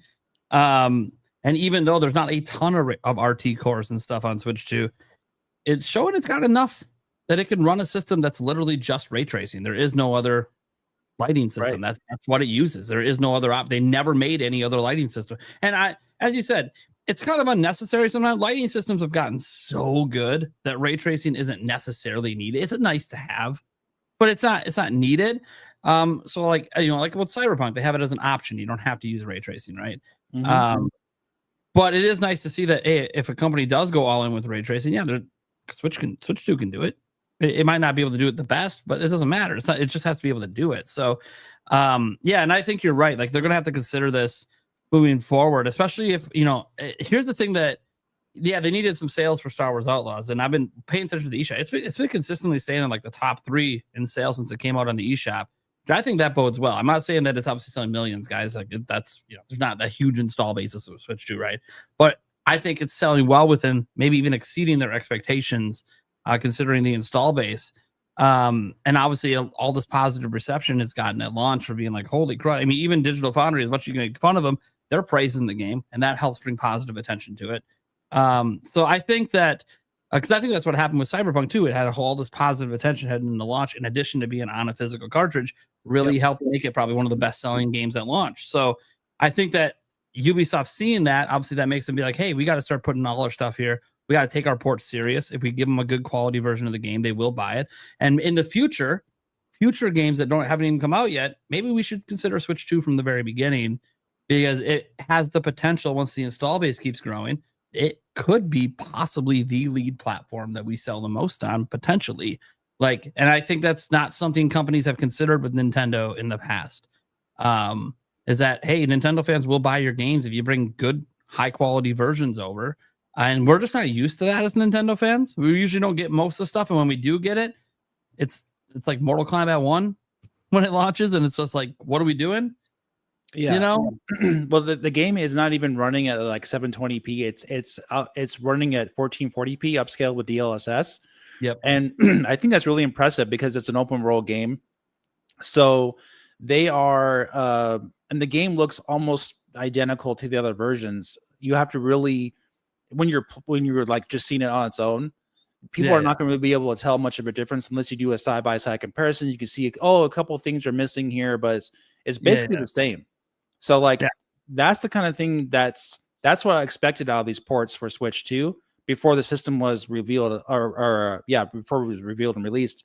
I expected these types of ports, as long as they optimized and made it with Switch 2 in mind, because there is no PS4 port or for Outlaws. It's just on current gen and PC. And if it looks that close on Switch 2, the system came out 3 months ago. It's looking really, really good for Switch 2 for the future. Yeah. And that's the thing. Like, what made me really click that I think, okay, Requiem and all these other games can come, was when I was playing the demo at PAX West, and I noticed there wasn't a lot of high interest in the demo, which didn't surprise me because the game had such bad reception. But I had played Star Wars Outlaws before, and everyone, like Good Vibes Gaming and other people that were negative on it, they talked about how, it was just corridor based and there was these I'm like, no, actually, you just didn't beat the quest. If you beat the quest, it lets you out into the open world and lets you get on a speedster and run around. And when I got on the speedster and it didn't chug, I was fully expecting like 15 frames and running like shit when I got on that speedster and started going. The moment it didn't do that, and I only got to do it for like a minute, I'm like, this looks and feels great. Holy shit. We can get everything, can't we? Mm-hmm. It really is just optimization. Like everyone always says that, but it's always like, yeah, but the proof is in the pudding. What's the game that's going to fully optimize and actually pay attention to what because like as an example, so many games, and we don't have to go into a giant optimization topic, but so many games, they don't optimize for the strengths of the hardware. So like example, CPU is a weak point on Switch 2, but GPU is a very strong point. So you need to optimize to offload some of those CPU tasks to the GPU, and that's probably what they did with Outlaws. 100% right. You know, that I guarantee it's what they did with. I literally talked to the dev there, and well, he wouldn't tell me how long they've been working on it. He said, "We've been working on this for a very long time." I said, "More than a year?" Yes. And I'm like, okay. So like they were putting serious time figuring out how this hardware works and how we can offload some of what we were doing here over to here and actually make it run well. That's what I'm like. One, that's really awesome optimization. Two, it just goes to show that that's really what we need in the industry. If you want your games to sell well, you want your games to perform, you want that not optimize your game, take advantage of what each individual hardware is good for. You can make your game like people talk about GTA 6, and I understand that like that's just like the top end of games that probably maximize everything that it possibly can, right? At least that's what we assume. We haven't really seen a whole lot of it, but we know what GTA 5 was like back in the day. And like even then, it's like, okay, yeah, you know, it's running on Series S. People need to like remember GTA 6 is going to be day one on Series S. Okay. Switch 2 is proving its GPU has some capabilities that punch above Series S at times, but its CPU not quite as much. Optimize the game to offload some more stuff to the GPU and use some DLSS, which you can't even do on Series S. And you know, next thing you know, GTA 6 is running at 30 FPS, rock solid, and looks pretty good. Maybe they don't get to 1440p like Star Wars Outlaws. They only get to 1080, but still looks fantastic. Like I like. This is one of those things that I think companies just have to care. I'm really glad that Ubisoft showed. Like, that's the biggest thing I care. I don't really care if Star Wars Outlaws sells well, although I think it's good news for Ubisoft and for future ports from Ubisoft for Switch owners. But I do think that they just kind of put the flag in the ground to say, hey, you want your game to run well on Switch 2, it can. Yeah. So this might make gamers start to second guess when games come out and they run like shit on Switch 2. They're probably not going to buy your game because they're going to know you didn't put the effort in. So Borderlands 4, I really hope that you smoothed out that 30 FPS frame rate, locked it in for launch on Switch 2, because if you didn't, I don't think that people are going to buy it. I don't have any confidence in that game. I'm just telling you right now. It's mainly because of the developer and their track record, and also how poorly they're optimizing on other platforms already. So we'll see. I'm frustrated over one thing.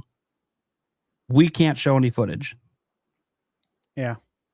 Mm-hmm. We have footage. We can't have great footage. Really? Of Borderlands 4? Yeah, I sat down and played it in docked mode on Switch 2. They let us record it. They didn't stop us, and then they told us after the fact we can't show it. I saw footage of that game though. At other people posted their footage, and it looked okay in some parts, and like some stutters here and there on Switch 2. Mm-hmm. Yeah, on the Switch 2, yeah, because there is footage out there at Gamescom.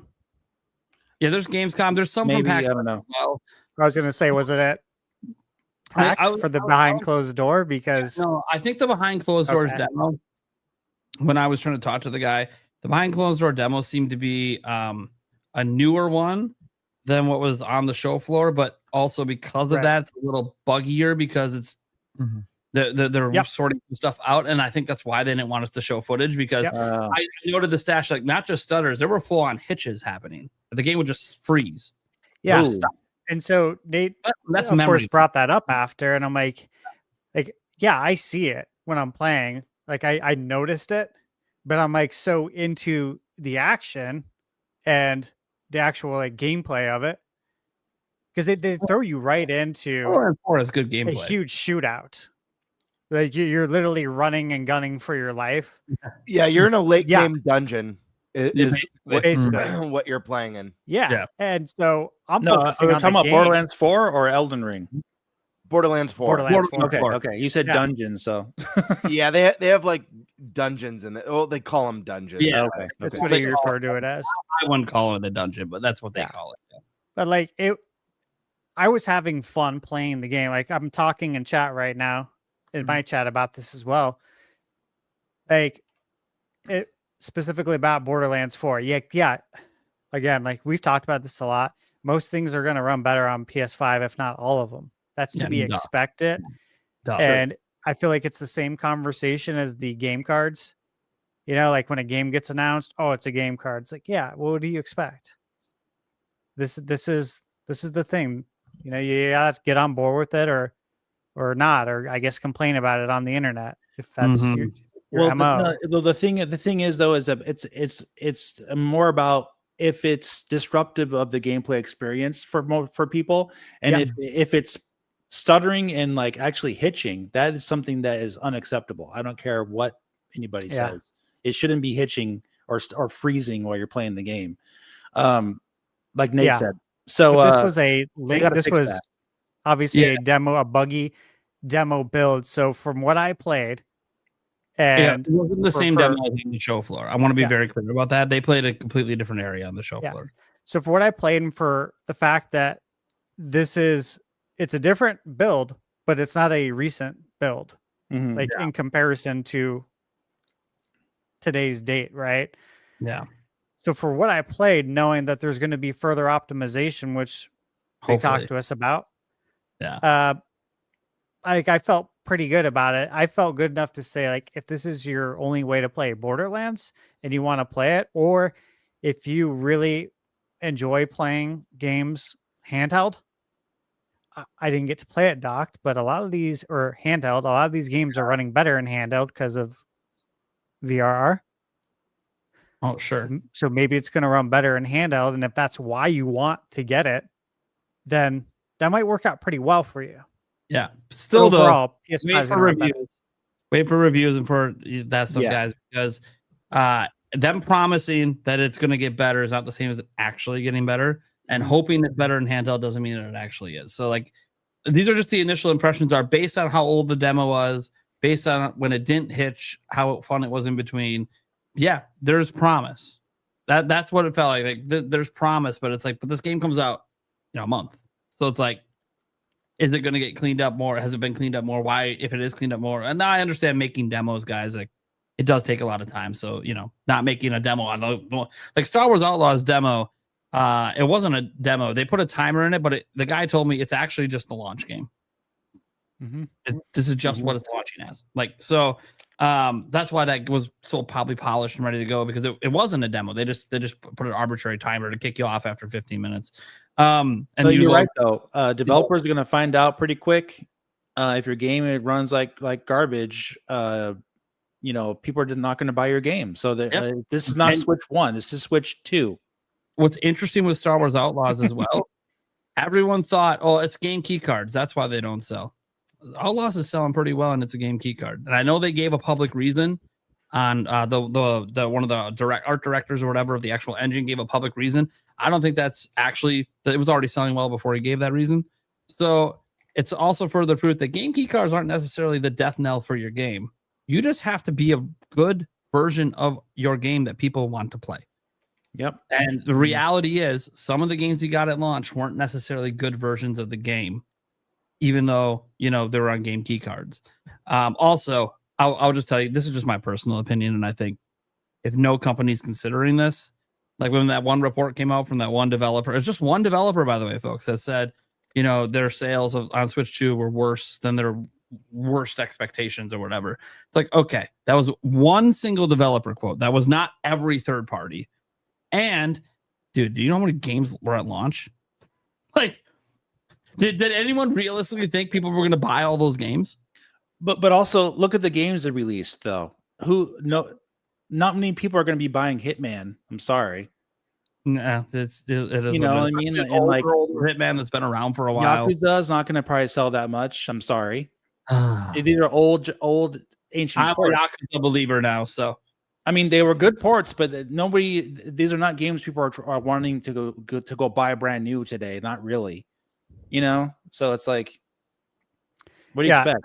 They're great for only Nintendo owners, which is why like Sega's releasing all the Yakuza games and why they released Kiwami on Switch 1. Like, you know, they're slowly introducing that to the people who only own Nintendo consoles, for you, it's perfect. But yeah, for all of us who own all the consoles, it's old news for sure. Yeah. And I'm still a belief that, like, again, there's a reason that sometimes consoles only launch with like 10 games, because you can't sell 21 games. People just spent $400, $500, $600 on a console. You're buying games at 60, $70 a pop. Like, it's just unrealistic to expect every game at launch to pop if it's not the selling. Like, Cyberpunk was being advertised as, you know, hey, not only does this look and run great, a technical showcase, it's on a cartridge. Okay, you're gonna buy that. You're gonna buy Mario Kart World. But beyond that, it's like, okay, well, all these other games are now 50, 60, $70, and we just spent like $700, $800. We bought a Pro controller. We're not going to buy all this stuff, and we probably won't come back to it because more games are going to release down the line when we get our paychecks that we maybe want to try the newer games that come out. So that's why I don't actually blame. Like, it actually had a really huge library at launch, but I also think that's a mistake. And the games would, because I look at from launch until the end of July. And I'm like, you know, if they had spread these games out in those weeks, I think you actually would have saw better sales and people would have felt differently about the platform in that first like 40 days when it felt like there was nothing coming out. Well, if you would have spread out the launch games, you might have actually been a little better for all the games to get their individual attention. They get the individual tweets from Nintendo on those weeks that they come out. And I feel like that just would have been a better, like Yakuza 0, I don't think was one of the games that did bad. And I only say that because if it did do so terrible, they wouldn't have been reaching out to me a month later to want to do a sponsorship to feature it again, because they wouldn't be putting any more money into marketing. Like I mean, some of these games had no marketing too. Like, I didn't see any marketing for Hitman or Yakuza. I saw some trailers on YouTube. Yakuza's marketing, I can tell you this right now, they actually went through content creators. They sponsored a ton of dedicated videos on Yakuza. Oh, yeah, okay. Yeah, that's how they chose to do their marketing, and I think it worked out. They got some pretty big creators to play it, and it's a great game. So like, but you think of it this way, guys, what's going to sell better? Selling Resident Evil Requiem day and date on Switch 2 on launch day with the other consoles, and it's a good port, versus releasing Resident Evil 7 like next week as a shadow drop and just like expecting big sales or something. It's not. Requiem's going to sell better because it's a new game and the install base is going to be bigger. We're going to be through a holiday already, so like there's double whammy of like why it would do better. But like the choice of these games, though, it does matter. These are old games that they're porting to Switch 2. Sure. You gotta, if you always, the brand new hot release of day and date is going to sell better. So I think we're going to get there. Well, so yeah. I just don't see why some of these developers should be complaining too much about sales this early. Our game sold so low. Like, well, what do you expect? Like, if you're releasing Hitman that runs at a choppy, like 30 to 45 frames per second, inconsistent on launch day, what do you expect? Yeah, I hope that First Light, like that's the one that's coming next from them. I think that's got a chance. It better be good. You better have optimized the hell out of it. I think that's got a better chance than Hitman did because it's new. People are excited about it. You put a lot of marketing behind it. You've had state of plays for it. You've done dedicated events for it. Like, it's probably going to pop up at the Direct on Friday. Like, it's a 2026 game in early 2026. Like, and you've been advertising it's coming to Switch too. Expensive too. Expensive license. An expensive license. Yeah. So I think there's an opportunity where that one could do well. And I guess the next Hitman game could do well as well. Like, it could. It's just, I understand, obviously, guys, why they bring over the older games right away, because they're easier to get the ports over quick versus new stuff they're still working on that they haven't had dev kits for. And then on top of that, obviously, the longer these companies have it, like, I think the reason I don't even think we're getting Call of Duty this year is because Microsoft didn't have the dev kits long enough for the current Call of Duty cycle. We have to wait for a game where they've had the dev kit for 3 years, and then they've had 3 years as the Call of Duty team to work on it, because that's about the dev cycle for a Call of Duty game. So I think next year's Call of Duty might be when the contract will kick in, because they've had now 2+ years with this with a dev unit to actually. What did we say? You have to consider Switch 2 from the beginning. Mm-hmm.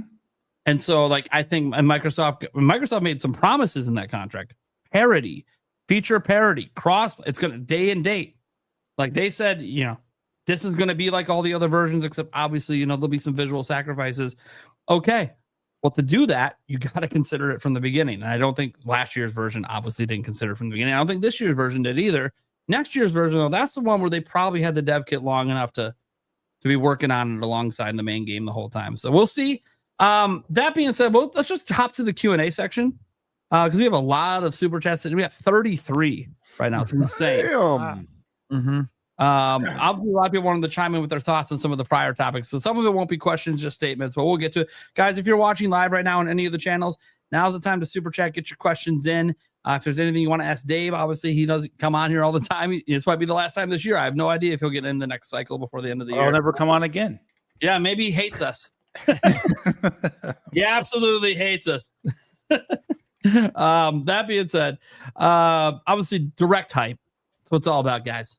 Right? That's what it's about this week, anyways. Hell yeah. We've been waiting for this direct since launch. That's what it feels like, right? Since the system came out, we're like, all right, when's the next big marketing? This is it. Lo and behold, it's in September. Who knew? Like always. Demonic Brawler. Again, I had NBA Jam in honor of you.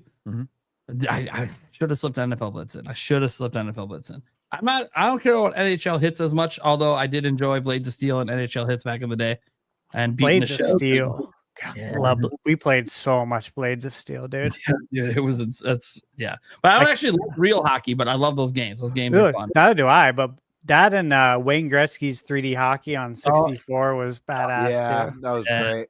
Right? Yeah. Anyways, every week he's going to keep doing it till it happens. Hopefully it happens someday. Hope so. Matt Weeks, Nintendo Direct Hype, looking for group Friday, can't get here soon enough. Native ports of Kingdom Hearts, please. No, I don't think any of us had that, did we? Did any of us have Kingdom Hearts? I did. You did? Okay. All in one package, no cloud. I might have missed it. Yeah. Yeah. Dude, yeah. Eric's looking at you. He's trying to wonder what you just said when you said LFG. Because I'm trying to wonder what you said too. Let's fucking go. Oh, I'm sorry. I'm a 90s kid. We called it looking for group. That's literally what we did. Wow. The WoW days. The WoW days. Exactly. That's what it's from. So this is from WoW. MMOs. Yeah, it's from World of Warcraft. Yeah, okay. MMOs. It's not just that. RuneScape was the same way. All MMOs. It's still in MMOs to this day. Okay. I see it. Yeah. I thought this was like ASL talk. You know, like age, sex, location. I'm like, I don't know.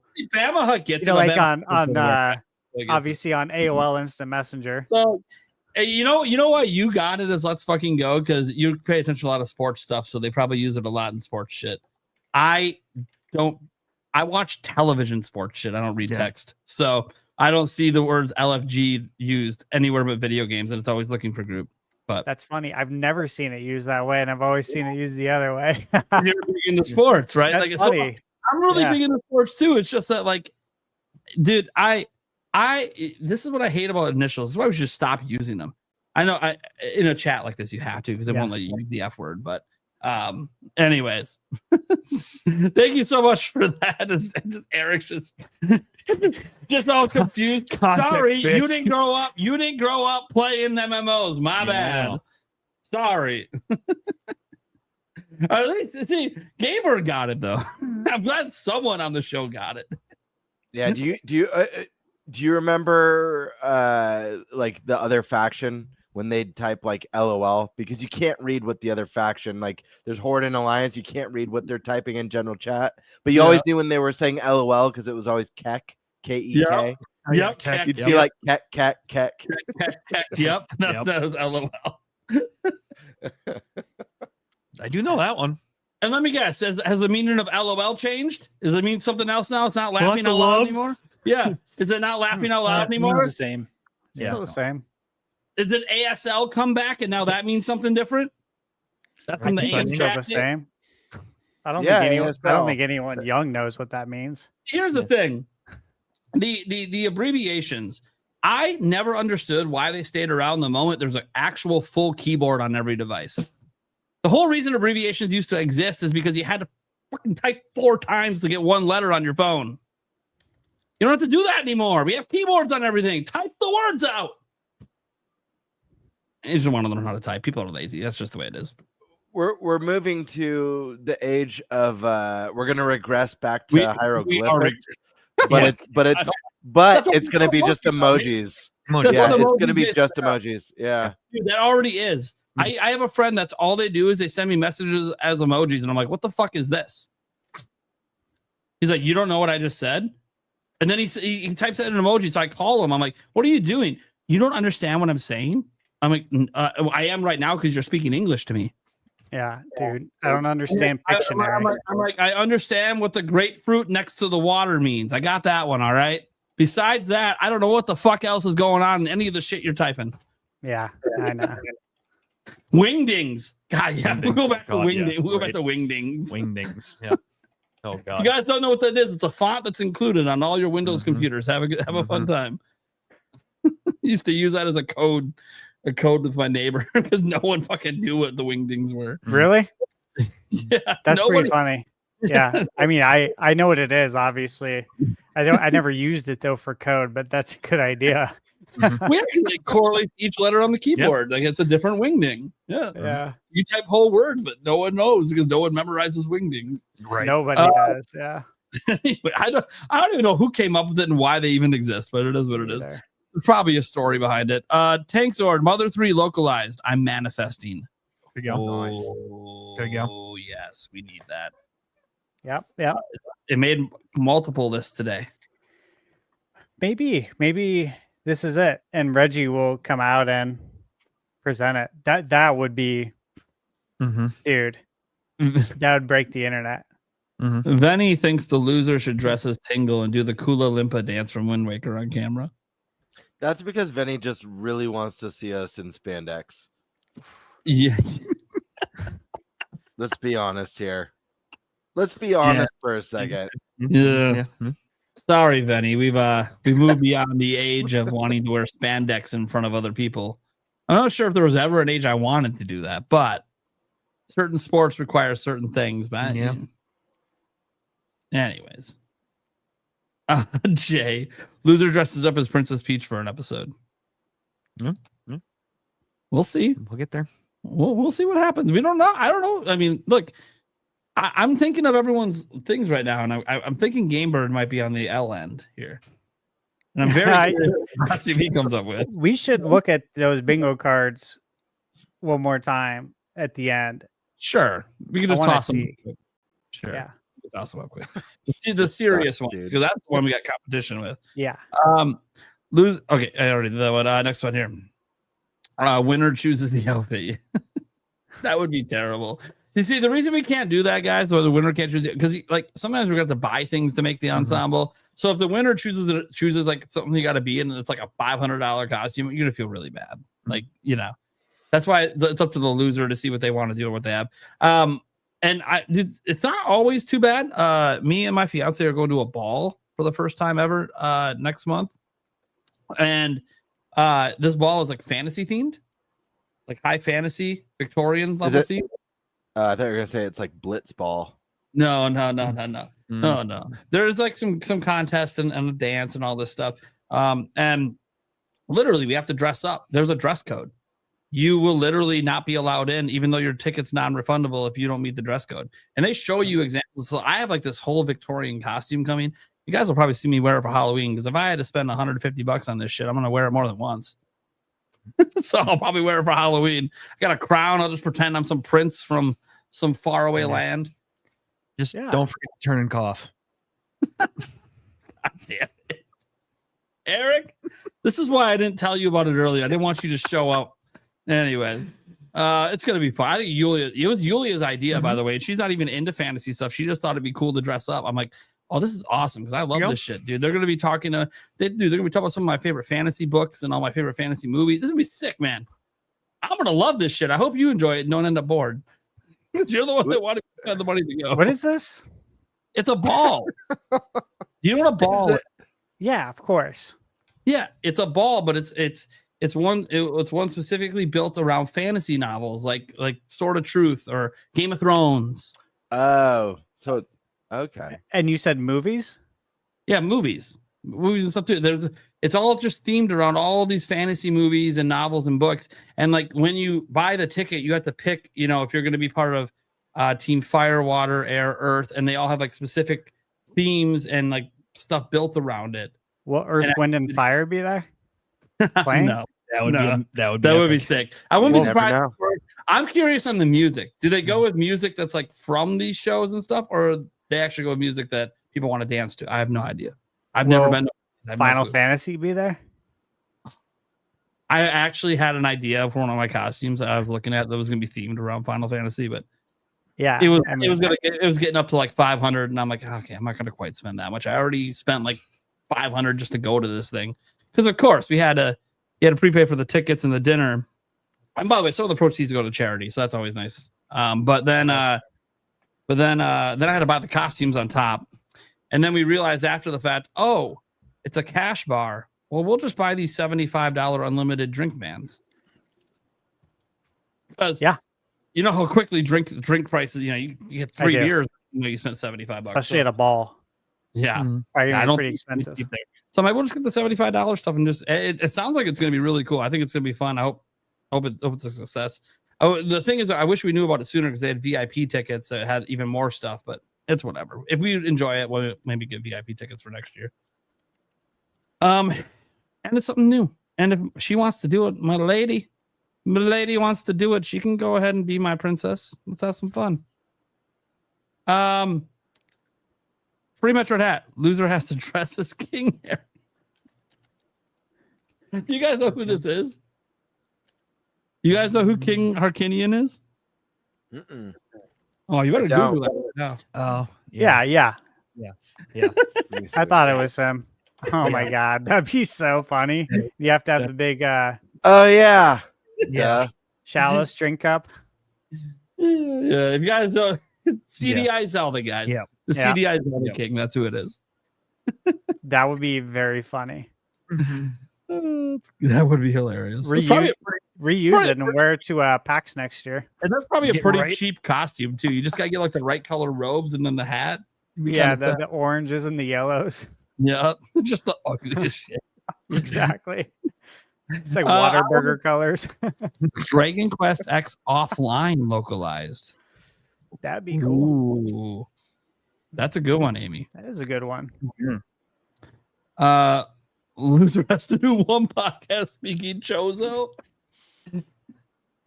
Stupid. I don't know if we could do something where we have to learn a new language.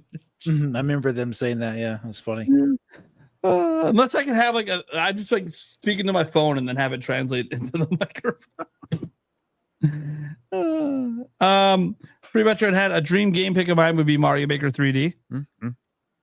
Yeah, I think a lot of people think that should be the next step for Mario Maker if they make another one to go with the 3D route. Bobstar 89.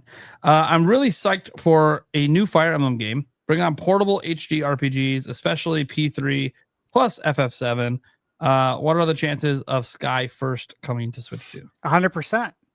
It is. Yeah, I mentioned it earlier, Bobby. It comes out the same day as the rest of the consoles. I retweeted this like 2 days ago. Gung Ho announced that it's coming out same day on Switch 2. If you buy the physical version, like if you're a physical collector, you buy it on Switch 1, the upgrade is $1. Can't beat that. So, yeah, pretty excited about that. I guess people don't just. Or I say I'm pretty gung ho about it. Oh, there it is. I was wondering when the puns were coming out. I bet Nate's cussing up a store right now. It must have been when the internet was doing its thing. Oh yeah. Thankfully, it hasn't done. It's done it twice. It hasn't done it the third time. Knock on wood. But right. Yeah, I don't know what the hell's going on. I'm gonna probably call my ISP tomorrow anyways, just to ask them what the hell's going on because the equipment was all up, so it means a signal cut out on their end. So I don't know what's going on with that, but can we get some competition out here for internet providers, please? At least it wasn't down the whole rest of the night, so it came back up relatively. Well, quickly. and the thing is, I had the backup network, but then my backup network's through Verizon, and then we couldn't get a connection on our cell phone. Slow as shit too, yeah. So I'm like, anyways, whatever. Me likey. I don't know what you like, Mr. Black, but I like you the super chatty. I don't know what else to say. Yeah. Gamer just losing it over there. Oh man. Boom Any gifted 1 Thunderstash gaming membership. There you go. Thank you. Hell yeah. Demonic Brawler drops the $2 saying thank you. Mr. Black Loincloth milk lovers for life. Did I just say that on a podcast? Yes, you did. Clip it. Oh wait, I can clip it. Yeah. Here's the hoping for everything we want on the direct. The very first short on the Clips channel. Oh, geez, that's the first one. Just that 2 seconds of reading that. Absolutely. The Minor Brawler. I think Game Freak should make a new hand-drawn 2D HD Pokemon game that looks and plays like the actual anime with the voice actors and only new Pokemon. Cool. I don't think it'll ever happen. But that's a really cool concept. Idea. I'd play it. Yeah. I think a lot of people would play it. Mm-hmm. One, it's Pokemon. It already needs a lot of people to play it. Venny, look, y'all, I appreciate your opinions, but I could not disagree more on Star Fox. Just give us a normal ass Star Fox game. It can thrive if they stop attaching gimmicks to it and just make it good.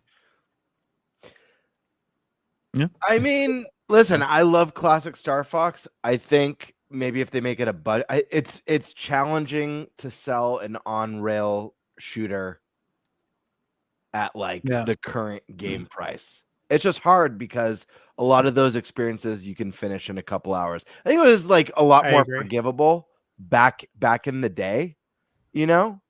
I mean, I've talked about how I'm so excited for Onimusha or how much I love Metal Gear. I mean, I used to beat the first Metal Gear in 2 hours. I used to beat the first Onimusha in 2 hours. It was no problem at all. Today, though, I just don't think it flies, unfortunately. But that's why I'm saying you do the two pillars, Vini. So listen, you have the one that's more like your Star Fox Adventure. It's a little bit more grand and open. And then you do more of the budget Star Fox. Maybe you do a $40 Star Fox. That's your classic, iconic Star Fox 64 style on-rail space shooter. Yeah, I just want to say I agree with you on that. I look back at one of the games I reviewed on my channel, I think last year, the year before, Contra, Operation Galuga, right? Grew up on Contra. Love it. I have nostalgia for it. I think all the 80s, 90s kids do. But one of the big sticking points is the length of the game. You know, people had a really hard time justifying spending $40 on a game that you can beat in an afternoon. Star Fox, same thing. If you can beat this game, that's how a lot of people compute it. And back in the day, obviously during the NES era, we would replay our games over and over, and we'd create our own challenges, right? Let me see if I can beat this game without dying. Right? We had our own little challenges that we did to get more value out of our games because we weren't going to be buying another game. Because that's how it worked. You didn't get to buy a ton of games at that age or in the 80s like kids do now, right? Stuff sell. Yeah. All right. Minor Brawler, a new 2D Castlevania exclusive to Switch too. Exclusive. Oh, yeah. Yeah, the exclusive thing. Just don't lose the source code. Yeah. Well, yeah. There's that. I don't care as much about third party, things like this being exclusive. Yeah, Dustbloods is neat because Nintendo's funding it, but this is an established IP. I don't think it should ever be exclusive. A timed exclusive, maybe if Nintendo threw a little money, but Octopath Traveler was originally, but now it's on everything. I'm fine with that, but I never think things should be true exclusives from established IP like this. No. I think that's just hurting the grander fan base. Yeah, it does even unless if you think it helps sell Switch 2s, it's yeah, but unless they make a special Castlevania exclusive to Switch 2 that is some sort of IP crossover. Oh, that's fair. Nintendo IP. Yeah, then I think that works great. Sure. Yeah, Symphony of the Night. Put Samus in it. Yeah, that would be so cool. Wouldn't that be the ultimate? The crossover, dude. An actual Metroidvania. That would be amazing. Literally, yeah, that would be day one. That would never be anywhere else. That'd be so smart.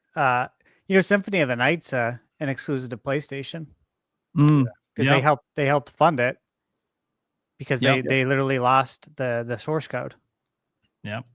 They should literally do that and just call it Metroidvania and release it. That's the name of the game. It'd be so badass. That'd be amazing. Oh my god. Mm-hmm. All right. Our biggest super chat of the night, a big $20 from JViews, says another honorable mention would be Spine.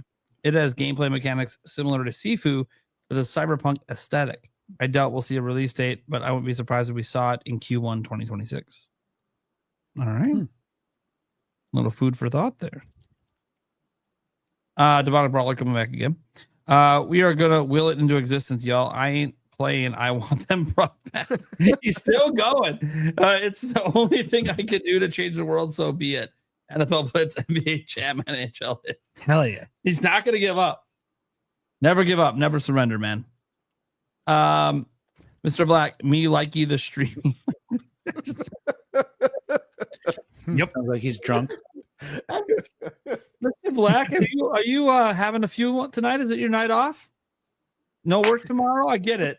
You know, some people have off in the middle of the week. It's cool. You know, did you hit happy hour a little hard today? That's fine.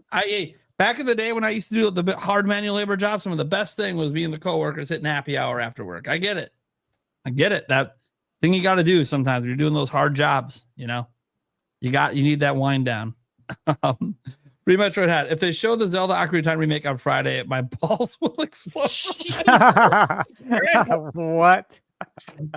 Okay, I thought it was bad enough with Oh Twisted my Metal God. shooting, laser beams from our crotches. Now we're talking about balls exploding. Yep. Oh, dude, that would not be good. Ideas for the outro. Please. And the funny thing is that he's happy about that happening. Yeah, right. That's funny. Yeah. That is true. Oh, yeah, Ocarina of Time remake. You did that. I mean, all right, buddy. All right. Like an airbag. Float your boat, man. You're going to be in the hospital unable to play it for a little bit, but hey, it's all right. Demonic Brawler says, Nintendo Prime, if Nintendo releases an Ocarina of Time remake and you beat it, do you think you'll remember the ending 20 years from now? Yes. No. That's all I'm going to say. Moving on. The answer is probably no, by the way. just to be honest. 20 years from now, man, I'm going to be really old. I don't know if I'm going to remember much of anything. I hope I do. I hope my mind doesn't go. Winged Mandal 7. So Switch 2 got GameCube at NSO. Do you see one being announced for Switch 1 and Switch 2 like Sega Game Gear or Sega Saturn? Very unlikely. It would be really nice. I think it's unlikely. I'll say this. For Switch 1, I don't think those ever get added to Switch 1. Because I think everything for Nintendo is about pushing Switch 2. Now, we got Genesis, so I never want to rule out that we could get more Sega systems in the future.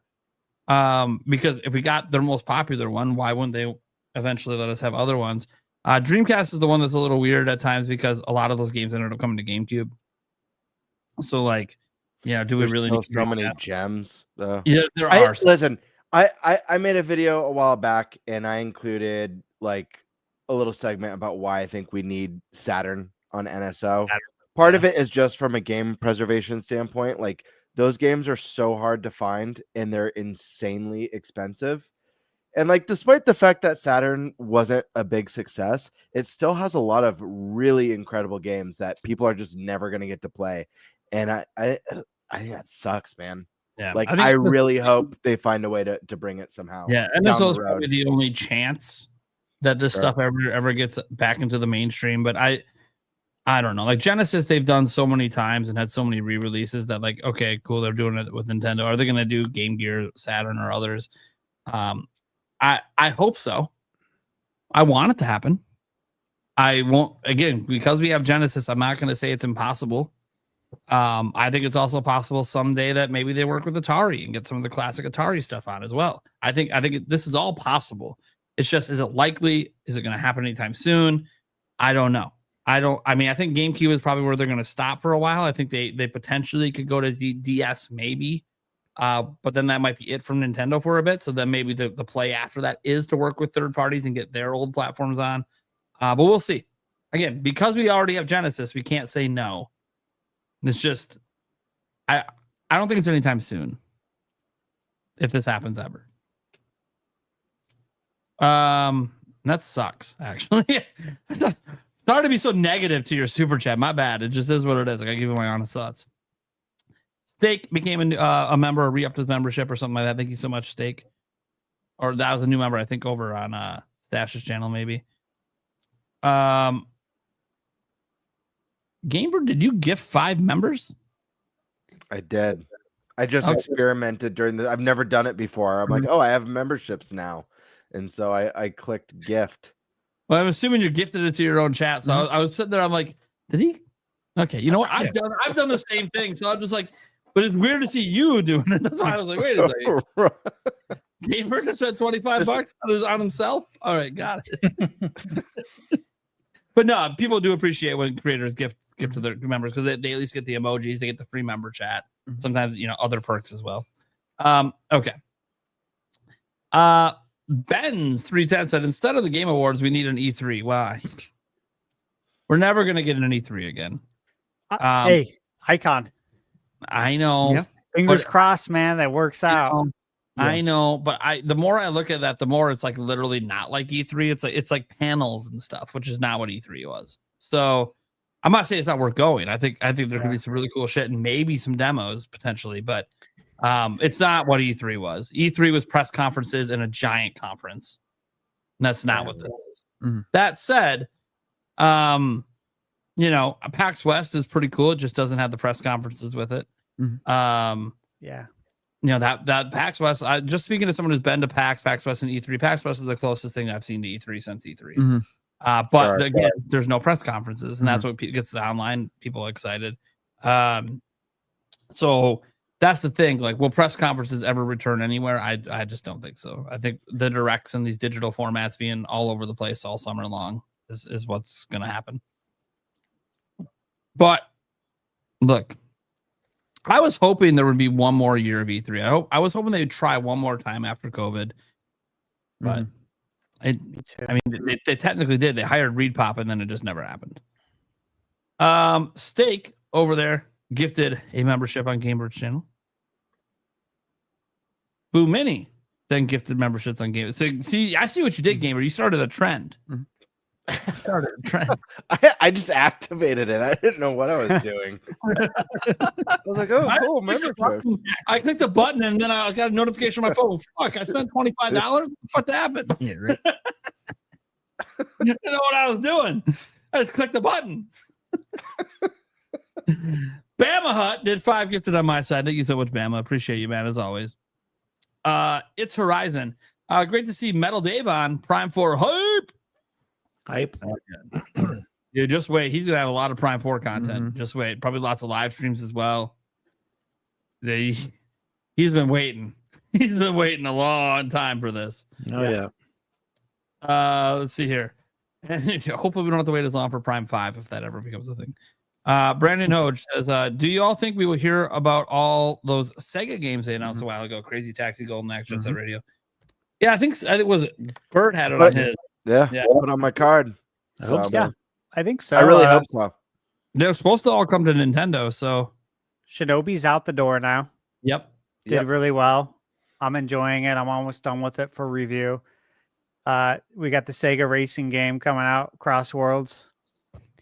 That's coming out soon, and I would expect possibly summer. One of those games might maybe, I wouldn't say be ready, but I would expect one of them to be out next year. I just don't know which is on my radar. That would be mine. Yeah, Golden Axe. I love Golden Axe. Yeah. Yeah. If they do that right, I'm going to be very happy. They did it right with Shinobi, so that gives me some faith. They understand the IPs that they're bringing back. I'm really interested in. I loved all 3 of these games here in Brandon's comment. Me too. Growing up, but I am, especially Jet Grind Radio was a big one for me. Yeah. But the stuff I've heard about the direction they're going in, at least the last time there was news on it, Crazy Taxi sounded really cool. It sounded much more like Forza Horizon. It did. Like full on open world Forza style Crazy Taxi. I was going to bring that up. Rad. Yeah. Yeah. That's what's got me interested. But they got to nail the soundtrack too. Yep. Totally. That was one thing on Dreamcast, right? That was huge. And I think in its latter releases, like when they re-released it, I believe it was missing those songs, and it was missing some of the things. Like, I think there was Pizza Hut in the game and like actual real world locations that added to the whole game that made it fun. It was missing. It was gutted, right? Yeah. Kind of like Vice City. Which was crazy.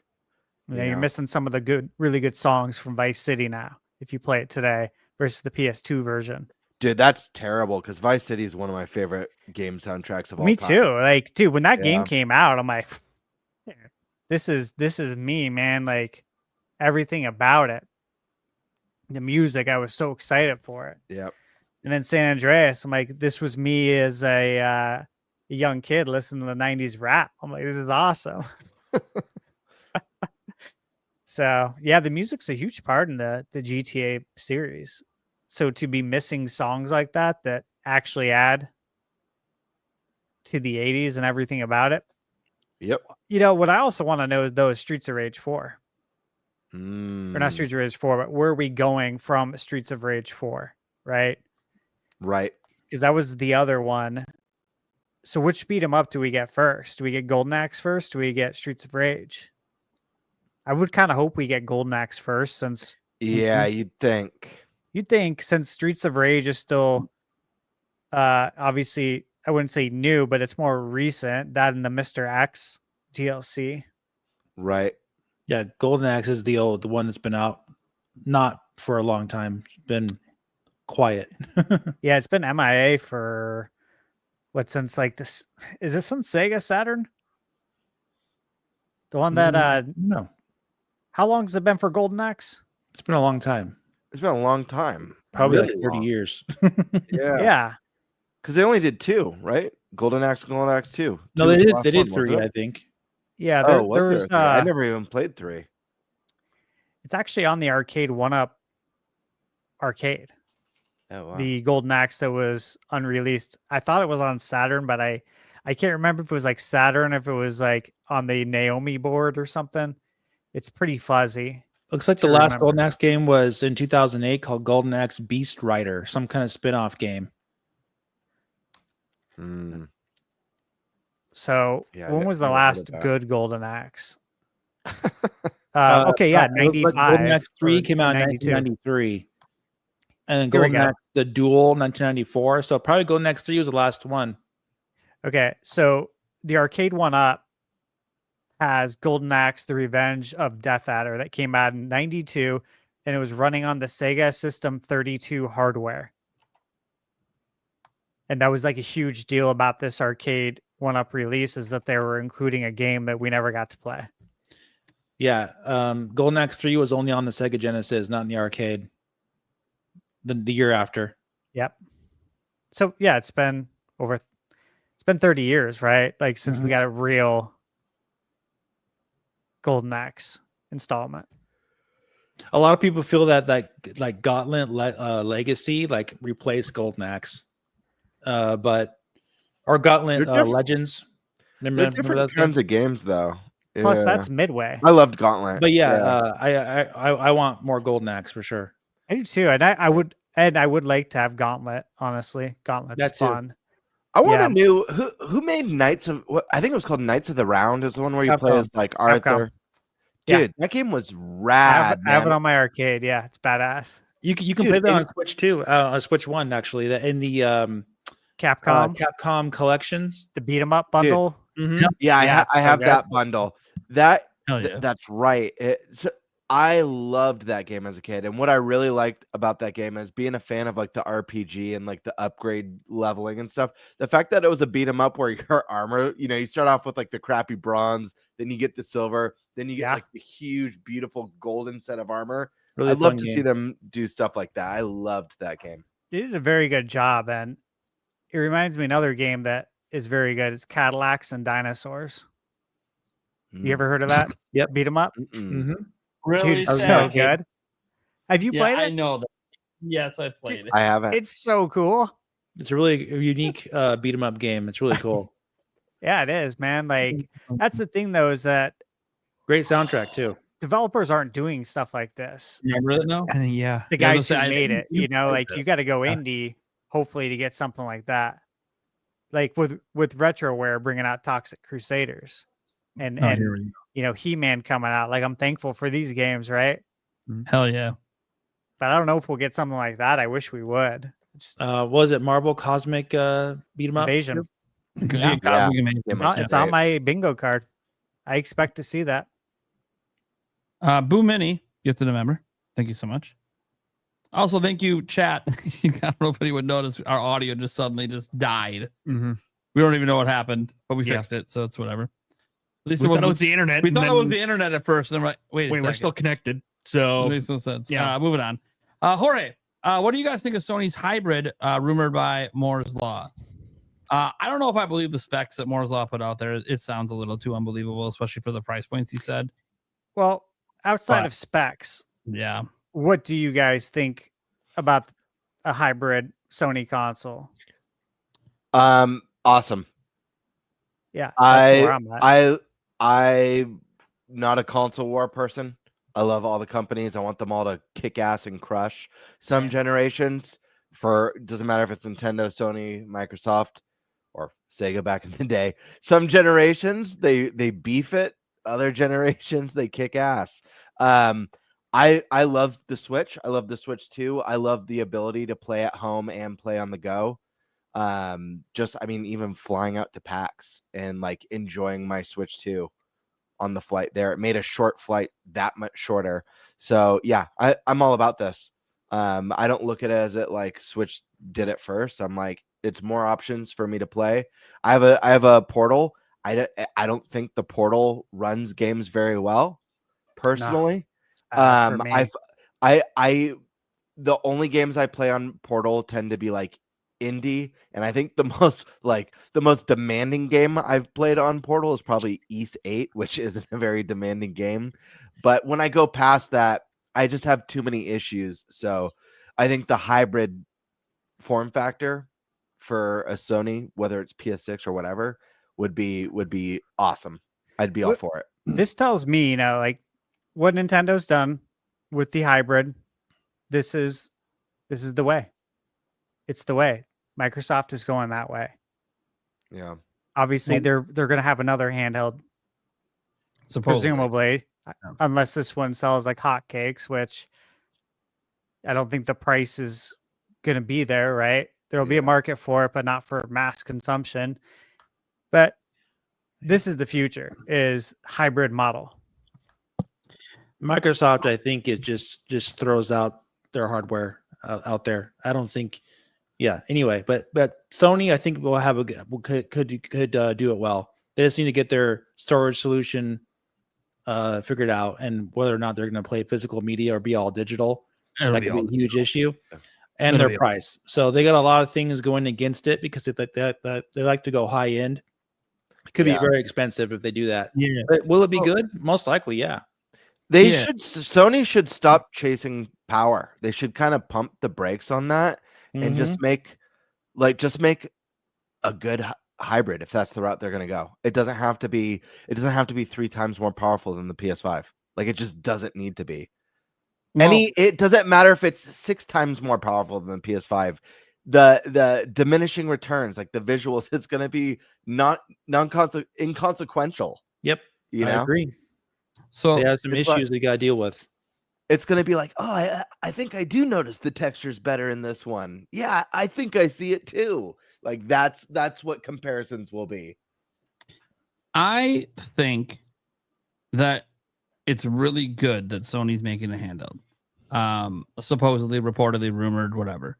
And it's supposed to launch alongside the PS6. And I kind of feel like instead of them having 2 versions of a standard console PS6, the all digital and the disc version, I think it's just going to be an all digital. The rumor is that they'll have an optional attachable disc drive that you can buy separately. And look, I know people think about that and they're like, oh man, they're really just going all digital. I mean, haven't you seen that? 2 of their 3 PlayStation 5 versions are digital consoles. They've been pushing this for a while. 80% of their sales, according to their own reports, are digital. So they're going all digital. They're going to give you that option, supposedly, of the disc. I think the thing is, though, the handheld will be all digital. I don't think they're going with cartridges. I don't think they're going with any sort of some sort of disc medium like when they did UMDs. It'll probably be all digital because all other handhelds are basically all digital. I know Switch 2 is like an exception, but what's one of the things people keep talking about? How expensive the cartridges are. Yeah, because it's expensive to create anything remotely fast enough. And the thing is, Sony's been requiring installs now for multiple generations. So if you have to install the game anyways, that's what led to PC going away from physical. If you have to install the game anyways, then why not just download it once the internet got fast enough? Why do we need physical medium to do something that we don't have to leave our house to do? So I do think it's going to be, it won't have physical cartridges or anything like that, it'll just be digital only. Sony's been, look, I don't think either one of their systems is coming with the components necessary to play physical games for PS6. I agree with Gamebird that I do think if they're still chasing power, it's a mistake. If they haven't figured that out by now, think about a conversation we were just having naturally earlier about Star Wars Outlaws, and outside of ray tracing and certain features that weren't possible on older hardware, it doesn't feel like the game really progressed much beyond PS4. And if you actually think of this whole generation, it doesn't feel that way. Like there doesn't seem. You can look at, the resolutions are prettier, ray tracing's cool, this and that, but like there's nothing really happening with games today that weren't happening on PS4. Yeah, I think the smarter move for like R&D for next gen consoles isn't power, it's using and I hate to use this word because I don't mean it in the way that negatively affects the industry. Utilizing like the power of artificial intelligence as far as like NPC personalities and how they go about their day in games and how they react to player choices, like making the world smarter and more immersive, like make to it feel me, more alive. Yes, to me, like that's where I'm at when I think of like next gen. Think about the promise that we've had in games about like, oh, your choices affect the ending, but like how 99.9% of the time, like all choices lead to like one inevitable resolution. But imagine like major choices that actually matter in the rest right. There's like four choices with certain outcomes, but like imagine being able to use technology to actually create that more immersive and diverse experience. To me, that's what they should be thinking about. Yeah, so here's the thing. I have what I think Sony should do, but then I have what I know Sony's going to do. They're not going to release a system that is so their new base console is going to be more powerful than PS5. It's just more powerful than PS5 Pro. I guess I should say that. How much more powerful that I don't know. I know what the rumored specs are. They seem pretty massive. And if that's the case, it's $1,000 system plus, which that's scary. But then you think of the handheld specs, it's the Moore's Law. Like, yeah, that probably gets them to pretty close to PS5 level in handheld. Also, that's going to be some pretty shit-tastic battery life. And it's not going to be no 5. Like Moore's Law said it was going to have like these crazy specs, but only be $500. Yeah, Sony's not going to lose $400 per handheld. It's going to be $1,000 handheld. Like people think these handheld PCs are just, they're just spec'd that way because of the brand. No, actually, it's really expensive right now to get this shit made, and then the tariffs on top. This is not it. People like just to give you an example, because people think Switch 2 is overpriced in the US. We found out thanks to the hijacking of that truck where a whole bunch of units were stolen, that the price per unit before it even got to retail was $410. So there was only that $40 play for retail profit. That means they can't sell it for $400. It would be sold for a loss. That's just the Switch 2. And we're talking about something significantly more powerful using even more latest and greatest tech. It's going to cost $600-$700 just to make the fucking thing. Maybe even more. So this is the problem that I think Sony has kind of put themselves into a corner. PlayStation 5 Pro is $750. Anything that's PlayStation 6 will be more expensive than that. And that is scary to think about. So I think I'm excited for the competition, but it feels like it's going to be priced more up with the Legion Go 2 than it is going to be priced with the Steam Deck and Switch, which aren't using like the latest and greatest stuff.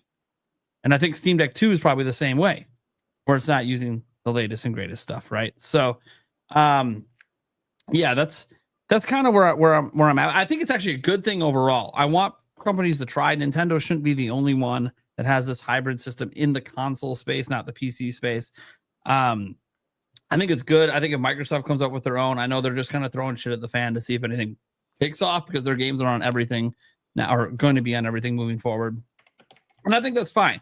I think what they're doing, what Microsoft is doing with the ROG Ally is actually a positive. They're basically making a usable version of Windows for handheld gaming devices. I think that's important. I think SteamOS shouldn't be the only viable option, even though that's starting to go to more platforms. Windows has that accessibility of all of the stores on PC. You can use all of them. So we just need a version of Windows that doesn't suck on a handheld. And that's what they're doing with the ROG Ally. So I think all of this stuff is positive for competition reasons. And I think obviously Nintendo has now shown with multiple generations with how Switch 2 is doing as well, that this hybrid thing's here to stay. It ain't going anywhere. People like this. They like being able to play on the TV. They like being able to take it on the go, same device. And have it be able to play locally, not requiring internet. So it'll be interesting to see what happens, but I think it's just going to be priced way too high, because it has to be. Sony always takes losses on their hardware, but they don't take hundreds and hundreds and hundreds of dollars losses. They don't do that. They take like $50 loss and they make up for it with one game sale. So yeah, we'll see what happens. Obviously, it's all rumors and speculation right now. Maybe the thing never even comes out, and because they decide, hey, we can't get the cost to be worth it. We don't think it's going to sell. Or maybe Sony doesn't care because maybe they feel like they have no competition. They've already said publicly they don't think Nintendo's competition. We know Xbox hasn't been competition, not really outside of the 360 era. So maybe they don't care. Maybe they just think we can drop $1,000 devices and we're going to sell 100 million of them because there's no other option because we have no competition. I have no idea. I would hope Sony learned their lesson from PlayStation 3 that when you think you have no competition, that you can't just get away with anything. But I'm a little worried because PS5 Pro and Slim, they're creeping up there. They're probably going to cross 100 million, especially after GTA comes out next year. They're probably going to hit the 100 million mark again. So they're just going to think we can just keep doing what we're doing. And I worry, like Gamebird has said, like, hey, maybe we should stop going in that direction because people aren't even caring like about the graphic differences anymore. Like we're already kind of at a good enough spot. But I don't know. Sony, the way I think Sony thinks is why fix what ain't broke. We keep doing this and it keeps working. So we'll see. Although I am curious, if PlayStation 5 Pro sales are actually really, really bad, maybe that's making them rethink. But I have no idea how well PlayStation 5 Pro is selling. So, okay, we did that one. Next up here, JCZ. So you guys get me through a lot of work days. Thank you for the longer style show. You're welcome. I know we're one of the only podcasts, a Nintendo podcast that is long. So you're welcome because a lot of them are like an hour. Thank you for the longer show. That way you guys cover news is interesting and not following the trend of rage baity style stuff. It's appreciated. You're welcome. Thank you. Oh yeah, I saw that comment come through, and that was very nice. Yeah, that's what we're trying to build here. It's something different that you're not getting on the other shows. And I think that's even why Metal Dave likes to come on once in a while. We're a different kind of show than some of the other ones out there. Even though I know he doesn't always like some of my content. I do cover a lot of, I clickbait and cover some rumors and stuff. And it's all good. It's all good. It just shows that people that like different things can get along anyways. It's just we're doing our thing. $2 from Amy. Hope for a Dragon Quest 9 remake. Okay. I think, what was it? 7 was the next one rumored? They're probably all going to get remade. There was talk. Yeah, there was talk of 7. I think they do all get remade, right? I think that's the game plan. 3 sold well. 1 plus 2 is coming here on October 30th. Very excited for it. But yeah, I think we get them all. In the US, we had Dragon Warrior 1 through 4. Yeah. 4 came out in the US, right? I have a copy of it. I can't remember if that's one of the ones that I bought like aftermarket. Dragon Warrior 4. Dave, do you remember? Dragon Warrior 4? Yeah, if that came out on the NES. I have it on my shelf. I just can't remember if it's, a special cartridge. I don't know. I have to look it up. But I would expect those ones, right? And then you have the SNES. And then what was it? Dragon Warrior or Dragon Quest 7 was, I remember, Was that the one on PS1? That was like super long. Yes. Yeah. Okay. I could still remember Instead of seeing Google it. it quick, I'm like, yeah, that was on PS1. Yep. Dude, look, I've talked about this a lot here on the podcast. The Dragon Warrior Dragon Quest. You know, for us living here in the U.S., the way we It came out in 1992 on the NES in North America. yeah. 2 years after it came out from Japan. Thank you. Goat game. So that one's totally going to get a HD remake because people are going to love that game. And I think a lot of people didn't play it because it came out so late in the NES, life cycle. And I believe it was very expensive. But dude, the way we view Final Fantasy is the way Japan views Dragon Quest. They absolutely adore it. Obviously, they have a Dragon Quest Day on the calendar. It's official, but not official. But a lot of people take that day off work to enjoy Dragon Quest, which I'm like, this is so cool. So they love it. But here in the West, it's not viewed the same. And I think it should be, is my point. These games are so good. I wish more people would enjoy them. Like Dragon Quest XIS, Nate, you've talked about it too. It's just so good, dude. The fact that you can play the full game in 3D or 2D and you can switch it like on the fly, it just makes you go to the save point. And it has the original music and then a fully orchestrated soundtrack. And not to mention everything else. The game is like amazing. It is a top all-time JRPG for me. So yeah, I want to see all of them remade. There's your long answer. Okay, there you go. Mike Odyssey coming in with $2 saying history was made today. I don't know what this is. Does anyone know what this is in reference to? No idea. Maybe the longest direct being announced. Yeah, maybe. It's just a direct, not a presentation. This is the longest direct because the Switch One was a presentation. Definitely longest for a Friday. Well, yeah, I mean, it's interesting because the Nintendo Switch 2 Direct was still called the Nintendo Direct. But like we all know that was like the blowout for launch. But technically, Nintendo didn't do it as a presentation; they did do it as a direct. Even at a new intro. But a large chunk of that was just hardware. So this will be the longest game focused, like just games. Oh yeah, for sure. Well, we don't know. They're gonna have new hardware stuff in here. Yeah, it's an hour. We'll see what happens. Okay, well, that might be what it's in reference to. Because again, I pointed that out too on X that I was like, hey, you did like a general direct because this is Switch and Switch 2, so just a normal general direct. It is the longest that's ever been done. Yeah, the longest before it I think was 50 minutes. Yeah, to my knowledge, this is the longest one. Yep, it's gonna be awesome. Usually they're 40 to 45. I was actually going back. They used to be really short, like 30 minutes, but in the Switch era, they've all been like 40 to 45 for the generals. Right. That's why you got to wonder if we're getting an extra 10, 15 minutes for Mario 40th. But if we don't, then what the hell is it's like, whoa, 60 minutes and no Mario, meaning we're still getting Mario? Later, maybe. Yeah. Again, we might not get. This could be the Mario anniversary they skip. I doubt it. There's a movie coming. No, not with the movie. I think they want to have the Mario anniversary extend out to the movie release. Oh, sure. And absolutely. To the home version coming out on VHS and Laserdisc. Yep. VHS and DVD and Blu-ray. And then they transition to Zelda. And then they carry Zelda's 40th all the way to my birthday, May 7th, when the movie comes out. And then onward. Like, this is the plan, right? This is the runway. This is the promotional plan. This is how it's going to work. Yep. Maximize sales. Mike Odyssey clarified it in the chat. He said it had nothing to do with the Direct. It's because I was on his channel today talking about the Nintendo Direct, and that was history made. I've been on his channel before, but it has been a long time. I couldn't help it. He hit me up at like an opportune time, right at lunchtime, and he's like, do you want to come on? I'm like, I can come on for a little bit. Whatever. I don't know. I was hyped about the Direct. I was actually thinking about going live on my channel, but I did that instead. All right. If Nate loses, he has to eat a whole bottle of ranch, but with a food of his choice with it.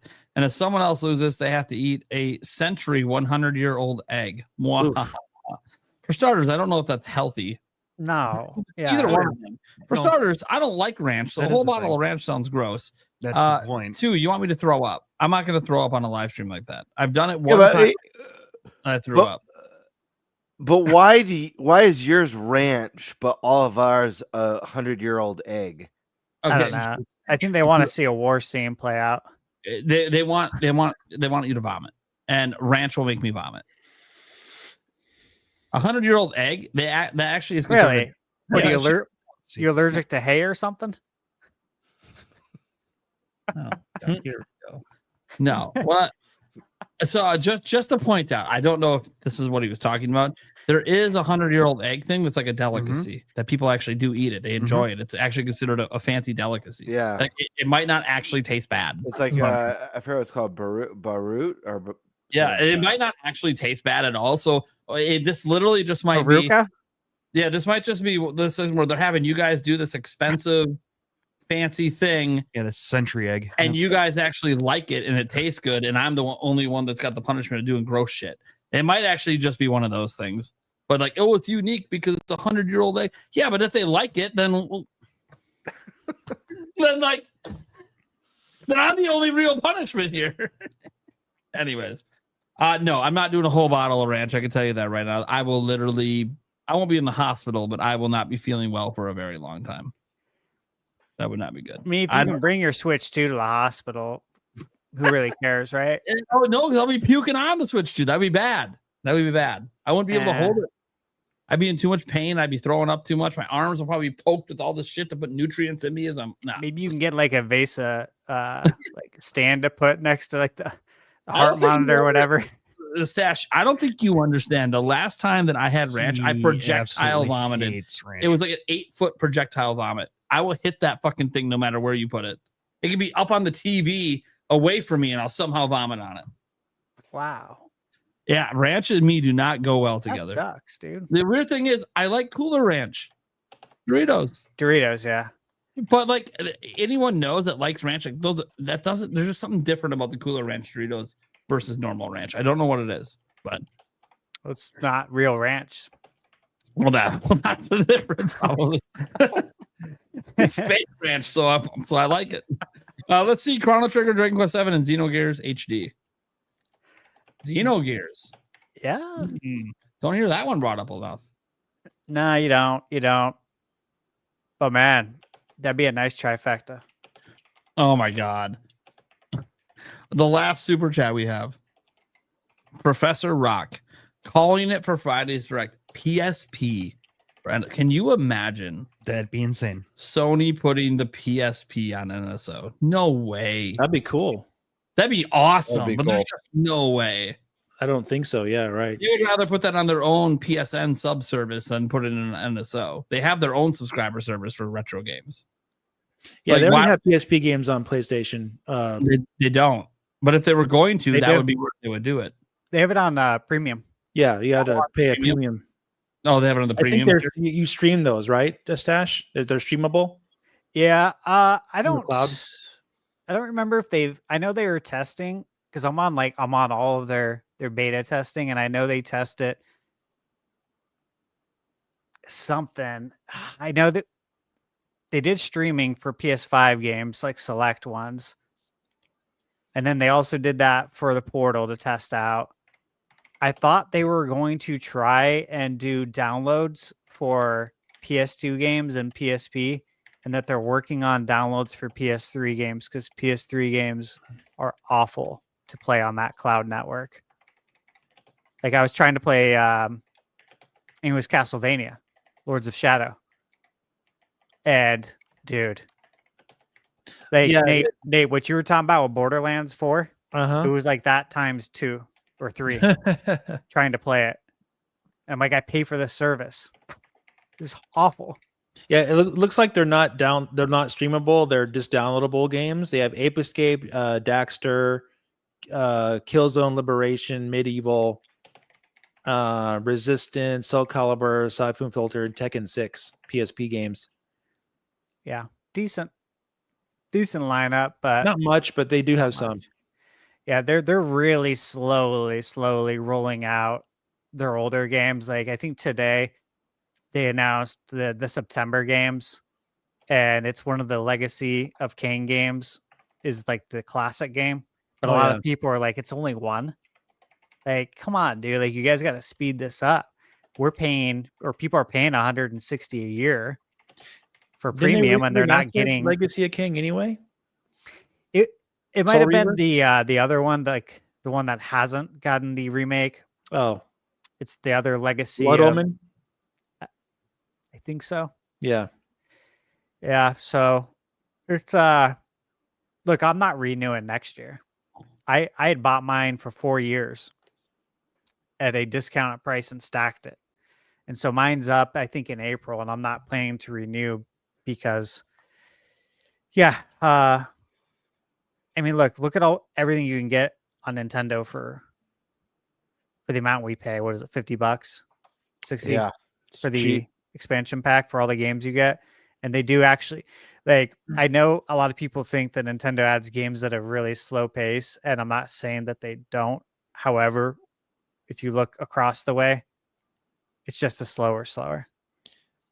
And they're not certified bangers all the time. All right. Yeah, it's slow, Nintendo, but they are adding up over time. They do have quite a selection now. But in 2018, when they first started, it was slim pickings for the first few years, pretty badly. But now there's lots of games. Yeah, there's like over 300 now. Am I missing something? I just checked the private chat. Why are we bringing up the dildo story with Cyberpunk again? That was before we started the whole thing. Oh, before we started this. Yeah, that was a long time ago. Okay, this conversation originated like the last time or the time before when you were on the show. Showing Dave Listen, he wanted to prove that was in the game. Oh. Yeah, because no one knew what I was talking about last time. Because you were apparently looking for it and you found it. And I'm sorry you that wanted to prove your in the game. I just the best moved on and kept going and didn't pick it up. No, the worst part was I forget who someone posted something about Cyberpunk. And then I see a fucking tweet from Dave saying, just don't let Game Burn near this game. I forget what you said. It was hilarious. It cracked me up, but I was oh my God. I think I said don't let Game Burn show you his save file or something like that. Yeah, it was something like that. I was like, that was to Rob, a Rule 2 review. That's right. Yeah. That's Rob right. was like, what's going on here? I'm like, you don't want to know. I was wondering why Rob stopped responding to my messages, huh? You guys should have Rob on the show. He's a fun guy. Yeah. No, Rob's awesome. He's like Rob a lot. I try. He's so busy. Mm-hmm. Yeah, he's very hard to get on. I'm hoping to get him on because he keeps talking about retiring from YouTube after Prime 4, and I'm like, hey, he works a lot. Really? Like, can we get you on just one more time before? Like, he's been on the Nintendo Prime podcast before. I'm like, just one time before you retire, it'd be nice, But we'll see. He's very busy, so yeah, he's very disillusioned by YouTube sometimes, which I can totally understand. Yeah. Oh yeah, because YouTube is just, especially now, it's just so convoluted and it's hard to make content that people want to see sometimes, and you just don't have the motivation, and you know how it is. But I know it's just a difficult journey for a lot of people, and you really need to be motivated and have your heart into it. You gotta love it. Yeah.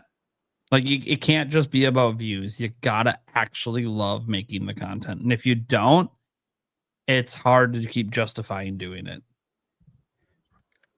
It is. Yeah, and then YouTube has like a weird algorithm thing going on right now. Yeah. It's like de-incentivizing people to even make content in the first place. Right? So yeah, I know I'm dealing with that right now. Anyways. It sucks. I have all the metrics that YouTube reps told me that I should have, and then it doesn't matter because they made an algorithm change. It is what it is. I'm hoping to change. I've been through multiple algorithm changes, so I'm hoping that it sorts itself out. But who the hell knows? It is what it is. All right, guys. That's going to do it for the Nintenbyte Podcast, Season 3, episode, what is it, 16? Yes. 16. Great All right. show. Great show. Yep. Let's go around, let people know what we got going on, any upcoming content they can look forward to, and where they can find you. Let's start obviously with our guest. Well, start with Hoops and Hip Hop. You guys can find him obviously at Hoops and Hip Hop on YouTube. We have a link down in the description for him. He does Pokemon content. That's what his channel's about. Used to be about basketball back in the day, so he does love basketball as well, which is probably one reason why he gets along with all of us that also love basketball for the most part. Although Gamebird, I don't think he's much of the baller, but what he is much of is getting himself featured in a PAX West 2025 Expo Hall walkthrough. You are too. I'm sure I'm in there as well. You're right next to him. I don't care that I'm right next to him. I don't notice myself. Yeah. Dude, I have to sit there. Like, I don't like what I You look didn't like. even know when Gamebird was behind you. Dude, I don't. Yeah. Gamer was right next to us. Yeah. Dude, I put it in my video for royalty know, free. I Did you see it? I saw it. I was like, Nah. really? You put that in? You Did you fucker. see it, Gamebird? Oh yeah. No. Oh, you Oh, gotta yeah. see. You gotta Yeah, see yeah. the intro. Don't Yep. tell them what it is. Yep. I when you put that in, I'm like, okay, this was irrelevant. You fucker. Yeah, that's why I had to connect it. It was Yeah. so irrelevant. This Yeah. is such bullshit. Yeah, I I don't like the way I look, so I literally ignore whenever I'm on camera. Like when I edit videos, I try not to look at myself. I just wait to splice something in because I don't want to look at me. yeah. Like if like a short comes up on social media and I hear my voice, I'm like, I don't want to hear that. Yeah, I'm so I don't tired wanna of see hearing my that. own Yeah. shit.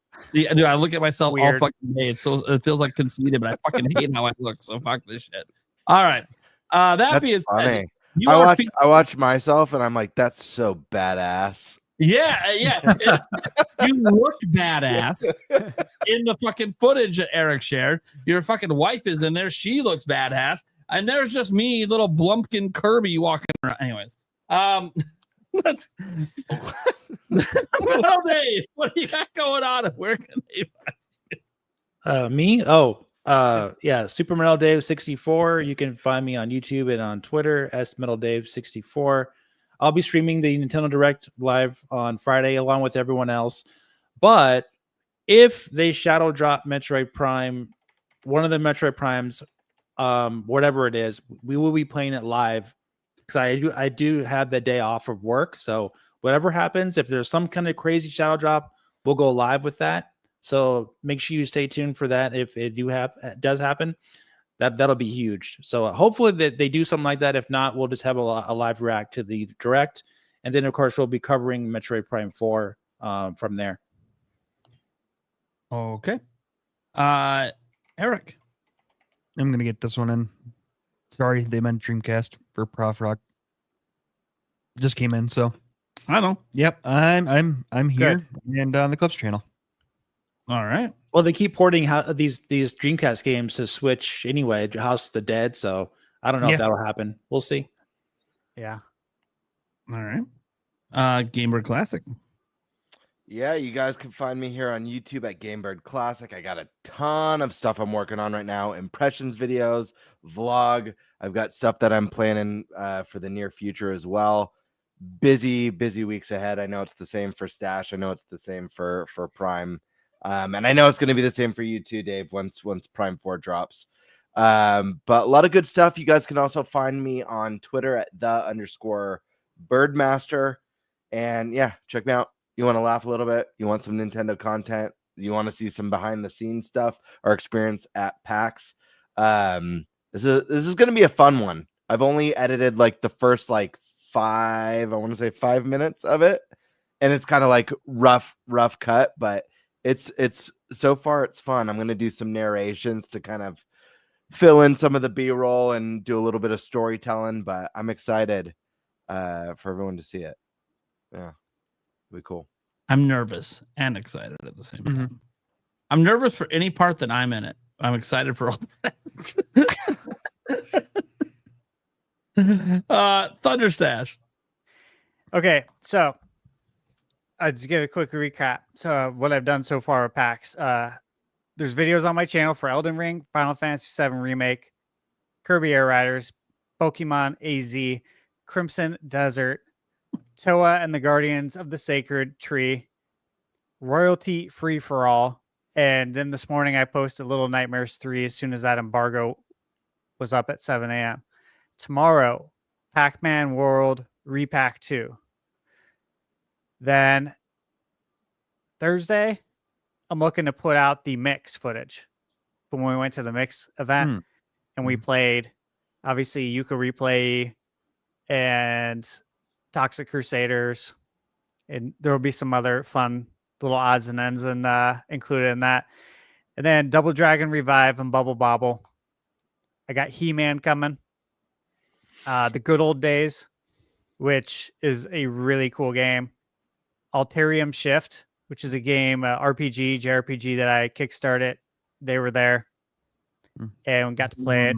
Bubsy 4D, Draco and the Seven Scales, which is a indie game that looks and plays like Link's Awakening, but expanded, like boat travel and stuff. Very cool game. And then I think it's the NBA Jam Tournament, which is going to take a little while to edit, and hopefully some reviews mixed in there. I'm almost done with Shinobi, and I've recently acquired some game review codes that I need to act on. So again, it's all about time. There's only so much time. If only I didn't have to edit everything. How much faster it would be. So yeah, lots coming up. Please check it out. And I put out a community post on YouTube apologizing for not being in the comments, but I think it's more important that I get this stuff out first and then get over the comments, because some of this stuff is timely. Like Royalty Free for All is currently in their Kickstarter. Limited time. 14 days left. Yep. Yeah. Toa and the Guardians from Bandai Namco. That game's coming out soon. Some of the stuff's actually coming out soon, so I got to get it out now. Yep. That's what I'm doing. All right. On my end, I still have one more impression video I'm for sure doing. It's for Kirby Air Riders. I still gotta get that one out. Otherwise, I'm mostly, I think I'm done with what I'm going to be covering from PAX. I have some other games and footage as well.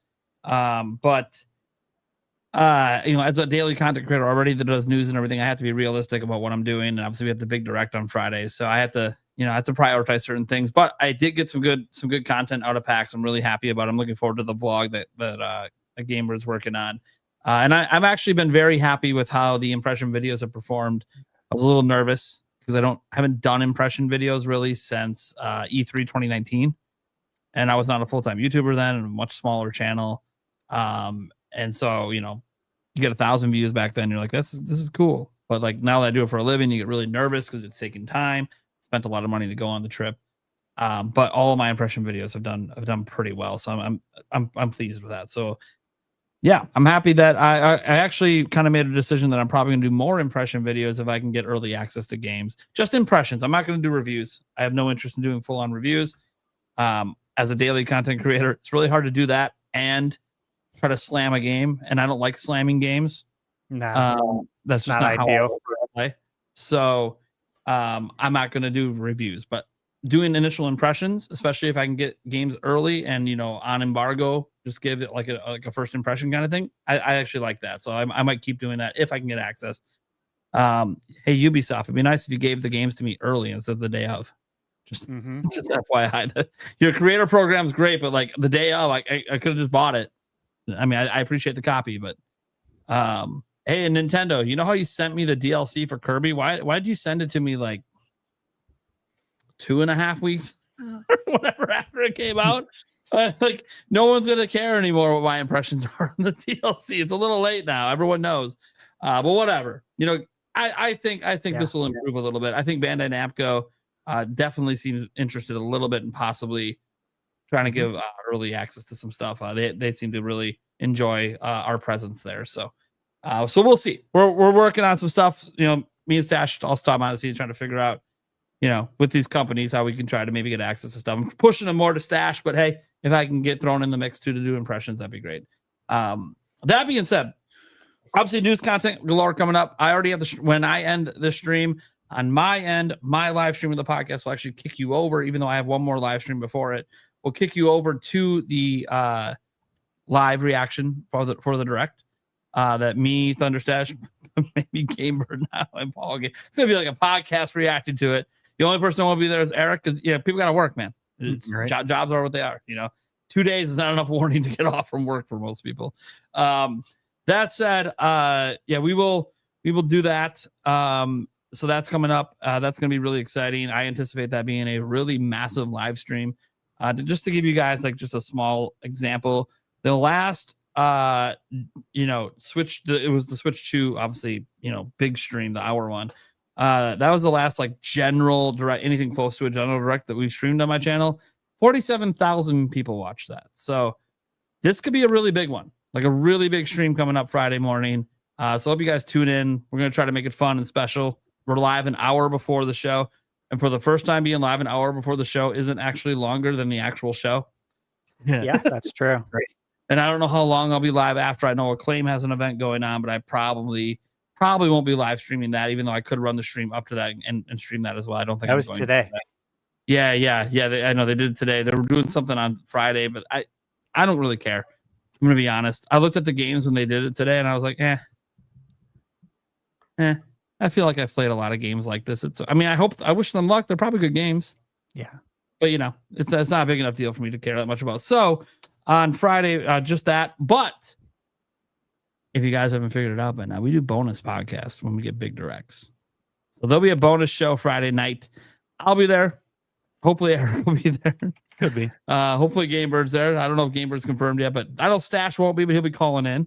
But the show must go on. I'm going to call him from the bachelor party. Yeah, N64 Josh is going to be coming on. So that's already confirmed. Oh, he might be a smidge late because he's on Mike Odyssey show, but he is going to come on to ours. He really wants to be on ours for this because it's just special. It's the first big direct of the Switch 2 era. Also, if anyone out there knows Flipping the Switch, he does like Liquored Up Live. He's hosted debates between me and me and Player Essence. He did Player Essence and Gamebird's best friend, AVS. So he's what is that all about? What is that all about? Angry Vigilante? No, the Flipping the Switch thing. What's that? It's his YouTube channel. And he does a podcast called Liquored Up Live. Where he just, he has a glass of his favorite liquor on it, and then the other guests on it could have it as well. But he hosts all like debates and stuff. It's a very small channel. It's a very small channel, but he's a really good moderator. Gotcha. So that's why a lot of people like using him for debates because he's just really good at moderating and everything. You need a good moderator, especially when the people don't get along that are debating. Anyways, so he just confirmed to me that he's going to come on because I wanted to make sure I had a couple people to come on just in case like Stash tries to call in, doesn't work, signal's bad or some shit. And then Gamebird has something come up, can't come on because it's a Friday night. It's tough. Friday night replace me with another old guy. Yeah, well, that's what Josh is here for. Yeah, that's what I'm saying. I'm glad you brought in another old guy. He reached out to me. He's like, "Wait, Stash is gonna miss it. I want to replace him." I'm like, are you trying to replace Stash on the show? Because that ain't gonna happen. I see what you're trying to do. You're sliding it into my DMs, Josh. I'm on to you. You made me spend $55 on just a meh pepperoni pizza. So I don't want to. Yeah, dude. I'm not gonna forget that. I'm not gonna forget that. That was the worst spending of money on pizza in my life. Just gonna be honest. That pizza was it's a lot. And the pizza was only it was thin. I don't mind thin crust, but it was like it's very forgettable. I'm gonna be honest. I felt like for the value, I probably could have got like one of those like $2 like square ones from the store frozen and probably enjoyed it just as much as I enjoyed that $55. Like the French bread kind? No, like the cheap ass one that's got air holes all through it. You can literally see. Oh, that one, the one that's even cheaper than the Tostino's or Totino's party. Totino's. Those are Totino's. Right? It's the worst fucking pizza. Almost like Hot Pockets. $2. Yeah. I don't really feel bad about it. Microwaved Totino's. Oh yeah, the microwave Totino. I mean, it could have been the $62 pizza that we were possibly going to look at, but I forgot about that. Yeah, Seattle, I was not impressed with their pizza offering. I will say this: the last pizza place we went to, the slice, that was fine. That was pretty good and reasonably priced for what you got. Yeah, it was pretty good, and that hot honey was nice.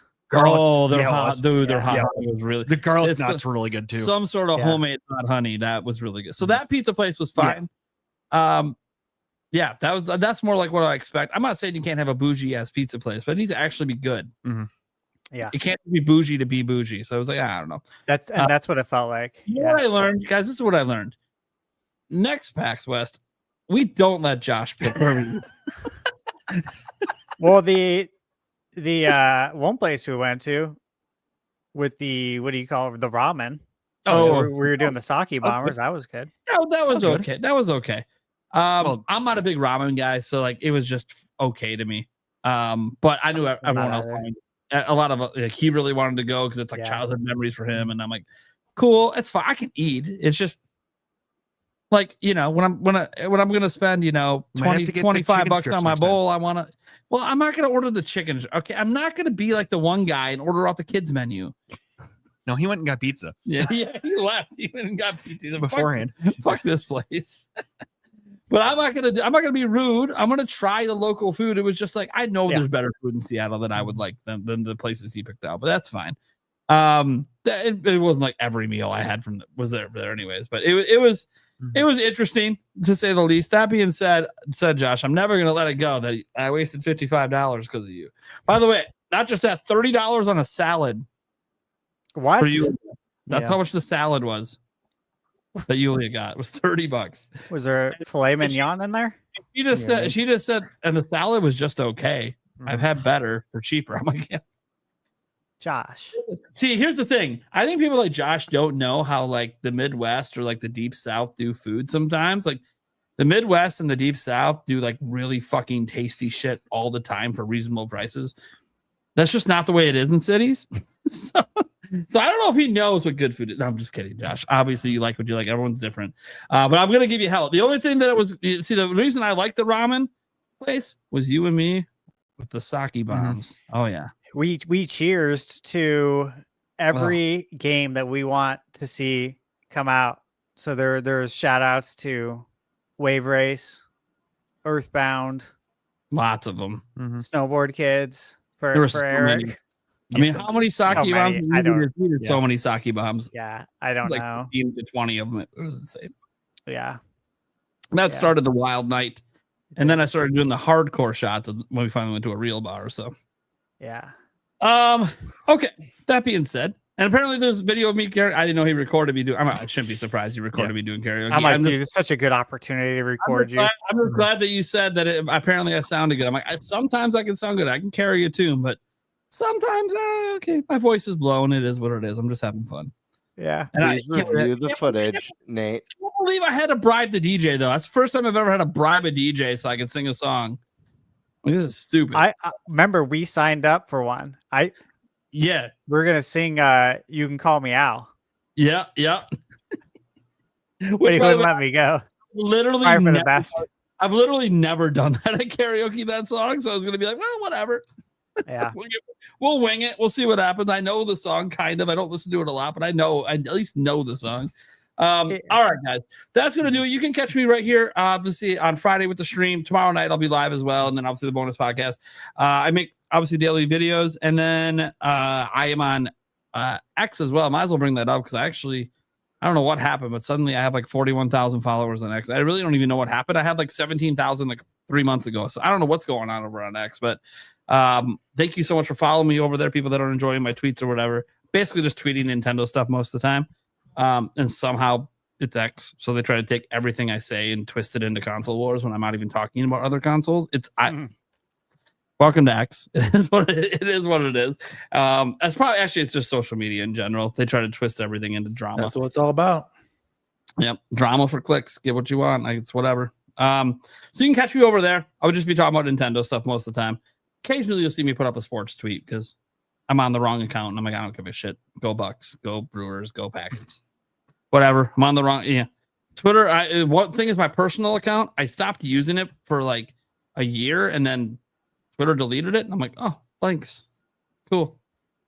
I guess I'll just do everything on the Nintendo Prime account. All right, whatever. Anyways, guys, thank you so much for tuning in. We'll catch you, same time Friday night. And obviously next week as well. Next week's actually a special one. I just want to note, we do have some guests next week, obviously, like we always do.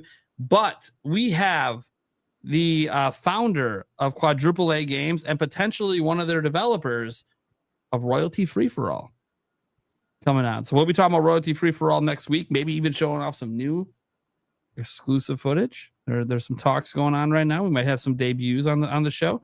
And it's a good chance to find out if you guys are really interested in the game, because they'll have about a week left on their Kickstarter. And the big thing about the Kickstarter, guys, is they have a Kickstarter. They're about halfway through to their goal. They're trying to get to 40,000. If they get to 40,000, here's why it matters for us on this show. If it gets to 40,000, if you like the game and we support it and get it there, they are going to be bringing it to Nintendo. This goal is specifically to bring their game to all the consoles. Mm-hmm. Basically covering all the fees and all the necessary stuff needed to bring it to the consoles. So this game is very, very fun. Like I had a genuinely really good time, and I wonder why. Why now? Yeah, yeah. But hey, the soundtrack. David Wise. Oh yeah, and Grant Kirkhope. Grant Kirkhope is a Legends. Kickstarter goal, right? If they reach their goal, yeah, they have a small sample from him, but like it's they want to do more. That's one of the stretch goals. Yeah. So I took the footage that we have for direct feed, and I synced it up with our footage to the exact second. Mm-hmm. That way, I could actually use our footage and then pipe in the soundtrack so people can hear it in the video. Yeah, I noticed it because the soundtrack's so good. I also noticed that when you go to the point where you're showing the direct feed footage towards the end, you put our faces by the characters. Yeah, like that. Mine's the only one that's blurry, and I'm like, well, I just want to make sure everyone knew whose ass was getting beat. That's why I put those pictures there. I was the only one that never won a match, so like. It's fair that like everyone else is like crystal clear and looks good. Then you get to me, it's like a blown up. I didn't realize that. I just screenshot you guys. I know that's what you did, but I was like, oh man, I could have gave you a better looking image of my face. But I'm like, you know what? Here's the thing, guys. I took last in every single match, so I deserve it. I deserve it. You deserve to be blurry. I did not ever get to third, never second. I did get some eliminations. I did knock some people out, but I was always last by a country mile. The game's really fun, though. Yeah, at first I was like, oh, maybe I'm second. But then Colin, the guy who runs Quadruple A Games, pointed out, no. The order of the characters here is the order they finished in. And I'm like, oh, so I've been last every time. Because the winner's big. The winner's big on the far right. Yeah. And then I'm right next to the winner. And I'm like, oh, cool. I keep getting second all the time. This is great. Mm-hmm. Fuck no, I'm getting last. Second's on the other end. Damn it. Anyways, guys, thank you so much for tuning in. It's going to be a good one on Friday and on Wednesday next week. We'll catch you then. Peace out. Bye.